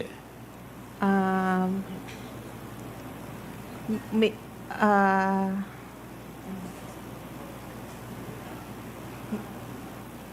Before you answer, Attorney Camora, the chair would like to manifest that the time of Congressman Acop is already up, but considering that Congressman Benny Abante already yielded to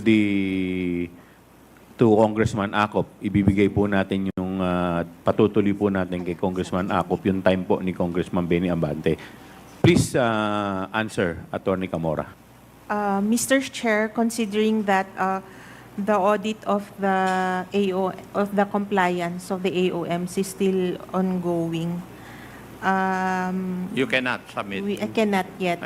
Yun lang po ang gusto ko. Ang tanong ko naman po kung maaari nyo ibigay. Kung hindi pwede, you just give us the reason why. Yes. So, you cannot give it dahil ongoing pa yung inyong pan. Okay, Yes, thank Mr. you. Chair. Now,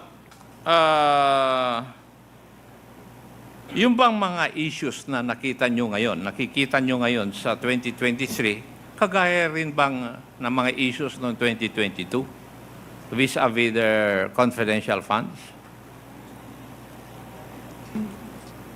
There are some similar findings, Mr. Chair.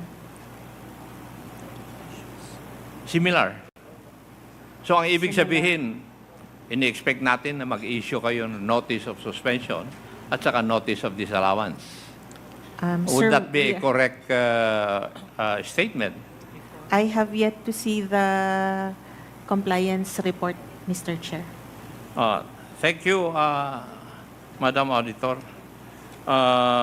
Mr. Chair, I would like to make a manifestation insofar as the refusal of the Vice President to take her oath insofar as the hearing of this committee is concerned. Such refusal can damage the public's perception of integrity in public office. The Filipino people deserve honesty and openness from their leaders, especially when their actions are being scrutinized. The House inquiry is in aid of legislation to serve the public interest. Dodging the oath gives the impression that the Vice President may not want the full truth to come out. No one is above the law or beyond the reach of truth. We humbly urge the Vice President to reconsider her position and take her oath, as this inquiry is meant to benefit the people we serve. Transparency should never be optional for public officials. We all owe it to the Filipino people to tell the truth under oath if it is necessary. Now, my second manifestation, Mr. Chair, would pertain to the issue of tradition as raised by the Honorable Marcoleta. And this is not my personal manifestation, but a manifestation of a group of Filipino citizens. And I would like to quote from their Viber. The Constitution of the Philippines, specifically Article 11, Section 1, explicitly states that public office is a public trust. At all times, public officers and employees must be accountable to the people, serve them with the utmost responsibility, integrity, loyalty, and efficiency. The primary responsibility of legislators is to the people and the nation, as this provision emphasizes. It is not to maintain outdated traditions that may obstruct necessary scrutiny and transparency in government operations. Although some may contend that these courtesies are extended to high-ranking officials, it is crucial to recognize that taxpayer funds are the source of funding for all public offices, including the office of the Vice President. Consequently, it is imperative that each centavo allotted to it undergoes the same rigorous assessment as any other department or office. Legislators are failing to fulfill their obligation to ensure that public funds are allocated responsibly and prudently by prematurely concluding budget discussions. The power of the purse is vested in Congress by Article 6, Section 24 of the Constitution. This authority requires the scrutiny of the national budget to ensure that it is in accordance with the requirements of the populace and that government programs and projects are appropriately funded and managed. Budget deliberations are not merely formalities. They are critical processes that enable legislators to evaluate and challenge the allocation of public funds. The constitutional mandate is directly violated by the use of tradition as an excuse to conclude these discussions. This is particularly true when the OVP's budget incorporates confidential funds, which necessitate even more rigorous scrutiny due to their nature. The people deserve transparency. It is time, I think, to discontinue a harmful practice. Not the deliberations themselves, but this long-honored tradition of circumventing critical budget evaluations should be terminated. Upholding such a practice particularly when it directly affects the management of public funds, is a violation of the public interest mandate of legislators. We are at risk of fostering corruption and mismanagement by allowing tradition to supplant accountability. We have the right to demand that our representatives in Congress carry out their obligation to scrutinize the budget without exception as Filipinos. The OVP, or Office of the Vice President, like any other office that receives public funding, is subject to the same accountability standards. In order to guarantee that confidential funds are utilized for legitimate purposes that advance the public interest, they necessitate meticulous supervision. The purse is a critical mechanism for preventing government overreach and the misappropriation of funds. Congress can guarantee that our government remains accountable to the people it serves by fulfilling this constitutional obligation. The public and our legislators are responsible for rejecting this detrimental tradition in favor of transparency and good governance. The integrity of our democratic processes and the restoration of trust in our institutions can only be achieved by doing so. Marami pong salamat, Mr. Chairman. Thank you, Congressman Acop. The Chair would like also to give a brief manifestation on issue of taking of oath. Base po sa ating tradisyon at practices po nitong committee, ng committee hearing, ang mga resource person po at saka ang mga witnesses po sa mga committee po ay ang trato po natin sa kanila ay parehas lamang. Yun po ang pagtingin nitong committee to. Kaya po lahat po ang mga witnesses at lahat po ng mga resource person po ay nire-require po natin sila na mag-take ng oath para po malaman po natin kung sila po ay nagsasabi ng totoo at pawang katotohanan lamang. Ito po ay nakalagay po sa ating rules of procedure at governing po ng inquiries in aid of legislation. At para malaman po natin ang mga testimonya at impormasyon na kanila pong binibigay po sa atin ay totoo at maaasahan po ng committee at ng August body. Kanina po, pinayagan po natin ang ating kagalang-galang na Vice President na hindi po mag-take ng oath at hindi po natin siya pinilit. Dahil sa halip ay hinayaan din po natin siya at pinayagan din po natin siya na mag-manifest o magbigay po ng maiksing pananalita. Alam po ninyo kaya po natin ginawa yan ay dahil po sa pagbigay po natin ng respeto sa posisyon at sa opisina na kanya pong nire-representa bilang Vice President. Ang Kongreso po ay i-recognize po to at ibibigay po natin ang respeto sa ating Vice Presidente at sa kanyang opisina. Pero hindi po ibig sabihin na ito pong insidente dahil hinayaan po natin kanina ay magiging president na sa mga susunod na committee hearing.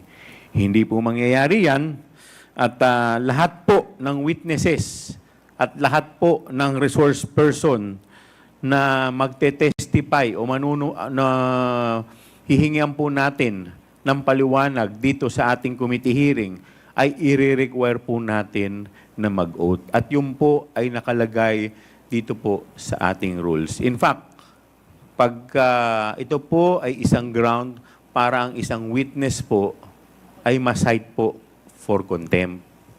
Pero dahil nga po sa paggalang sa opisina kanina ng ating Vice Presidente, ito po ay i-overlook po natin at palalagpasin po natin. So, yan po ang opinion ng inyong chairman. Kaya po, with that, Ang susunod po na mag-interpolate po ay si Congressman Jojo Lara ng 3rd District ng Cagayan. Congressman Lara, kayo po ay nare-recognize. Thank you. Maraming salamat, Mr. Chair. Sa COA, yung notice of disallowance nyo sa Office of the Vice President, intelligence or confidential fund ba yung may notice of disallowance? Kasi kanina, matandaan ko, binigyan mo ng description, Director Hemora, yung confidential. Tama ba yan? Mr. Chair, confidential fund po ang sa OVP. Confidential fund. No? Kasi nakalagay sa harap niya is confidential and intelligence. No, dun sa sinabi nyo. No? Anyway, so confidential fund dito. No? Para lang opo. sana mas diretso tayo na nagre-report. Yung mga susunod na mga balang araw siguro, baka bigyan natin ng pansin ito. Pagka confidential fund, hindi pwede naman magsabay yung intelligence at confidential fund. Tama po ba ako doon? Mr. Chair, sa taas po, office po kasi yung intelligence and confidential funds. Hindi, yung tinatanong ko nga, yung paglabag is confidential fund Yes ng po, issue. Mr. Yeah, Chair. yun lang. Ngayon, punta na ako dito, Mr. Chair. Kasama siguro sa mga kinabisado nyong mga batas is the procurement law. Tama ba ako doon, COA? Yung procurement law? Sa mga pag-o-audit nyo, kasama ba sa tinitingnan nyo kung may sumunod sa lituntunin ng procurement law o may paglabag? Tama ba ako doon? For the regular audit, Mr. Chair, yes po. Kung may mga fraud audit at saka special audit, hindi? O pati yun tinitingnan nyo din? For the fraud audit po at saka special audit, usually hindi namin covered sa regular transactions. Hindi nyo tinitingnan kung may paglabag sa procurement law? On the regular audit po, tinitingnan po. Talagang tinitingnan Compliance. nyo? Okay. Compliance. So, dito sa sa pinag-uusapan ngayon na under sa OVP, di ba regular audit lang to? Tama ba ako doon? Kung sa confidential po, iba po yung confidential. But then kung regular audit, yun po yung sa amin po. Okay. So, itong tanong ko ngayon na isa, pag may mga paglabag sa procurement law, possible bang makasuhan yung mga paglabag dito? O may instance ba na natatanggal yung mga involved dito in cases na may paglabag? Sa pagkakaalam ninyo. Mr. Chair, I think the RA 9184 imposed also sanctions. So, meron pong, kung may paglabag, pwede po siyang makasuhan. Pwedeng makasuhan, pwedeng matanggal. Yes. Tama ba ako doon? Yes, Mr. Okay. Chair. Thank you, Mr. Chair. Ngayon, punta na ako doon sa detalye. No? Bakit po na-disallow ang humigit kumulang, no, to be exact po, 73,287,000 sa 125 million na confidential fund na dinisburse ng OVP noong 2022? Bakit po na-disallow? As discussed po kanina, meron po silang mga hindi na-submit na documentary requirements. At saka meron din po yung expenses nila na hindi po pasok sa expenses allowed by the joint circular. So yung 73 o na lang for brevity, 74 million po na na-disallow, may tendency ba na pagka nag-submit ng mga dokumento, pwedeng hindi nakasama sa disallowance? Possible ba yun? Possible po, Mr. Chair, if they submit yung documents na hinahanap po namin. Kasi katulad nito, Mr. Chair, no, dun sa payment ng reward, no, in cash, di ba nakalagay dito, reward payment, 10 million. Various goods, 34,857,000. And medicine. Siyempre, ang unang tatanong dito, pagka sinabi mong reward, kanino binigay yung reward in cash na 10 million? Di ba? Kasama ba yun sa mga compliance nyo? Yun yung tinatanong nyo? Kasama po yun sa documents na sinasubmit nila sa amin.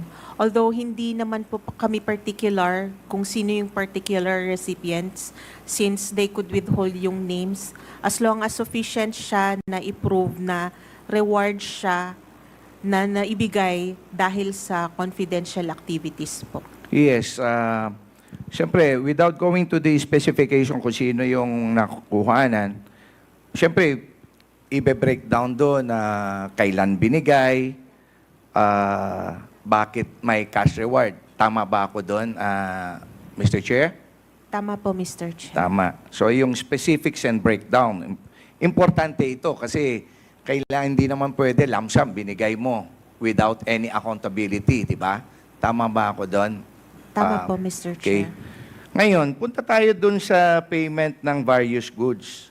Dinis-allow nyo yung 34,857,000. Ganun pa rin ba yung hinihingi nyo dito? Anong mga goods ito?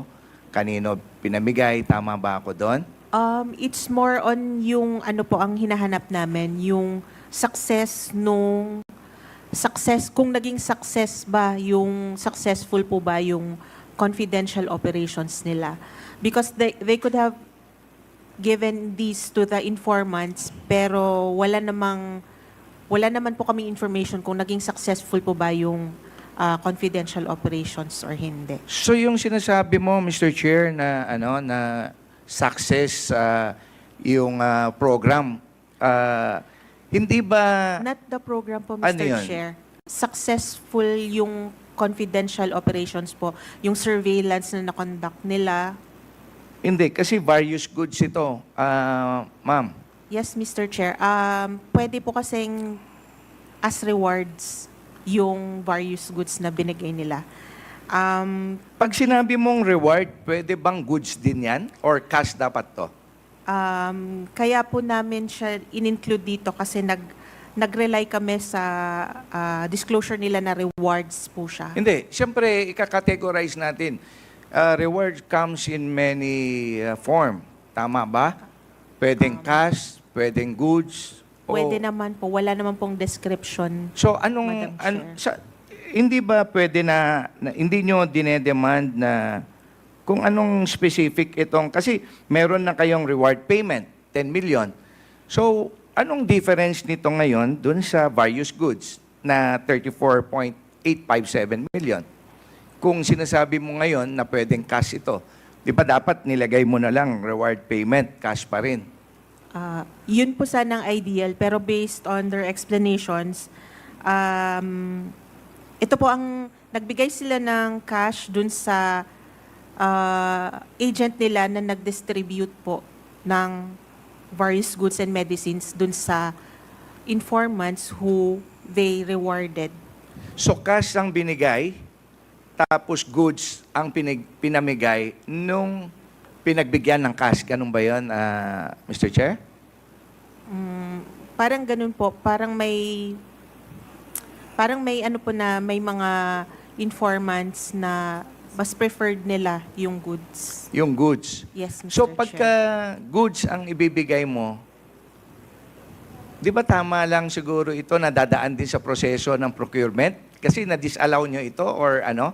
Pag darating ang araw na talagang ma-prove dito na disallow dahil goods ito at hindi naman confidential fund for that purpose, posible ba na may paglabag ba sa procurement kung sakali? Mr. Chair, pag sa joint circular po kasi, it provides that purchase or rental of supplies, materials, and equipment for confidential operations that cannot be done through regular procedures, such as yung bidding po. Hindi. Once na na-disallow nyo nga ito with finality, kasi dumadaan sa proseso, kasi sabi mo kanina, hindi na pa naman final ito eh. Kasi pwedeng ma-explain pa, no, na pagka na-explain, baka papasok na pasado naman as confidential fund, di ba? Yes, Mr. Ang ano ko lang, what if na hindi nga nila ma-justify ito at nahulog na talagang notice of disallowance? Dalawa naman pwede niyang puntahan to, di ba? Pag na-disallow ba ito, may possibility ba na babayaran ng nag-disburse ito o hindi kailangan? Ibalik o bayaran?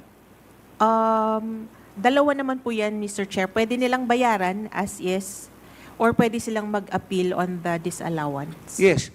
Hindi, with finality, in case lang, yung appeal talagang hindi na talaga final na yung findings na disallowed. Di ba? Sabi mo, pwedeng bayaran. Tama? Yes, Mr. Chair. Okay. Kung na-disallow ito, syempre, ang pananagutan niya is the whole amount, ibabalik niya. Tama ba? Yung amount po na disallowed, na-disallow. Mr. Chair. Yes, Okay. Mr. Chair. So ngayon, punta tayo dun sa medicine, no? Ganun din. Yung medicine na yun, binigay ba as a medicine yun na mismong produkto or yung goods na medicine, yung amounting to almost 25 million? Ganun po yung based sa documents nila, Mr. Yes. Chair. Tama? Sa explanation po nila. Okay, so 25 million na medicine, hindi na ba kailangan ito na dadaan sa proseso ito once na confidential fund? Goods ito. Mr. Chair. Mr. Chair, yun nga po, ang explanation nila is hindi sa informant na siya medicines, pero sa agent nila is cash na bigay. Hindi, kanina tinanong ko nga sa inyo eh. Cash ba binigay ito sa informant at siya yung informant Sa na cash agent. ang natanggap, nabibili siya ng medicine? Yun ba yung explanation dito? Explanation po nila, Mr. Kasi Chair. same yung issue doon sa various goods kanina. Cash binigay, tapos yung cash binili ng goods. In like manner, dito sa medicine, cash binigay na medicine. Tama ba yun, Mr. Chair? Tama po, Mr. Chair. Okay. Ngayon, meron din kayong tinutukoy sa notice of disallowance na 3.5 million na ginamit raw pambili ng tables, chairs, desktop, computers, and printers. Tama po ba to? Tama po, Mr. Chair. Yung confidential funds sa pinambili ng mesa at upuan, pwede po ba ito, Mr. Chair? Kaya po namin siya nilagay as an observation po kasi wala po siya sa joint circular. So, ang tanong ko dito na naman, Mr. Chair, kung na-disallow ito at balang araw, dalawa naman ang pupuntahan nito, na-disallow na pinababalik mo yung pera or na-disallow na ma-justify. Tama ba, Madam, Mr. Chair? Tama po, Mr. Okay, kung na-disallow na babayaran. Paano kung na-disallow na na-justify? 3.5 million ang worth nito, pambili ng tables and chairs. Di ba dapat dadaan na naman ito sa proseso? Kasi hindi naman categorize as confidential fund siguro yung pambili ng mesa, ng upuan, or Mr. printer. Chair, ang kailangan nilang i-justify is if confidential expense po ito. So, the moment na hindi po siya ma-justify as a confidential expense, disallowed na po talaga siya, Mr. Chair. So, pag hindi na-justify, yun na nga. Kanina, Madam, no, Mr. Chair, pag na-disallow, dalawang pupuntahan. Na-disallow, pababayaran. Na-disallow, na-justify. Pero ito nga, pambili ng upuan, no, at worth 3.5, di ba dapat nadadaan din sa proseso ito? Yun lang yung inaano ko. So anyway, tanong, wala bang pondo ang OVP pambili ng tables and chairs na gagamitin pa ang confidential fund? Di ba? Pwede naman i-lodge ito on other, as per, di ba, yung mga budget naman ng iba-ibang ahensya. Yung pambili, kailangan pa ba confidential fund gagamitin dito? Kayo, as per your experience ninyo na mga auditors ng COA, kailangan ba confidential fund pa? Mr. Chair, hindi po kasi nila sinagot itong particular observation na ito. So, hindi po namin alam yung wisdom kung bakit po So kaya nyo chinarge dinisalaw. nito. Ngayon, yung explanation nila when it comes to yung binabanggit nyo ngayon, hindi mo alam kung anong wisdom nila. So tinanong nyo o pinapasagot nyo sa kanila. Yes, Mr. Chair. Kung Sa anong AOM. wisdom nila. Tama ba? Hindi Yung naman po pagkaintindi ko. wisdom, Mr. Chair, pero the reason why these expenses were included as charged against the confidential funds when hindi naman po siya included Dapat. sa listahan. Kong Lara, you have Okay. 1 minute. Yes, Mr. Chair. Tapusin ko na to. Anyway, Mr. Chair, yun lang ang mga gusto ko lang na bigyan ng ano dito. Just to stress a point here na itong mga proseso at may mga items dito na sa tingin ko at siguro naman na yung mga nanonood na sa atin ngayon, once na sinabi mo, confidential fund, at ito, hindi mo naman kailangan na confidential fund pambili mo dito dahil justifiable ito kung sakaling ipepresent mo ito na pambili ng computer table. No, at panghuli ko na lang, Mr. Chair, no, follow up lang dun sa issue. Kanina, binanggit ni Chairman Paduano, ni Chairman Acop sa duration palagi ng COA reports natin. If ever, Mr. Chair, i-manifest ko na lang in the introduction of, kung sakali man magkakaroon tayo ng legislation to effect no, itong mga sakali na papag-usapan yung paggawa ng mga polisiya, lalo-lalo na sa COA, na i-consider yung time frame, duration, no, ng mga reports ninyo kasi it might happen na ito kasi palagi kong sinasabi ito sa pagdinig, lalo na nga no, nag-start ito dun sa case namin sa Cagayan. It is a deterrent kasi kung mapabilis sana ang proseso natin, hindi na tayo aabot pa ng ganito eh. Palaging sinasabi ko, hindi titigil ang paglabag sa batas. Kung sakali, patayan, kung wala kang mahuli at walang makasuhan at walang masentensyahan, there's no deterrent anymore na gagawin ulit yan. So, ganun din dito sa mga paglabag na ito.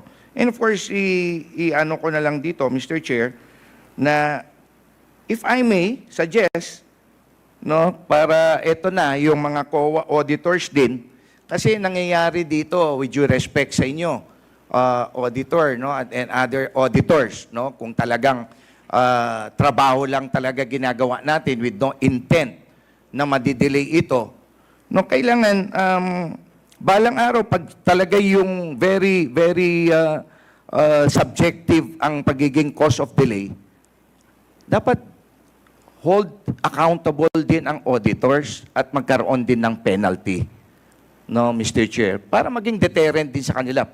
Kasi katulad nangyari sa public accounts, Mr. Chair, nagsabi yung in charge to submit all the reports on a particular date.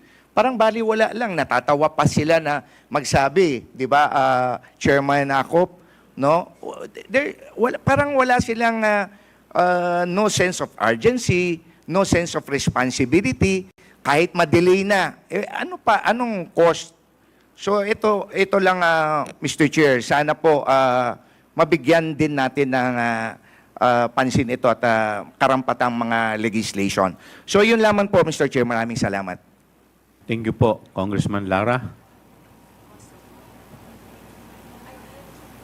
Mr. Chair? Yes, the Honorable Vice Chairman Acop. Yes, bago ko po makalimutan. Kanina po, nagkaroon po kayo ng manifestation regarding doon po sa hindi pag-undergo ng ating Vice President na mag-take ng oath. May I know if that is also a motion to see to it that such event will not become a precedent insofar as this or the committee hearings of this Congress are concerned. That is the ruling of the chair. So it becomes, shall we say, it has not changed our former rules and regulations. Yes. Thank you, Mr. Chair. Mr. Chair, may I clarify? Yes, Mr. Tumawis of COA. For the regular audit po, ang timeline po ng transmittal or submission ng report, annual audit report, which is September, end of the year. September of each year at after dun sa audit period. So for example po, for 2023 na annual audit report, dapat po ma-transmit po sa Congress, sa OP, and to the management of the OBP on or before September 2024. Thank you. We will now proceed to the next interpellator. Tapos na po tayo sa first round. Sa second round na po tayo, may isa lang pong nagmanifest. The chair would like to recognize the Honorable Franz Castro, the last interpellator. So, thank you, Mr. Chair. Clarify ko lang sa auditor. So, kung ang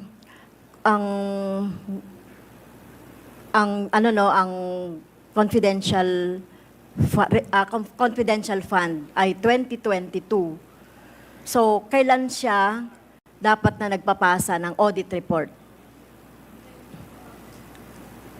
Confidential fund Attorney Camora. used Who will answer? Attorney Camora. Attorney Camora, please reply. Mr. Chair, ang confidential fund audit po ay hindi regular audit. So iba po yung sinasabi ni Okay, so Sir, paano na po sa timeline. confidential funds? Um, Na nakasama din kasi siya doon sa GAA. O nakasama siya na ginasta doon sa taon na yon. So paano yung submission ng confidential funds? Every quarter. Tama po ba? Opo. Yes So po, every Mr. quarter. Chair. So yung last quarter ng 2022, dapat na i-report, na i-submit na yung report by? Wala pong timeline ang sa joint circular, Mr. Chair. So kaya pala nung Mr. Chair, nung tinatanong ko to at in-expose natin ito nang makabayan ito ng 2023 na budget ay wala pa doon yung hindi pa sila nakapag-submit ng report. Tama? Yes po, Mr. Chair.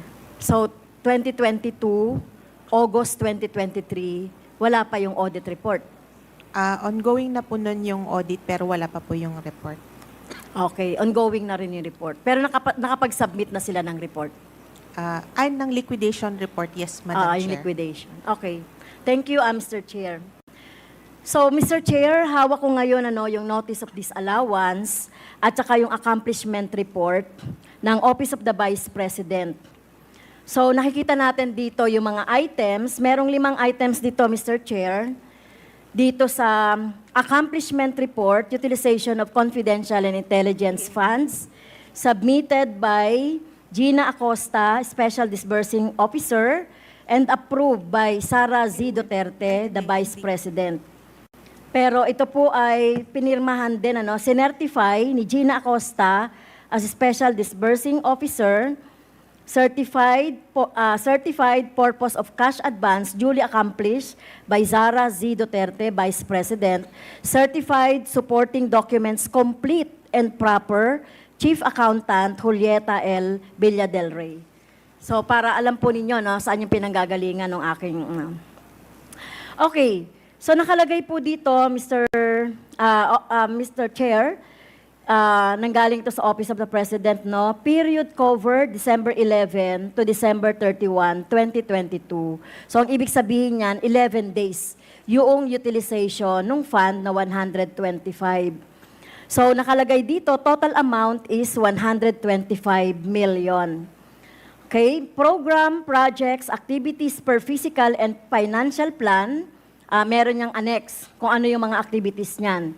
Nakalagay dito, safe implementation of OBP initiatives and confidence building.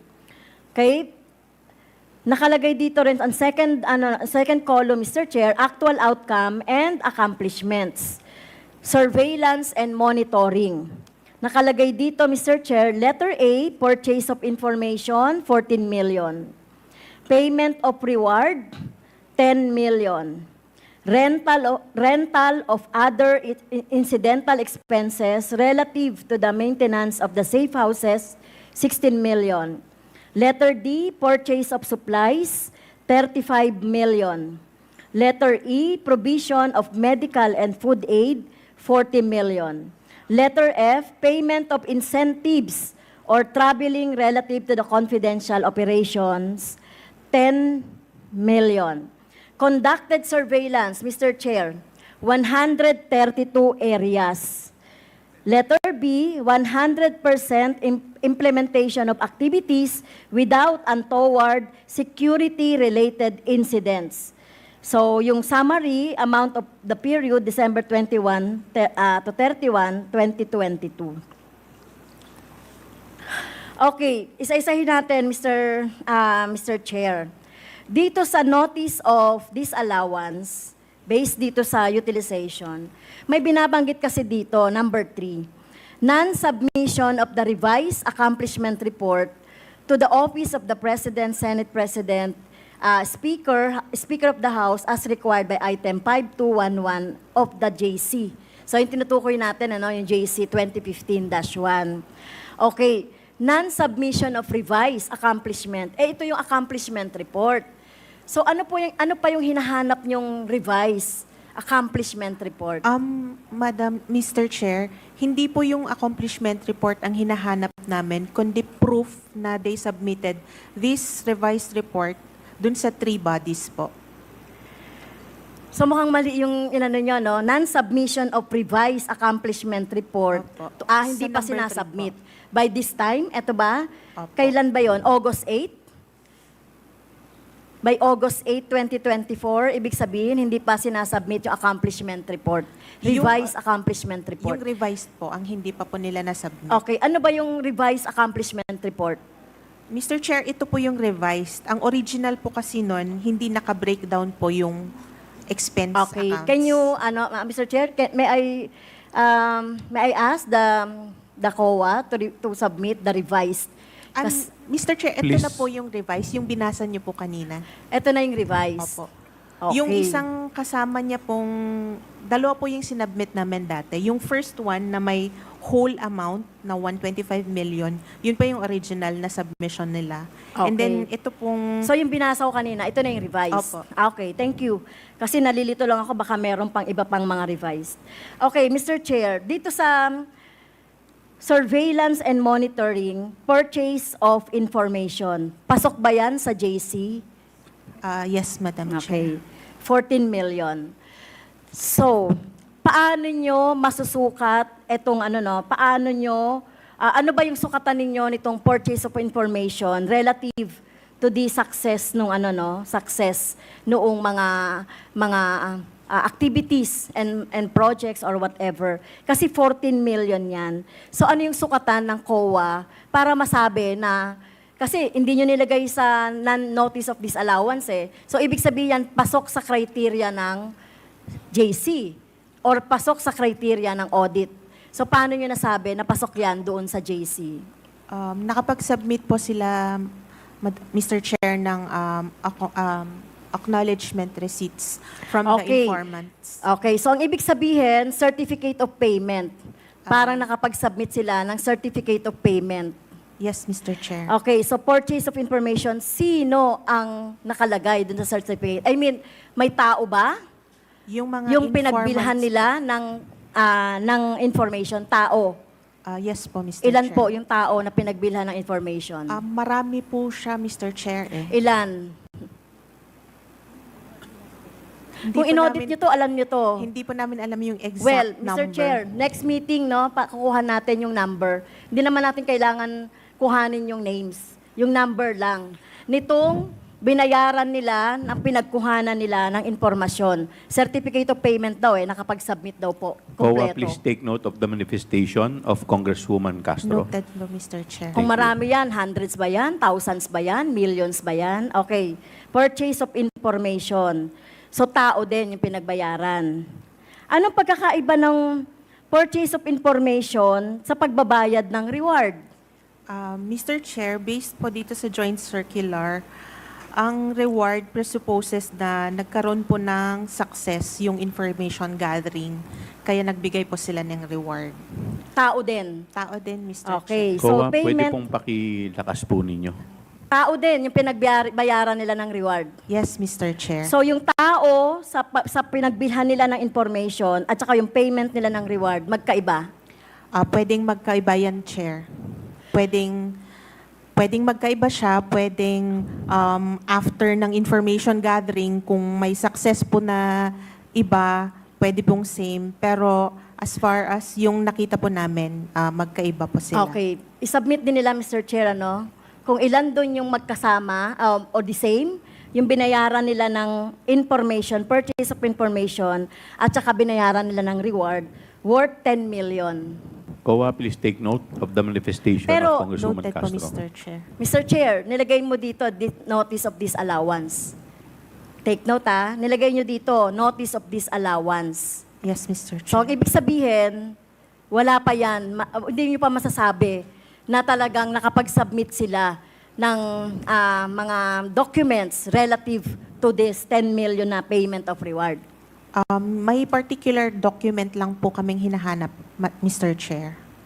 Ano yun? Ito po, yung document evidencing the success of the information. Well, eto lagi na lang sinasabi, yung success. Sinabi nga dito, paano nyo ba masusukat yung success ng information na sinasabi nyo based doon sa sukatan ninyo sa pag-audit? Minsan po... Nakapunta ba kayo doon sa mga activities?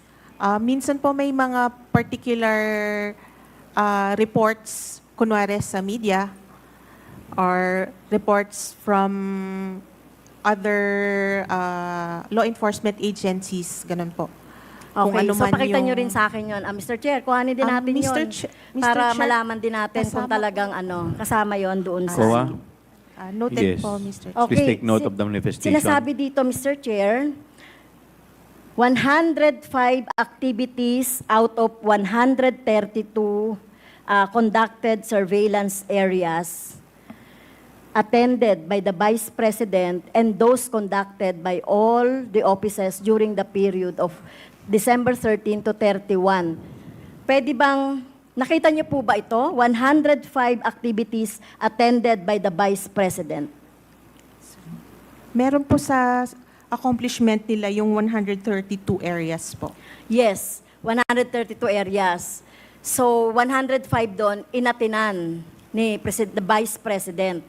So, can you submit, Mr. Chair, yung 132 areas na yan? COA, please take note of the Yes, Mr. Chair. manifestation. Congresswoman, you have...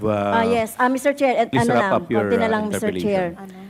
So, yung purchase of information, ito kina-question ka pa rin to, Mr. Chair, na pinayagan nila yan, yung payment of reward. Ito, nakalagay dito, Mr. Chair, provision of medical and food aid. Dito sa accomplishment report nila, provision for medical and food aid, which is 40 million. Pero ang nakalagay po dito sa notice of disallowance ninyo ay 34 million and 24 million, a total of 59,787,000. So may discrepancy po. May part nun po kasi na hindi rewards, kundi regular supplies na ginamit po nila sa confidential operations. So pwede po yung medical and food aid.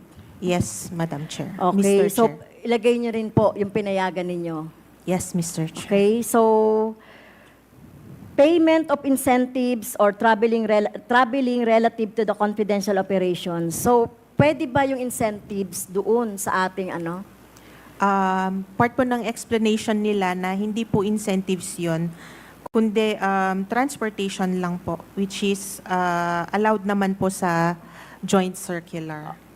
Okay, pero nakalagay sa report nila ay incentives. So pinayagan nyo yung buong 10 million. Tama po ba?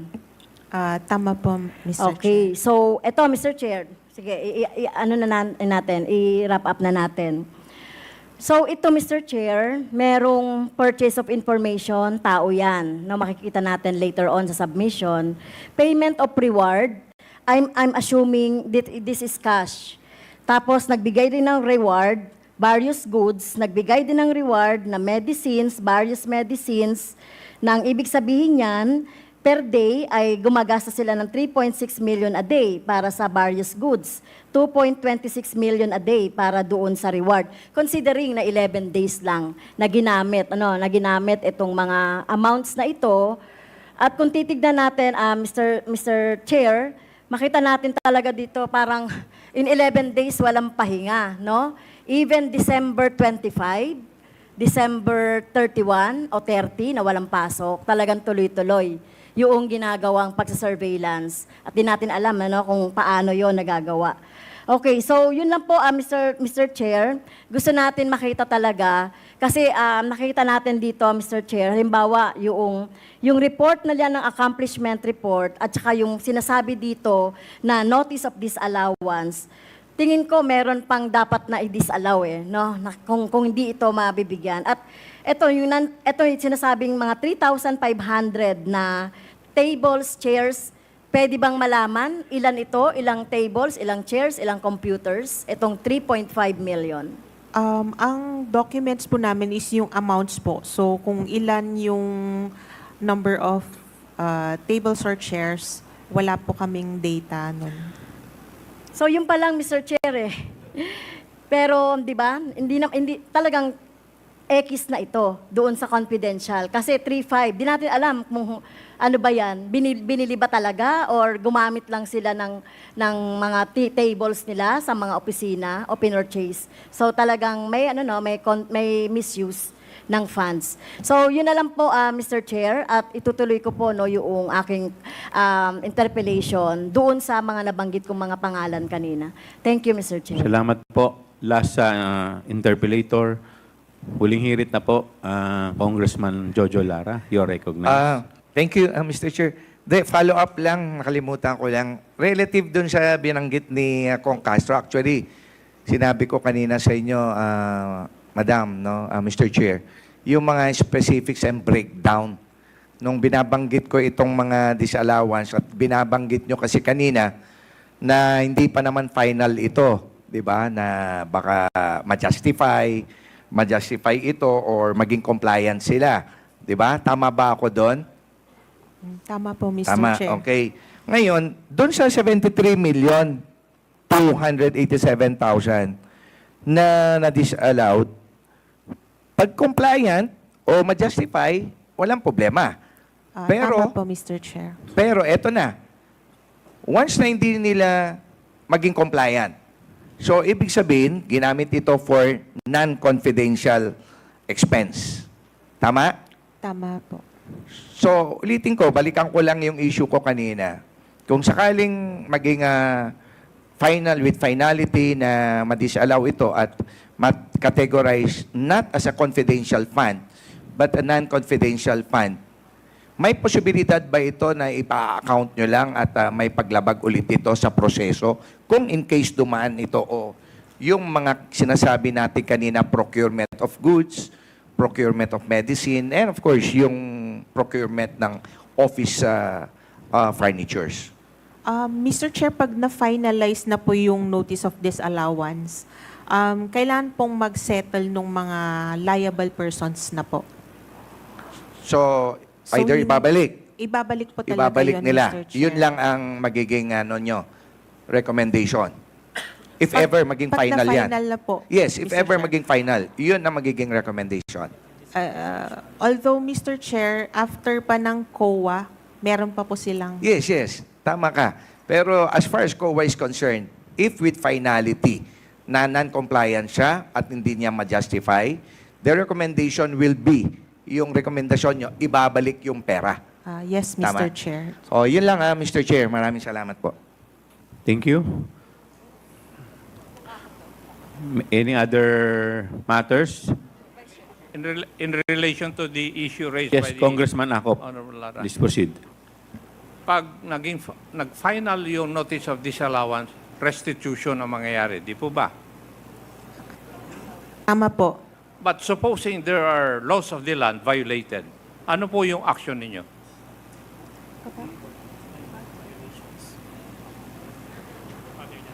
Kasi Violations marami at- kaming naimbestigan na nangyari.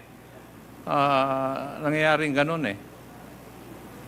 So, if in the process of the conduct of your audit, you will find out that there are certain laws violated by the head of the agency, ano po yung recourse ninyo? Is that in relation to the confidential funds pa rin po, Mr. Kahit Chair? na anong pondo, when you conduct an audit, Mr. Chair, in case of appeal of the notice of disallowance, the commission proper may refer or provide other sanctions. Like, for example, sir, Your Honor, the commission proper may refer it to the ombudsman for appropriate filing of the case, Yes. or may order to restitute the amount. yeah, that is a Disallowed? matter of protocol Yes. for COA. Yes. It is a matter of protocol. It's actually depends on the commission proper. Yeah, kasi kung may Mr. violation Chair. of law, sinong magfa-file kung hindi nyo i-refer sa ombudsman or the appropriate agency? Yun po yung katanungan ko.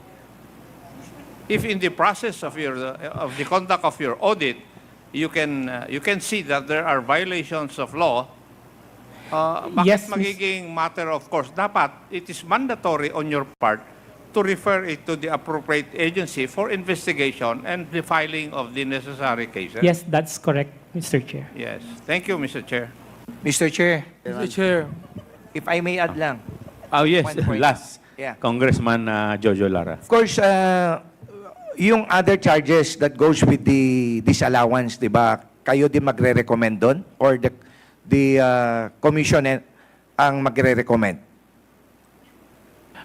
Mr. Chair, the commission. The commission will recommend yung charges kasi kayo magpa-file, di ba? No, Mr. Chair. Recommendation to the appropriate agency like the ombudsman for the filing of the appropriate charges. For the Mr. Chair. filing of appropriate charges. Yes, Mr. So it Chair. will be up to the ombudsman to determine. Sila bahala mag-determine kung anong mga charges? Yes. Basing dun sa findings nyo? Yes. Yeah. Okay. Thank you, Mr. Chair. Chairman, Mr. Chair. last one point lang po. Yes, In Congressman relation to Craps. the query asked by Kong Akop, Chairman Akop, kasi yung unang narinig ko is May. Pero cleaner niya, that's your mandate. So mandatory dapat. Di ba? That's mandatory. That the agency, the COA, should recommend to any quasi-judicial body. Di ba? Or, doon sa regular court. Di ba? Kung depende po sa COA, but mandatory dapat yan, di ba? Mr. Chair, usually kasi pag violation of laws, talaga pong nire-refer namin yan sa Office of the Ombudsman. Ang tanong kasi, Chairman ako, any violation of laws. So, mandatory yan for the COA to recommend. Yes, Mr. Chair. Di ba? Well, in fact, if there are cases filed in the Ombudsman, mandatory din kayo na dapat i-submit all those findings as supplemental evidence with regards to the case, di ba? Yes, that's correct, Mr. Chair. So it is not may, but they are mandatory. Mr. Chair, Yes, Congressman Abante. there are certain officials that should be invited in the next hearing, DepEd officials. I would like to move to include the former chairman of the Bids and Awards Committee, Attorney Limuel G. Antonio, or Tonyo, and other officials competent to answer questions on the agency's budget. as well as the bid documents for computers purchased from 2022 to 2024, August 31, 2024, and teachers as well who are actually end users. So moved, Mr. Chair. The motion is duly seconded. Is there any objection? Hearing none, the motion is carried. Meron pa po bang matters na gusto pong i-discuss? Kung wala na po, Sure. Motion to suspend. yes. Is there any second? Second, Is there any objection? Hearing none, the motion, the hearing is now suspended.